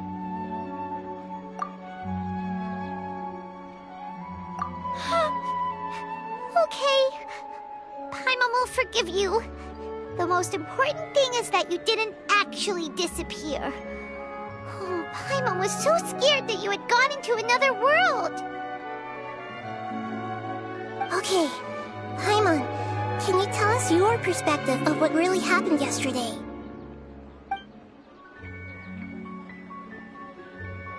I see. Using two people's different perspectives. After that, you left the city. Paimon kept her eyes on you the whole time, but then you disappeared in an instant. No way! Paimon was watching you with the fullest attention.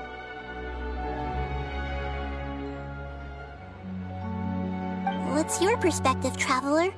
You sure you don't have any memory of this? I guess that explains everything. You also lost your memories the last 2 times you tried to leave the city. Those days' memories can't be awoken. So, if we leave the city, our memories will be completely erased?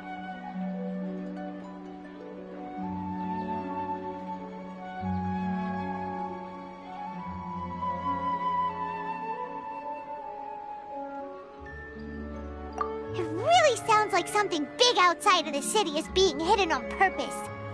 But this way, we'll also never discover what's outside. Something like a message? But how can we send it back?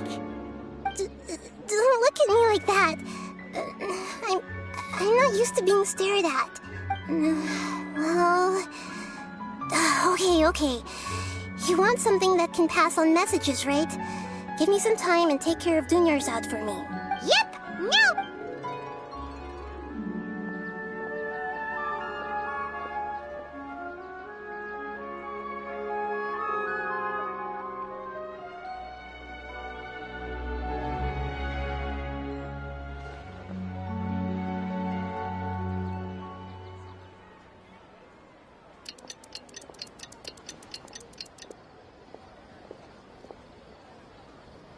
I'm done. Here you go. What? Akasha terminal? He made some little changes. Akasha terminals are already capable of sending messages. I just tweaked it so that it could connect to any node. To make something like this? Nahida, you... Yep. I'll help you save the messages. It should be pretty easy to use. I just can't guarantee the user's status and signal coverage when they're outside the city. We'll never know until we try. At least we're taking the initiative now. Let's go then. Let's expose those all right. Paimon isn't as worried about being separated since it happened once yesterday. But Paimon still isn't happy about it. Okay, see you tomorrow, Traveler. That covers everything that's happened so far.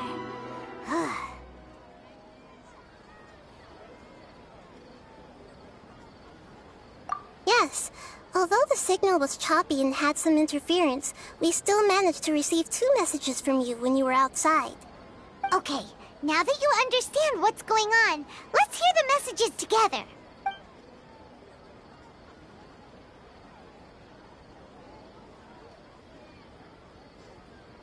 Can't go back.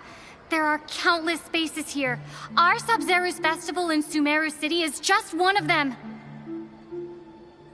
I've entered another space. Before me are flowing sandstone and howling fish. Impossible and surreal sights. All these spaces are empty, except for the occasional ones that contain mute puppets rather than people. I can't sense any human presence.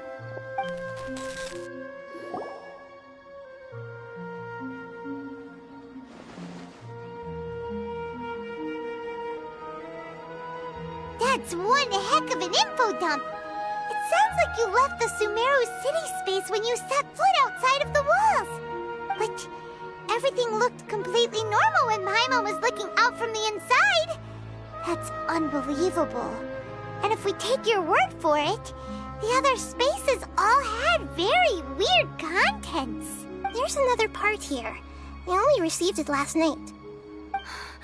These spaces have been disappearing, one after the other, absorbed by something like a sun in the sky. And now, even the final space has also disappeared. Behind me, a lot of spaces just appeared again from thin air. I get it now. Those spaces are actually...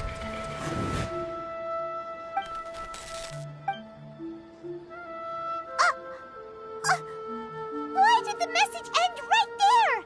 What did the Traveler want to say? What are those spaces? Probably because yesterday just happened to end at that moment. Oh, right. Paimon did hear a beep from the Akasha. Did it come from here or from the message? The message. It should have come from the Traveler's Akasha terminal. After the beep, Traveler said even the final space has also disappeared. Traveler, what do you think that final space could have been? All the bizarre spaces I saw outside the city had one thing in common. A lack of human presence. Was that space actually the real world? But wouldn't a real space just randomly disappearing like that be catastrophic? My impression is that each day in this samsara only ends at the sound of that beep from the Akasha. Oh, so that's what it is! After the sound of the beep, the final space, the Sub-Zero's festival, also disappears, and we're taken to the next day. Later on, Traveler also mentioned a bunch of new spaces materializing behind them. Do lots of new spaces appear every day? Paimon's head is spinning. Just what are these spaces anyhow? Well, consider this. For all the horrors of the Archon War, at its heart, it was just a game where a bunch of gods fought over 7 seats. So no matter how strange or spooky things may look on the surface, maybe all they point to in the end is a small and simple secret. Wow, The Archon War, huh? That's an...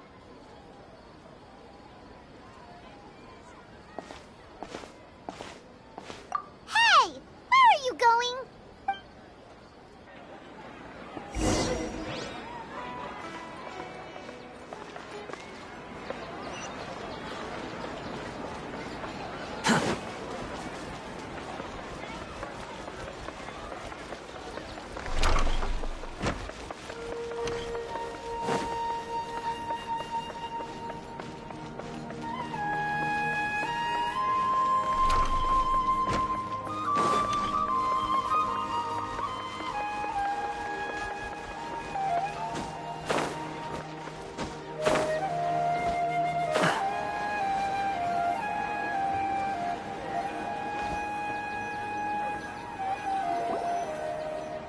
Do you want some alone time to think? Alright then, Paimon won't disturb you.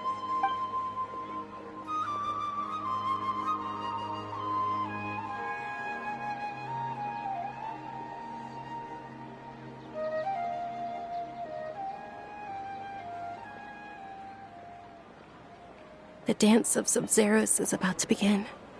I'm going to go watch it. Okay. Why don't you go ahead? Okay then. See you later. Have you figured it out yet, Traveler? Time is ticking away. Awesome! What is it? Paimon wants to know. Oh, wait, no. Let's meet up with Nahida first. You can tell us both together. This time, we're gonna get to the truth.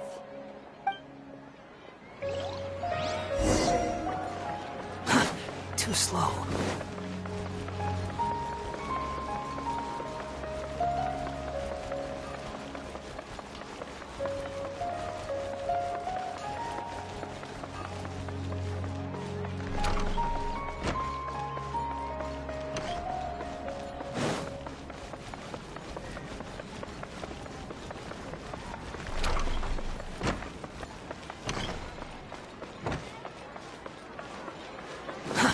Too slow.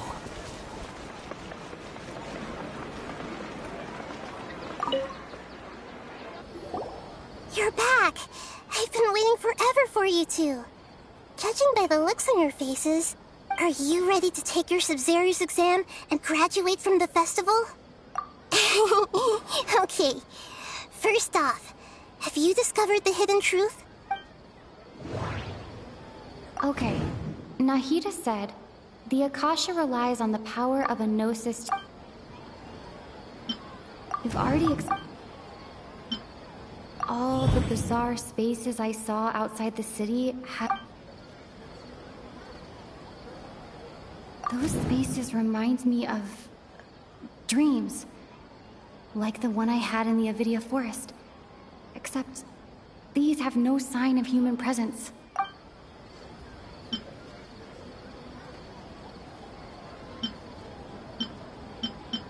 The moon, illusions, and lies. People in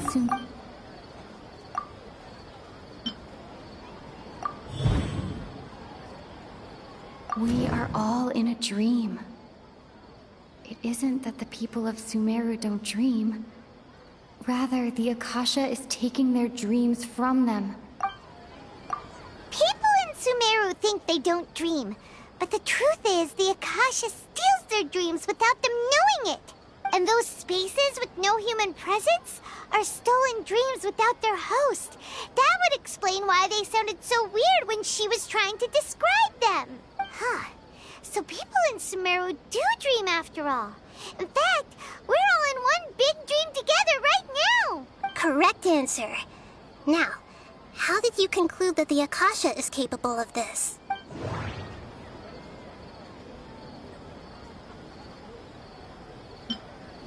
It compiles the wisdom of the entire populace.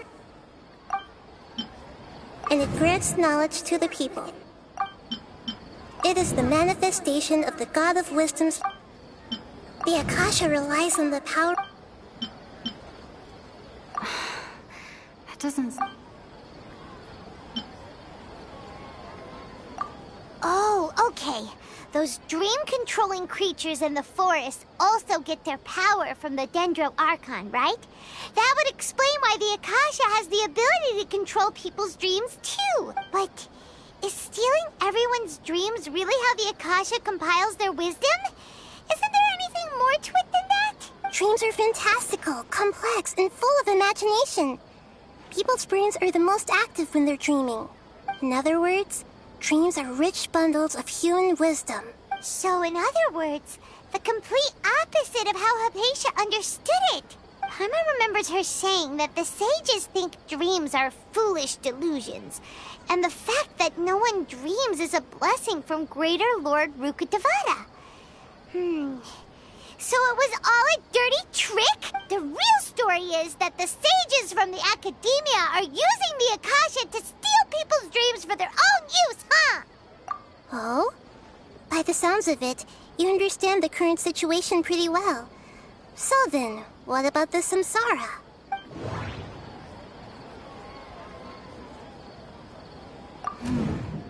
The beep is a prompt tone for Akasha operations. Those spaces kept disappearing before my eyes.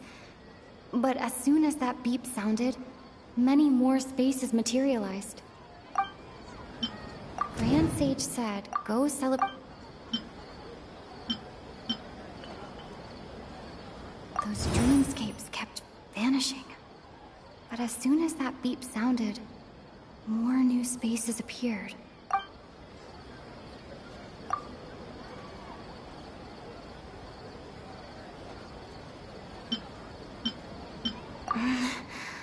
I can't seem to cohesively piece everything.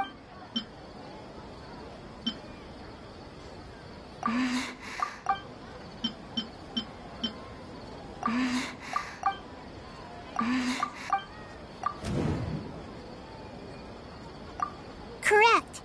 The Akasha is keeping each person's brain in a constant dream state, but also separating their consciousness from their own dream. Their disembodied consciousness is placed inside the collective dream of the Sub-Zero's festival along with everyone else's, while their now vacant dreams are harvested by the Akasha.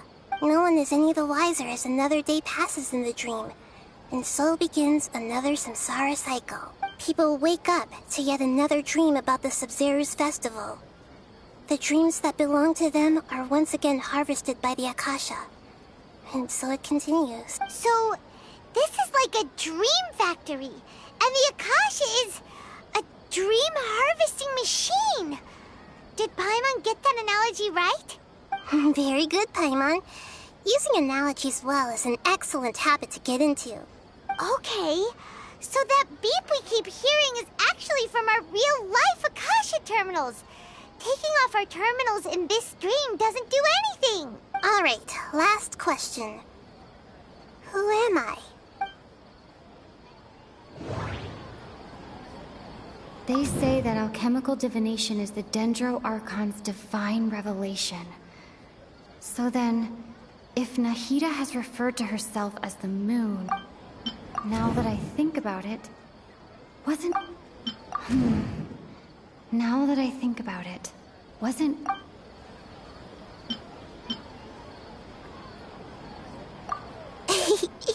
So you noticed.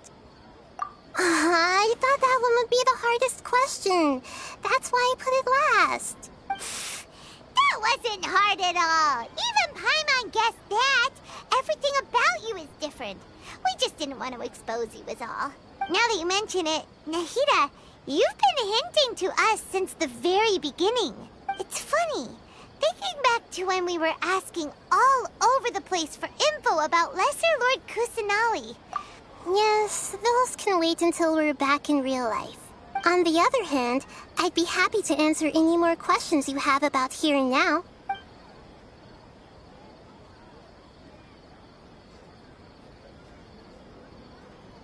You asked me this question before. My answer was, it would literally blow your minds. Now that you know this is all a dream, this answer should hopefully make more sense. Have you heard the saying, don't wake a sleepwalker? Likewise, if someone suddenly had told you all this instead of you learning it on your own, your notion of reality and dream would be thrown into irreversible confusion. I couldn't expose you to that kind of risk. That's why I could only give you very subtle hints and some suggestions. Long story short, I'm really sorry I had to keep you guessing.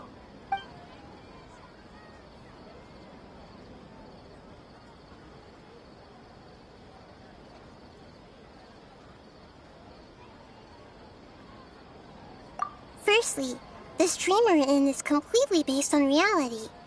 People have already experienced this Sub-Zero's festival, so it would be very difficult for them to find anything that strikes them as surreal. Secondly, you're probably wondering why people don't have any memories from earlier samsara, right?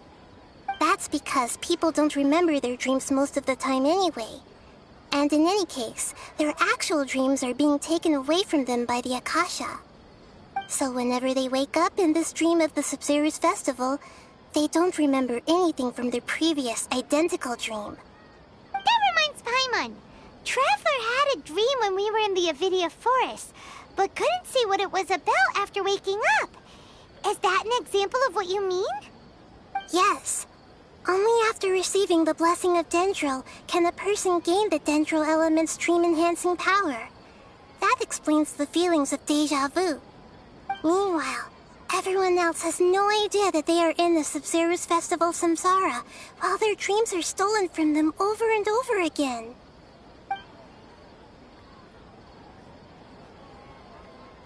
Can humans really keep dreaming forever like this? Will it ever end? And if so, when? You might say your mental fatigue has already answered this question. Eventually, there's only so much that people can tolerate.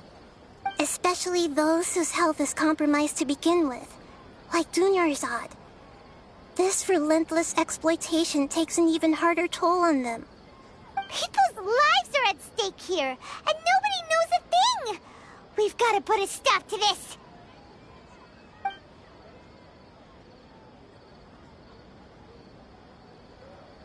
I know, right? Why did they have to base this dream on my birthday? Could it really just be a coincidence? Even you don't know the reason? Wow, now that's strange. The Academia sages are determined to harvest lots of dreams in a short time, no matter the cost. They have to be up to no good. Unfortunately, I don't know anything about it. Traveler, do you have any information?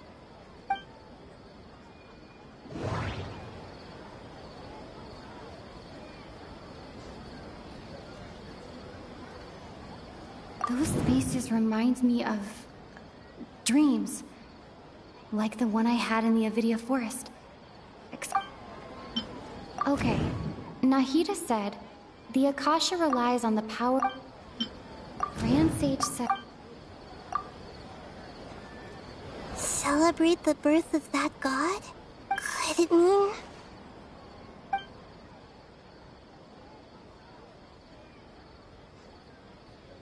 deceiving the people of Sumeru with no regard for their safety? No matter what they're trying to do, this is unforgivable. After we end the Sub-Zero's festival samsara, we have to look into them. How can the sages of the Academia do this behind their archon's back? This is ridiculous! In the end, I'm just the moon. The real sun is long gone. A sun and a moon? Nahida's talking in riddles again.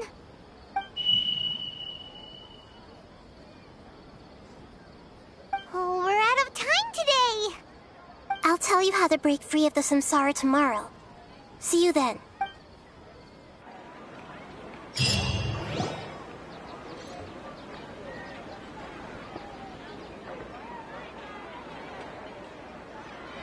Good morning, Nahida. Wait. Now that Paimon remembers everything, should we instead say good morning, Lesser Lord Kusanali? Hey, what's wrong, Nahida?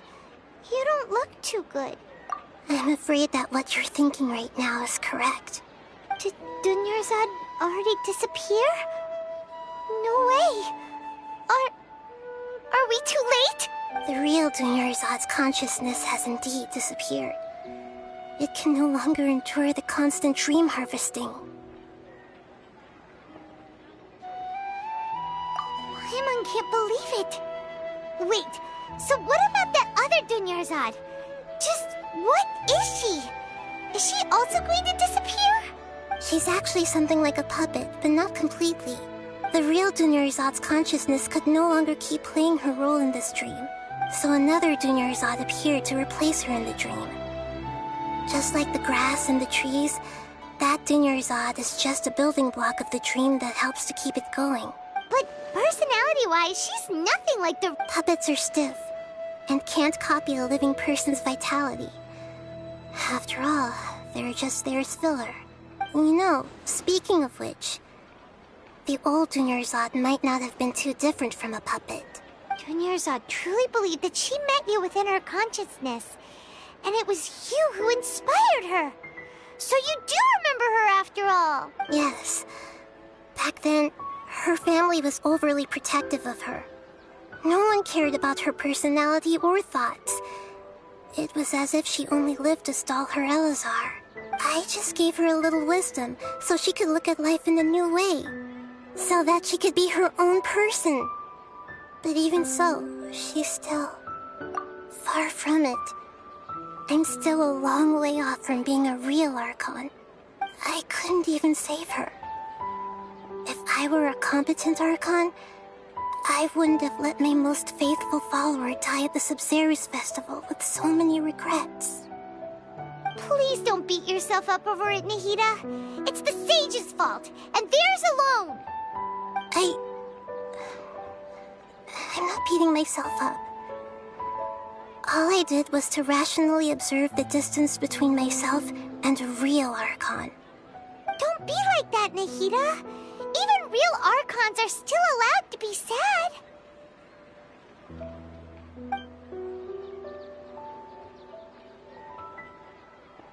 To prevent more tragedies like this, we must end the samsara as soon as possible. Great, but how do we do that? Although the Sabzeruz festival dream is under the Akasha's control, only humans can dream. Even the Akasha is unable to create them. That means this dream belongs to a host who created it.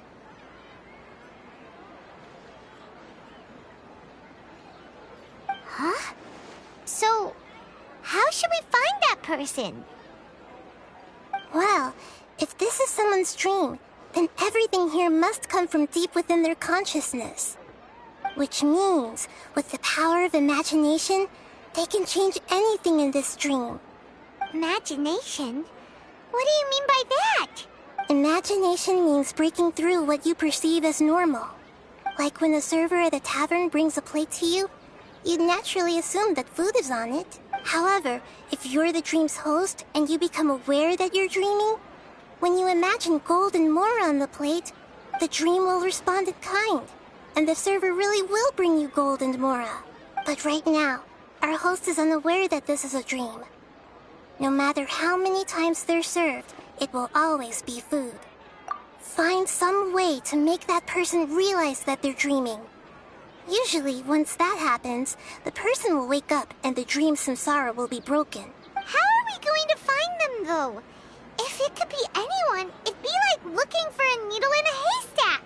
And even if we did find them, how are we supposed to make them realize they're dreaming? After all, like you said, don't wake a sleepwalker. It's extremely difficult, yes. But the only ones who can do it are you two. Remember, everything you've achieved up to this point has all been for the sake of finding the host and ending the samsara. As for me, during this time, I'll be out of town. Out of town?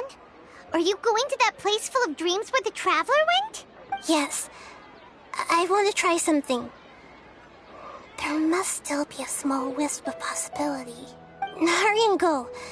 Dreams are supposed to be fantastical, romantic, and full of pleasant surprises. Unnecessary things like this samsara need to end. Paimon's still a little upset that we've come this far only for Dunyarzad to...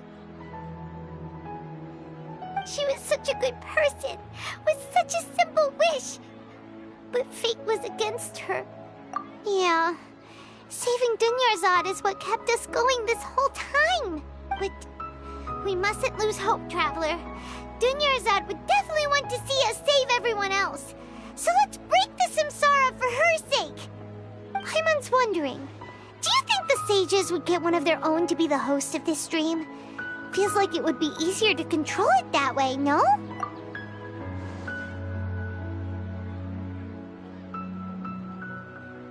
Huh. That's true.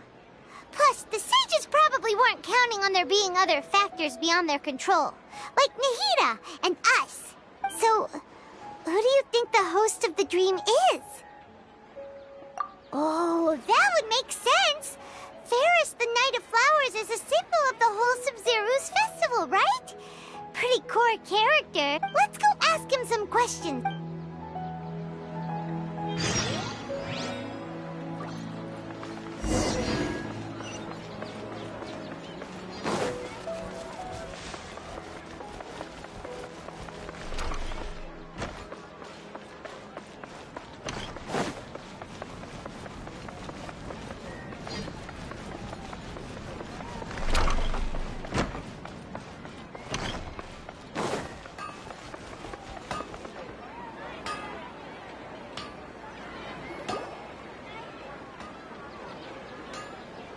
You're back. You left in a hurry last time. Is everything okay? Everything's fine. Just,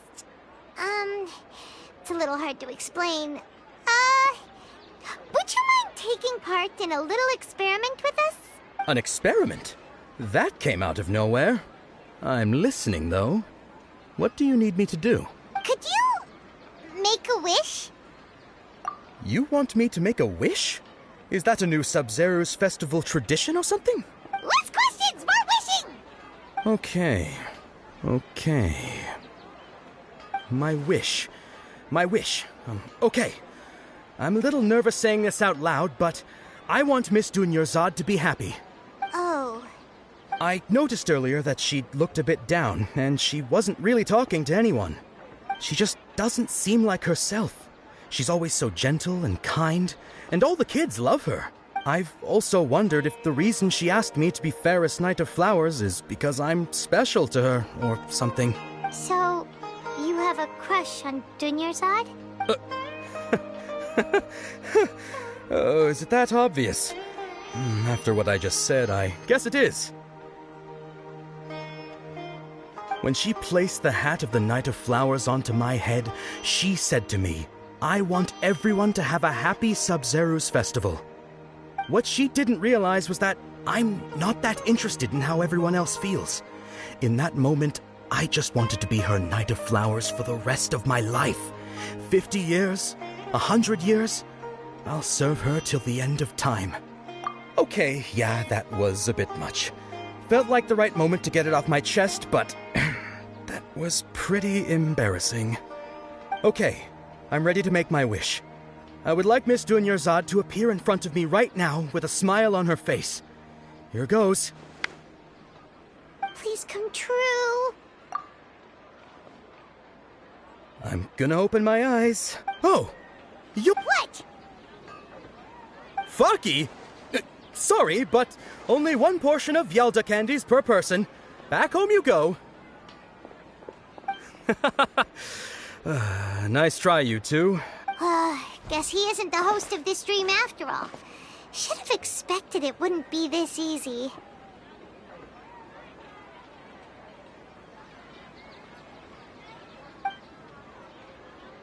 It seems like everyone who knows My lady. That sounds like Dia! Oh. Huh? But Dia can handle them! Hey, Traveler!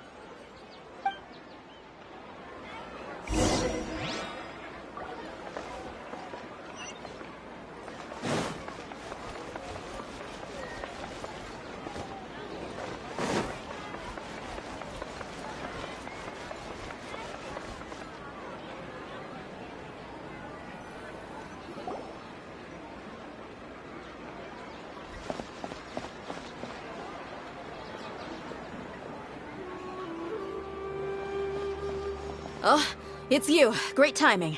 Please take... Hey, this is my job. The homie Yannis pay me, not you. You... fine, alright. Knock yourself out. Why are you so worked up anyway? It's not like I don't trust your fighting skills. Anyway, watch yourself.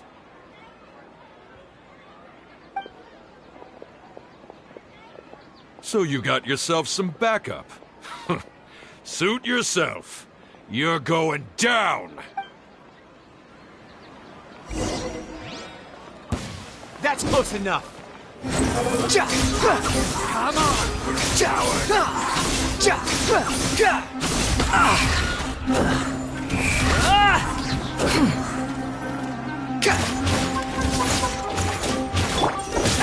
A touch of frost. No, my sword! Unsightly insects. Behold.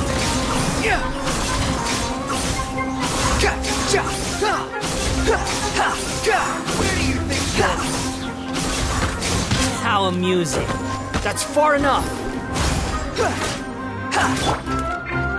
Rain outlines your fate. Squall and fury.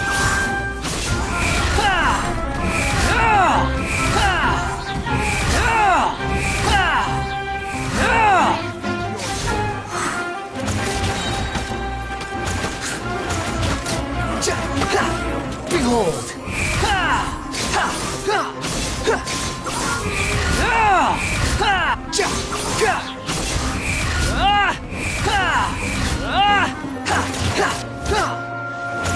Where do you think you're going? The wind rises.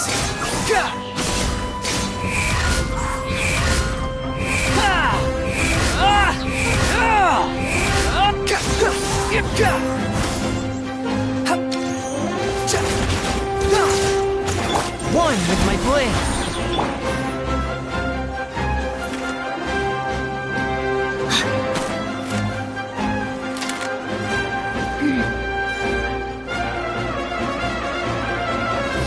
Law of the jungle.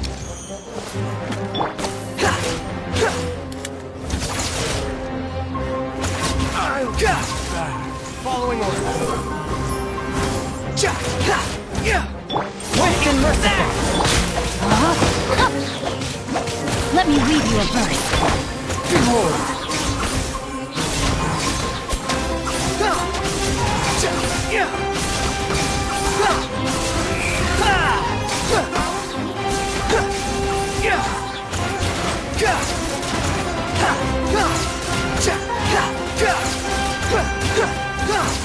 The wind rises.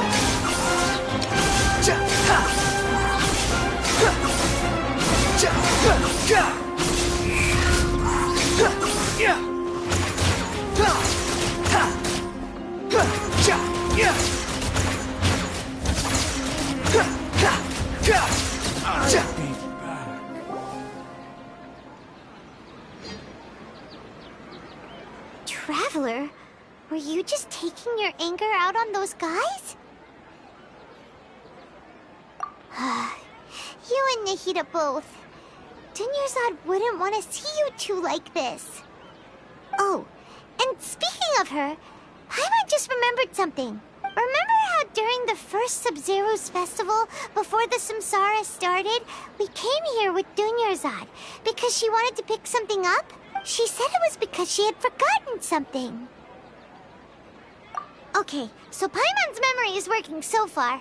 Anyway, Paimon also remembers that she is staying somewhere around here. She pointed it out to us the night before the Sub-Zero's festival. Yeah, even if... This is the place! It's rude to enter other people's spaces without... Hey!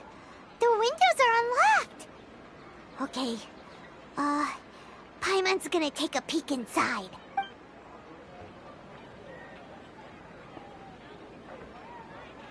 This was only a temporary residence, so there was pretty much nothing inside except this... Should we open it?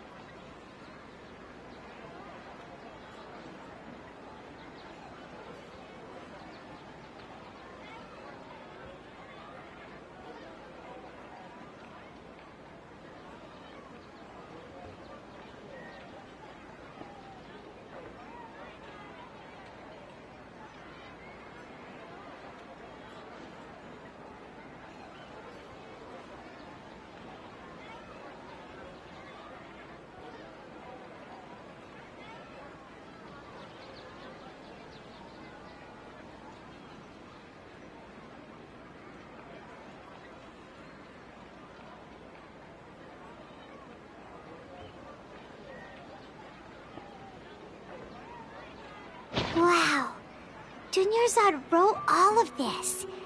Sounds like she was always thinking of us even while we were away. Even though she was also busy preparing for the Sub-Zero's festival and had all her health problems to worry about. She must have wanted to give this to us as a gift on the day of the Sub-Zero's festival, right? If we hadn't found this book, we never would have known. But now that we know, we can't even thank her. Hey! Where are you off to now?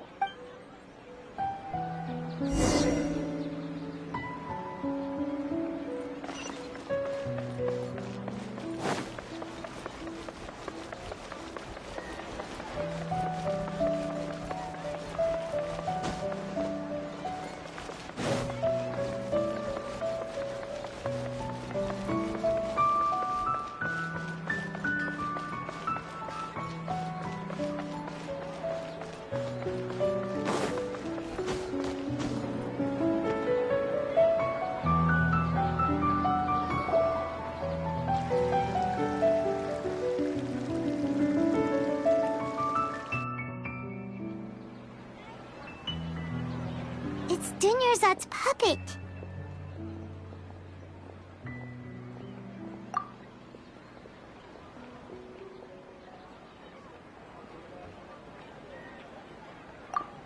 Traveler?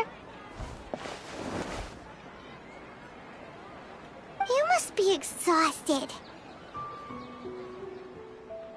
Come to think of it, we've been stuck in this place for a really, really long time.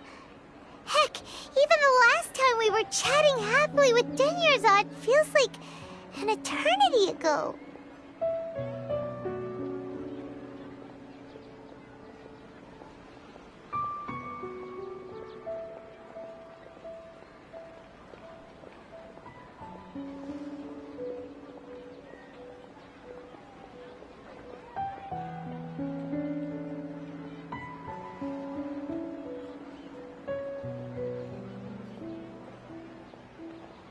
Paimon still remembers when we were sitting here, and the way her eyes sparkled when she talked about Nilu's Dance of Sub-Zerus.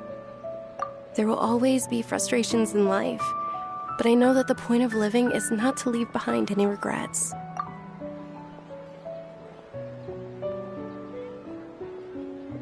That was what the real Dunyarzad said, wasn't it? Does that mean... Yes, Traveler. What is it? Oh, so she's still just a puppet. But just now, how come... What? Where are we going this time?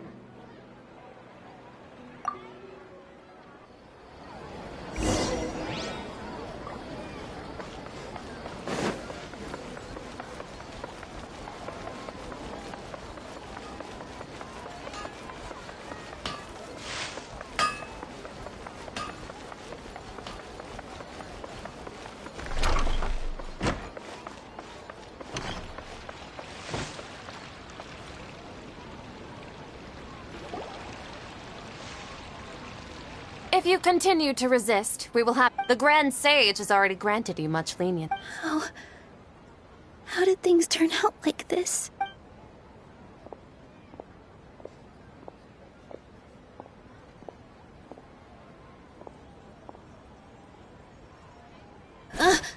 Traveler? You don't... Traveler? Traveler? What the heck are you doing? If you get arrested by the Academia, that's another day gone to waste!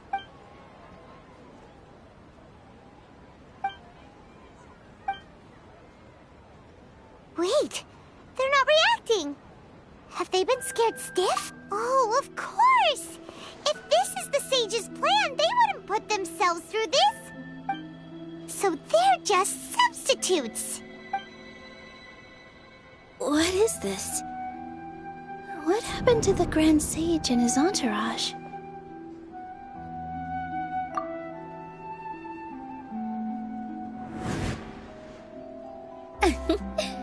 Like I said, they symbolize the goddess of flowers.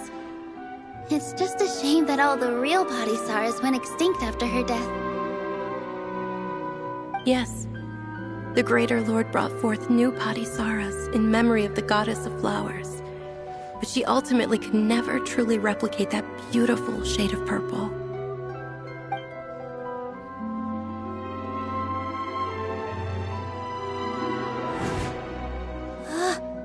That beautiful shade of purple. Aren't these flowers real Padisaras? Just like the ones from the legend? I didn't even notice.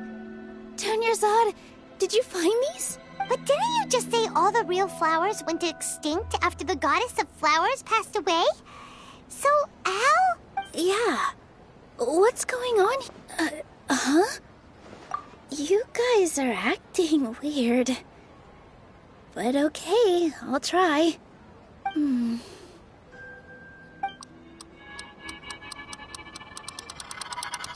Hey!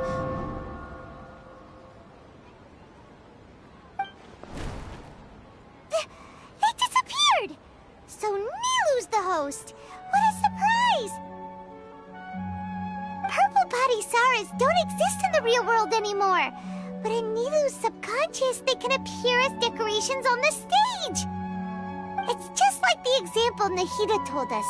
People assumed there will be food on a plate, and Nilu assumed there would be real Padisaras in the flower pots. So when you saw the flowers, you instantly knew it was Nilu?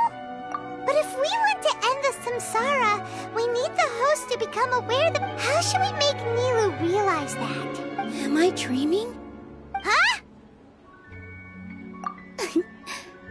So I'm right. Is this Lesser Lord Kusanali responding to our celebration of the Sabzeruz festival? Wrong guess, but you aren't completely wrong either.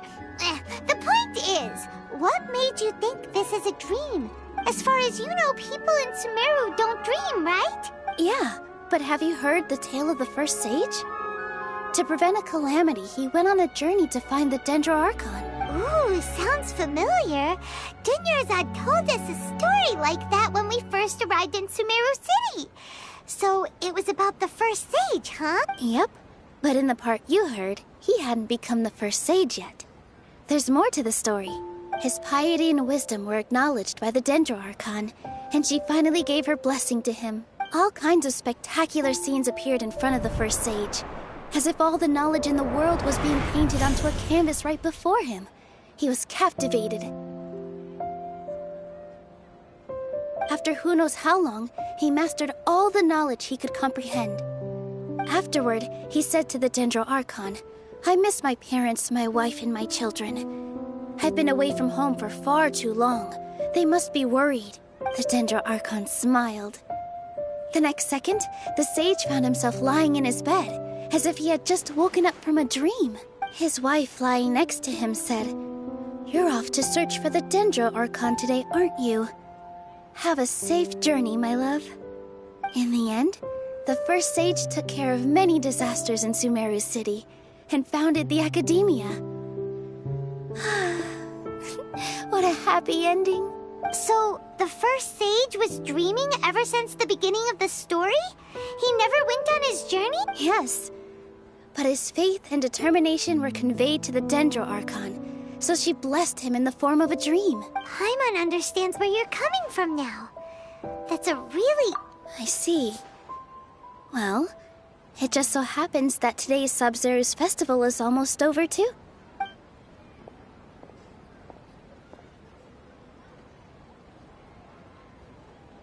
Since we're in a dream, let's make this final dance of Sabzeruz as beautiful as we can.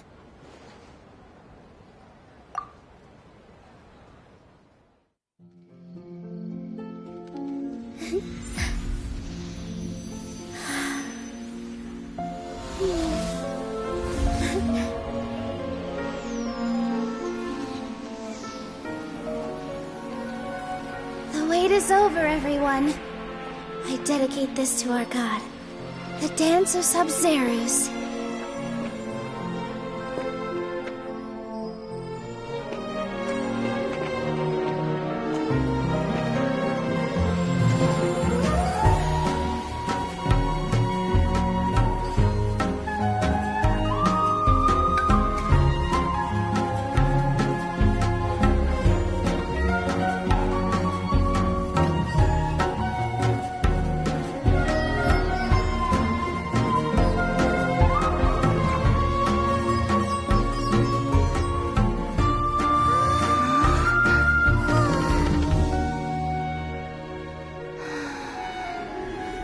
I'd be lying if I said I had no regrets.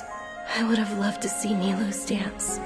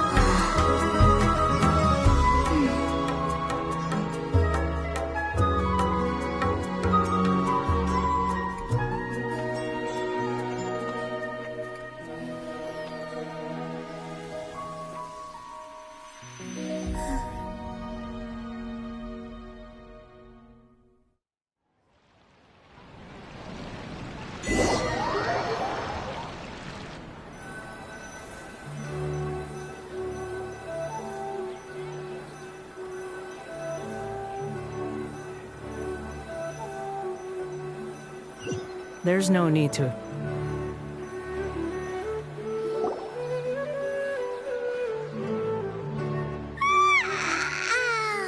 Oh, good morning, traveler. Oh, Paimon feels like she's been asleep for the longest time.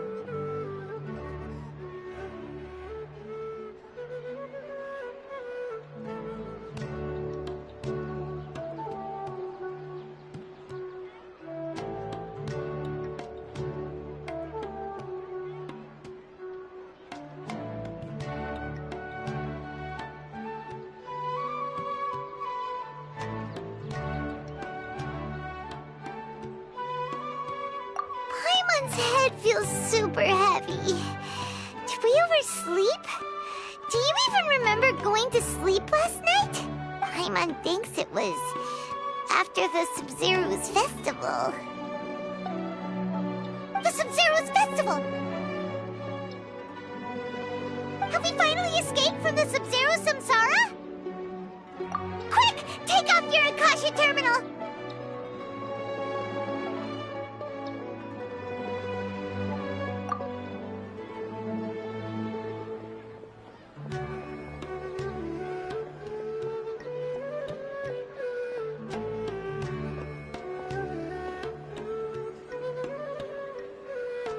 She's not in her room. What happened? Huh? What usual spot?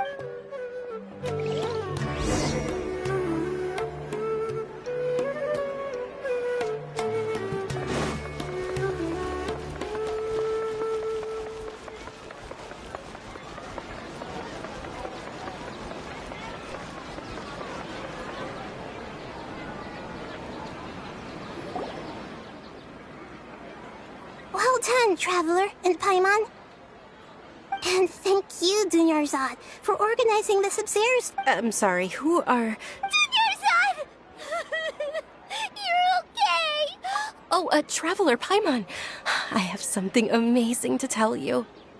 I just had a dream, and I saw Nilou performing the dance of Sub-Zeros.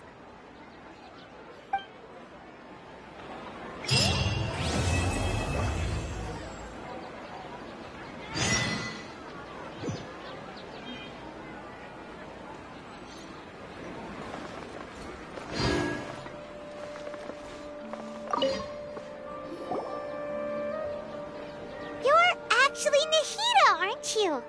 Paimon felt like Catherine was acting weird when we met at the Sub-Zero's festival. And Dunyarzad, did you save her? It's a really long story. We shouldn't disturb her. Her consciousness is still weakened. Let's chat somewhere else. How...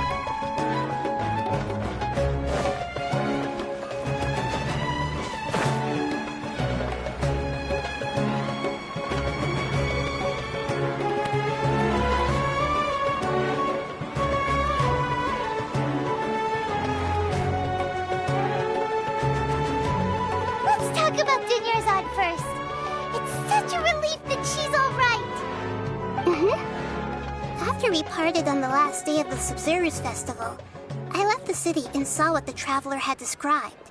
Among the countless dreams, I found one that was growing fainter and fainter.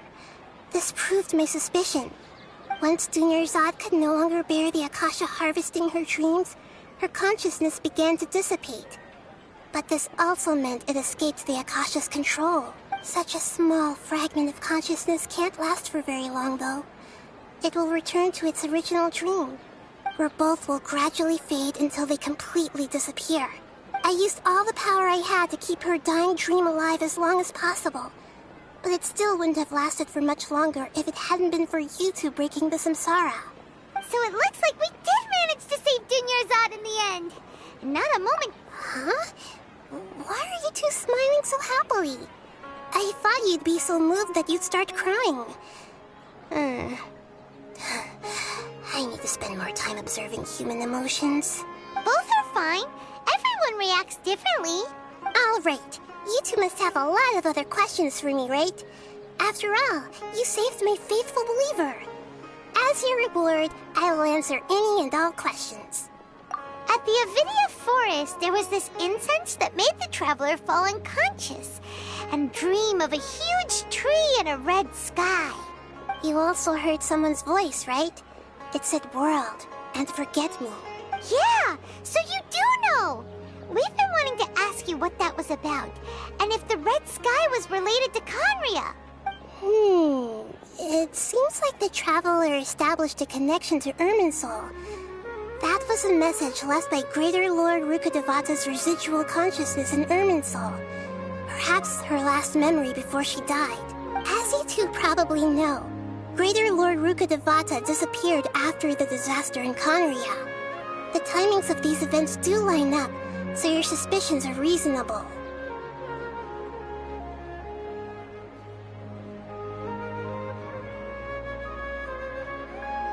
A message from Greater Lord Rukkhadevata?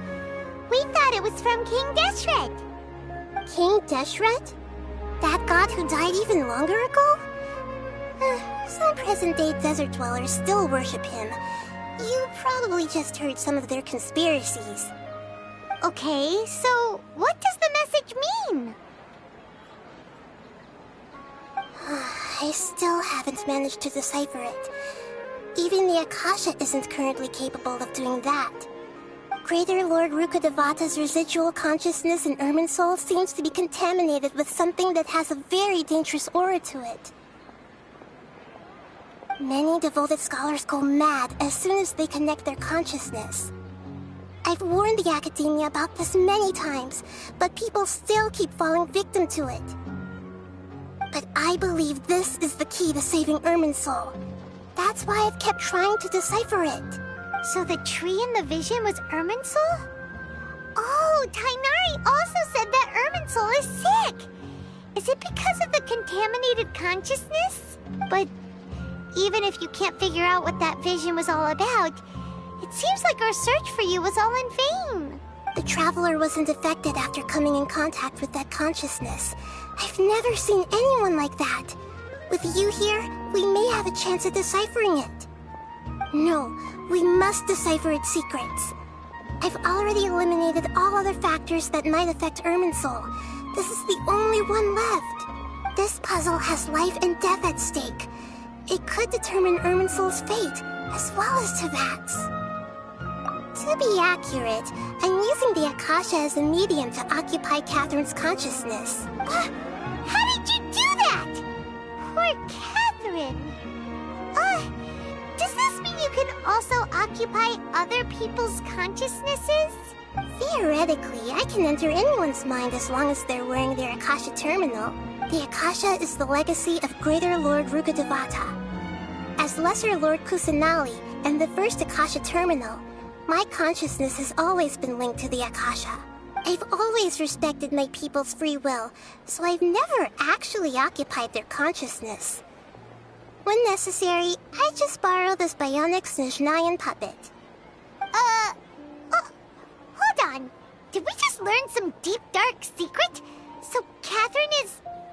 No wonder Paimon felt something was off about her. What about your own body? Why do you need to borrow other people's? Don't you live in the sanctuary of Surasthana? That story begins a long time ago.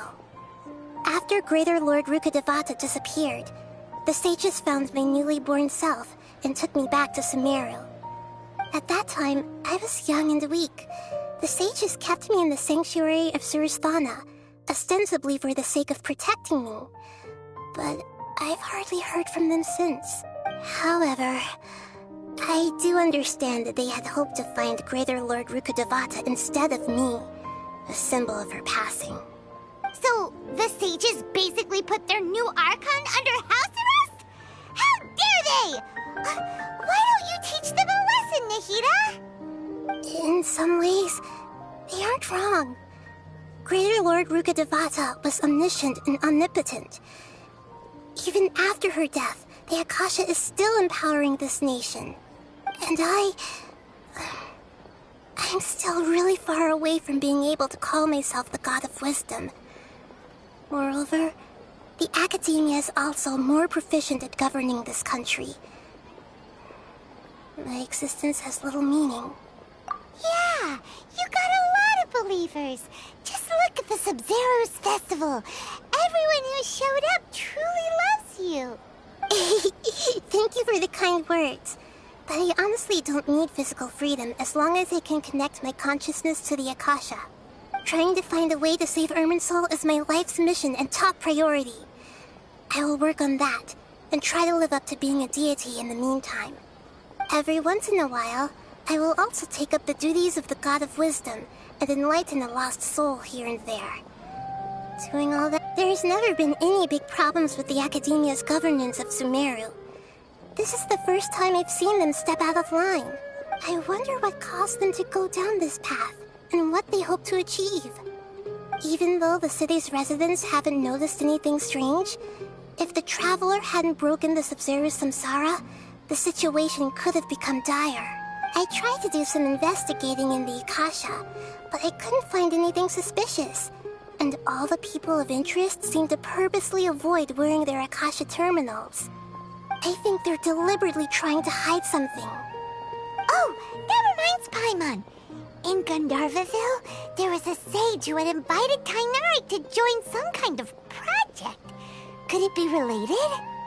Regardless, I need to first investigate the sage's motives, make things right, and punish them if needed.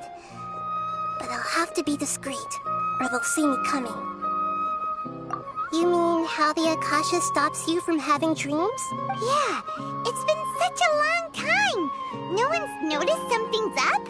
It's not that no one noticed. It's more like no one cared.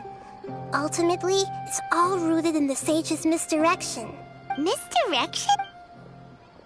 The sages convinced everyone to believe that being unable to dream is a sign of rationality and wisdom.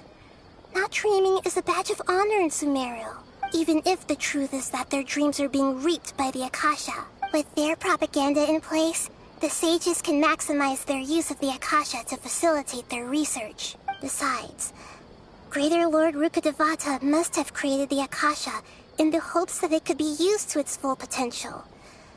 That's why I've never come out strongly against this. Anyway, the perspective advocated by the sages drowned out any voices of doubt. By now, even those who never use Akasha terminals find it too shameful and embarrassing to talk about their dreams. Got it. I hope my answers were satisfactory, seekers of knowledge. To be honest, maintaining Dunyarzad's fading dream took a lot of mental energy. I think I may need to rest for a while. Oh, and you don't need to worry too much about the sage's activities for now. The Akasha won't be able to conduct another project on the scale of the Sub-Zero Samsara in the immediate future. Go and get some sleep. Leave everything to us. What a relief.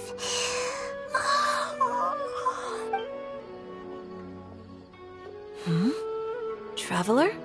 Paimon? Why am I here? Do either of you know? Maybe you were sleepwalking. You know you can't wake up a sleepwalker. We happened to walk by, so we thought we'd wait for you to wake up. I see. Huh. I should visit my maintenance personnel sometime.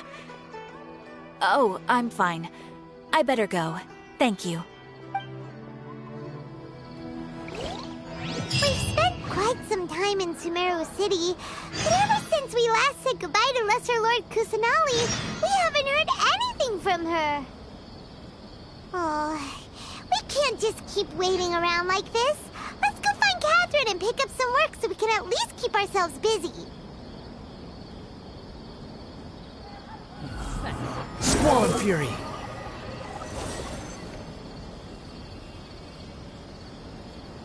There are so many local specialties in Sumeru.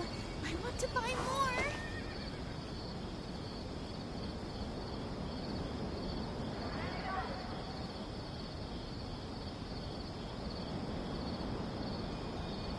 You think I've got a sharp tongue? I just tell it like it is. If someone can't handle it, maybe that's their problem. There are so many local specialties in Sumeru. I want to buy more.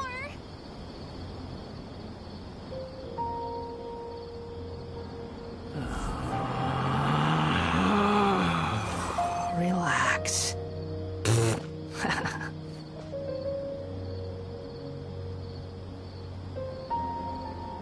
Thanks, but I'll pass.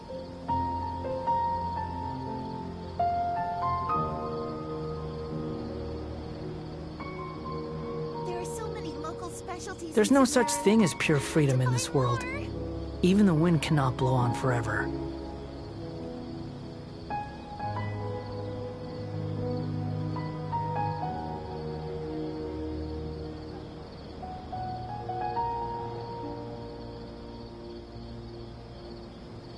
Thanks, but I'll pass.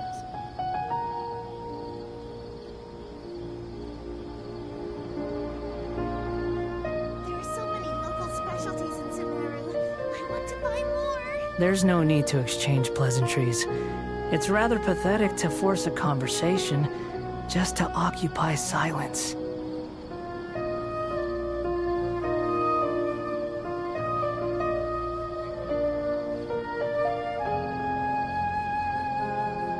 Thanks, but I'll pass. Relax. There are so many local specialties in Sumeru.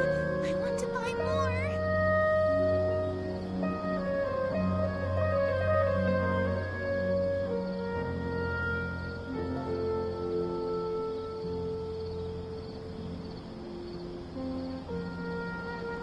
There's no such thing as pure freedom in this world.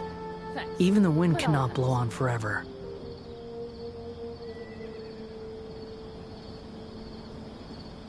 There are so many local specialties in Sumeru. I want to buy more.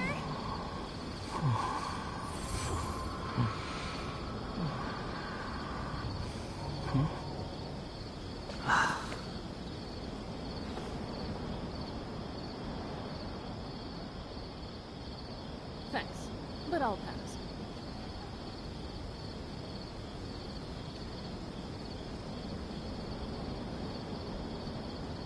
There are so many local specialties in Sumeru. I want to buy more. Relax.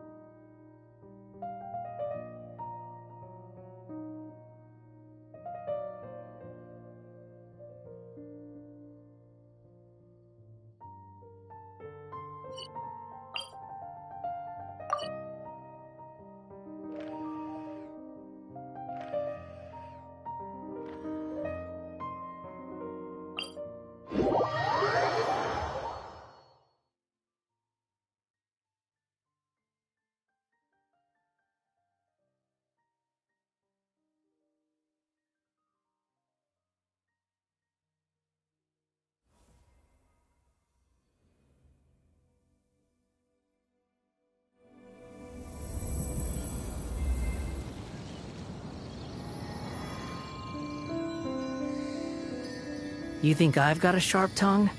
I just tell it like it is. If someone can't handle it, maybe that's their problem.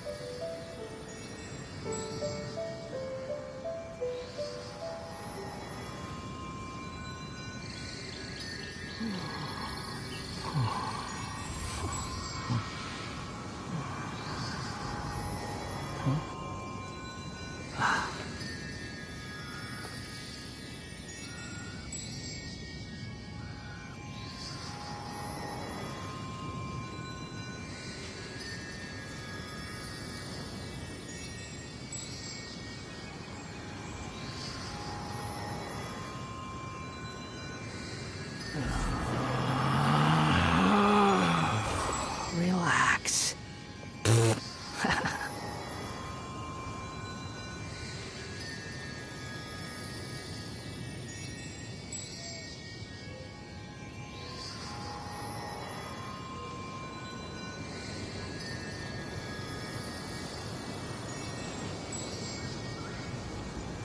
There's no need to exchange pleasantries. It's rather pathetic to force a conversation just to occupy silence.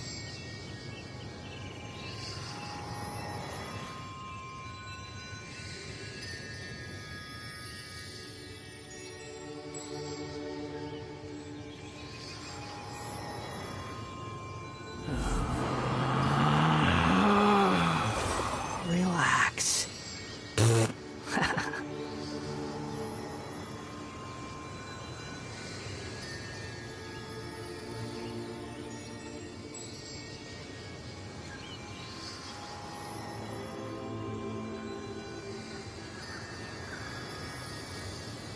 There's no such thing as pure freedom in this world.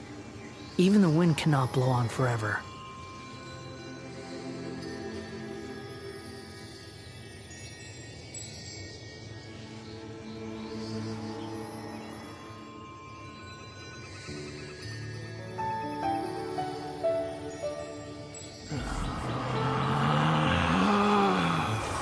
Relax.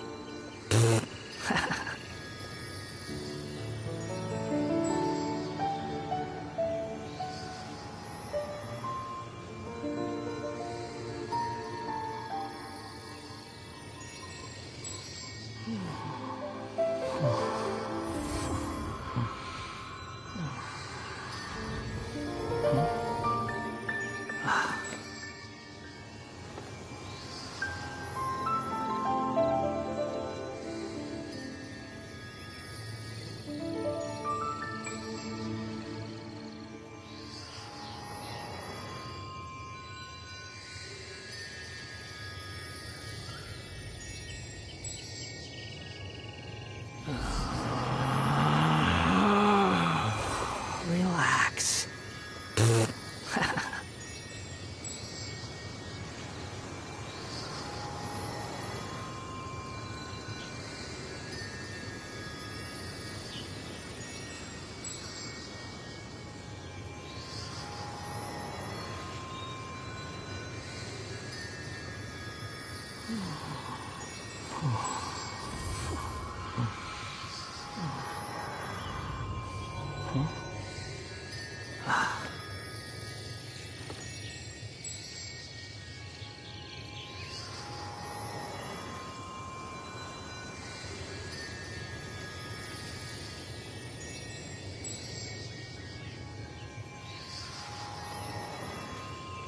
You think I've got a sharp tongue?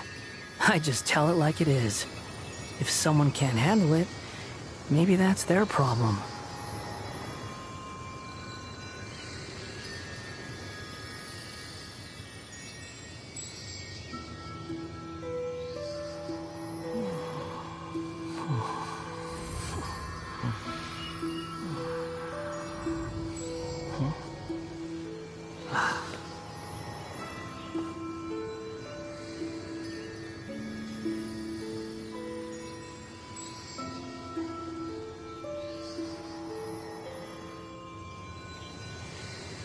There's no need to exchange pleasantries. It's rather pathetic to force a conversation just to occupy silence.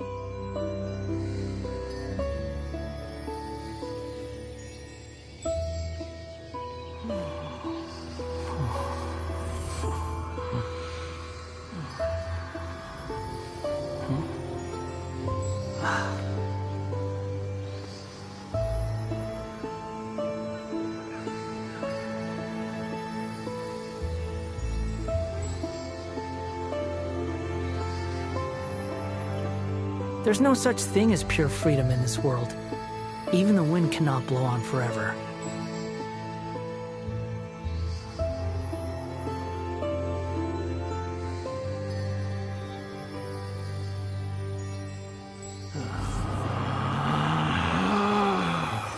Relax.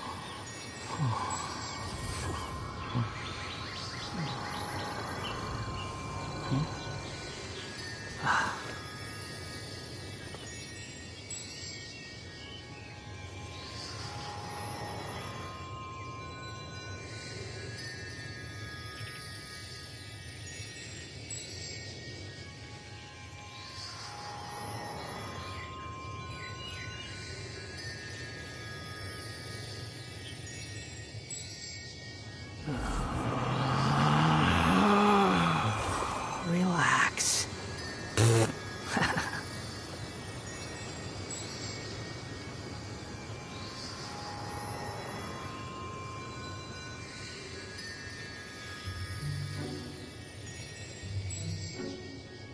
You think I've got a sharp tongue? I just tell it like it is. If someone can't handle it, maybe that's their problem.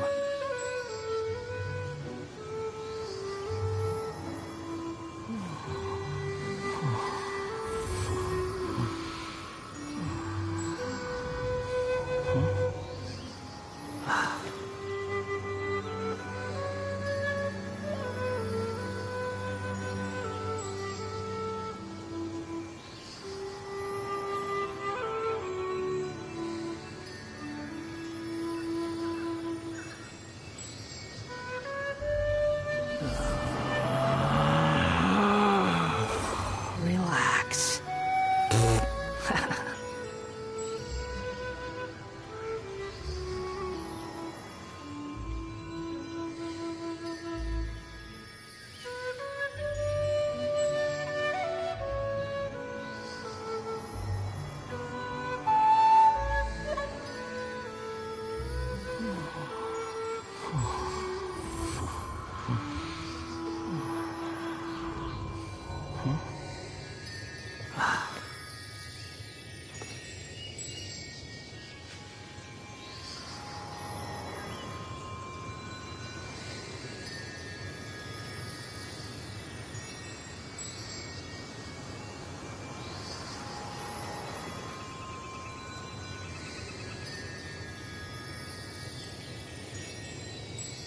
There's no such thing as pure freedom in this world. Even the wind cannot blow on forever.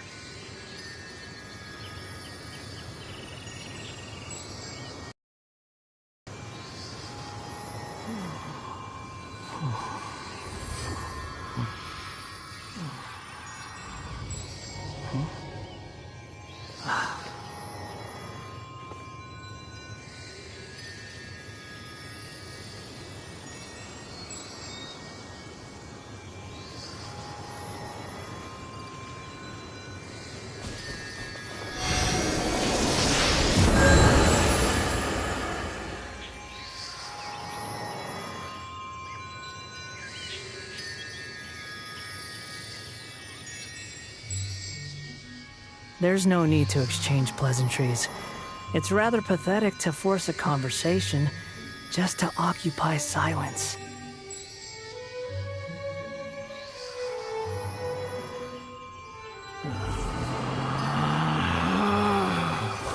Relax.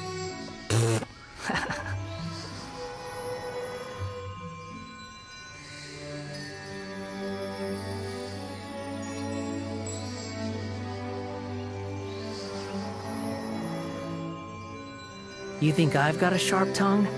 I just tell it like it is. If someone can't handle it, maybe that's their problem.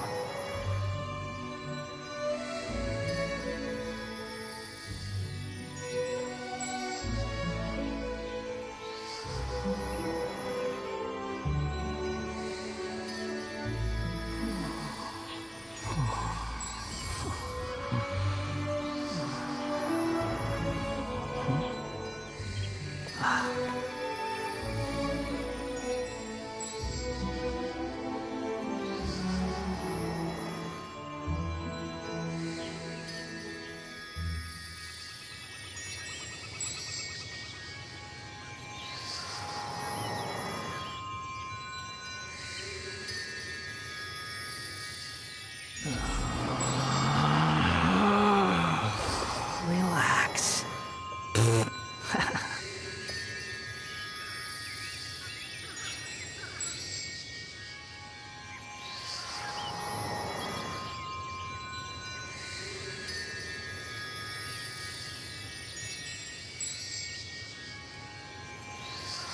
There's no need to exchange pleasantries.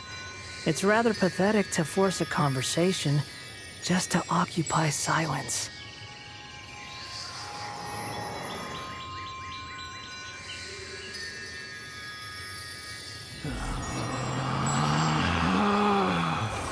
Relax.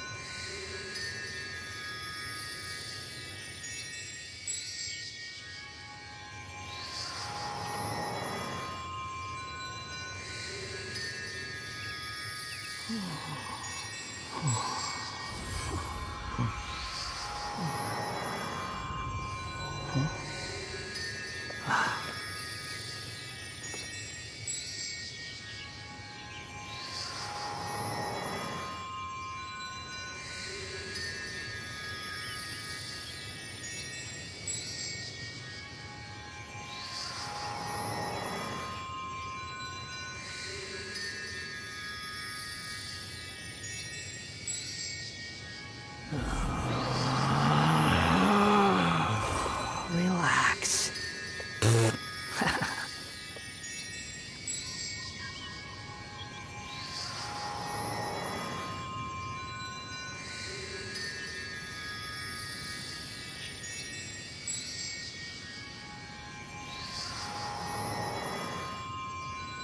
You think I've got a sharp tongue? I just tell it like it is.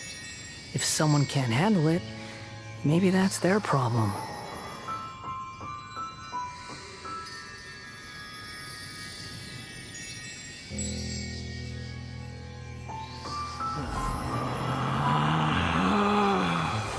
Relax.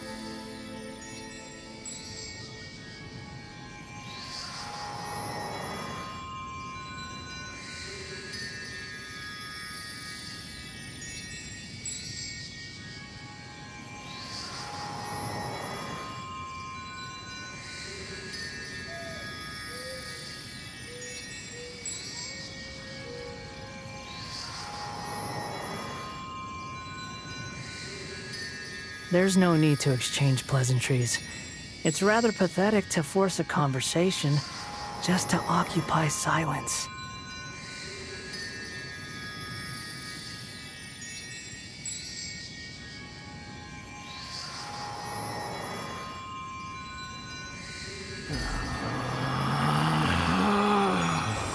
Relax.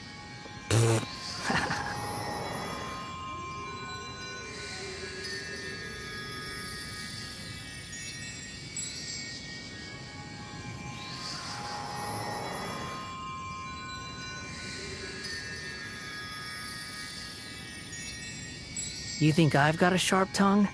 I just tell it like it is. If someone can't handle it, maybe that's their problem.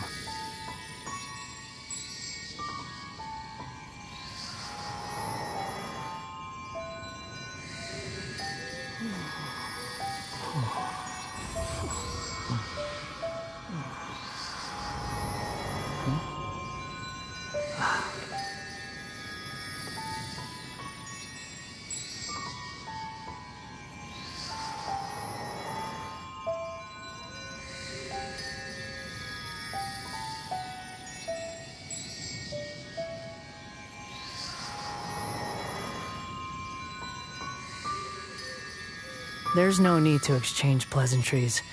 It's rather pathetic to force a conversation just to occupy silence.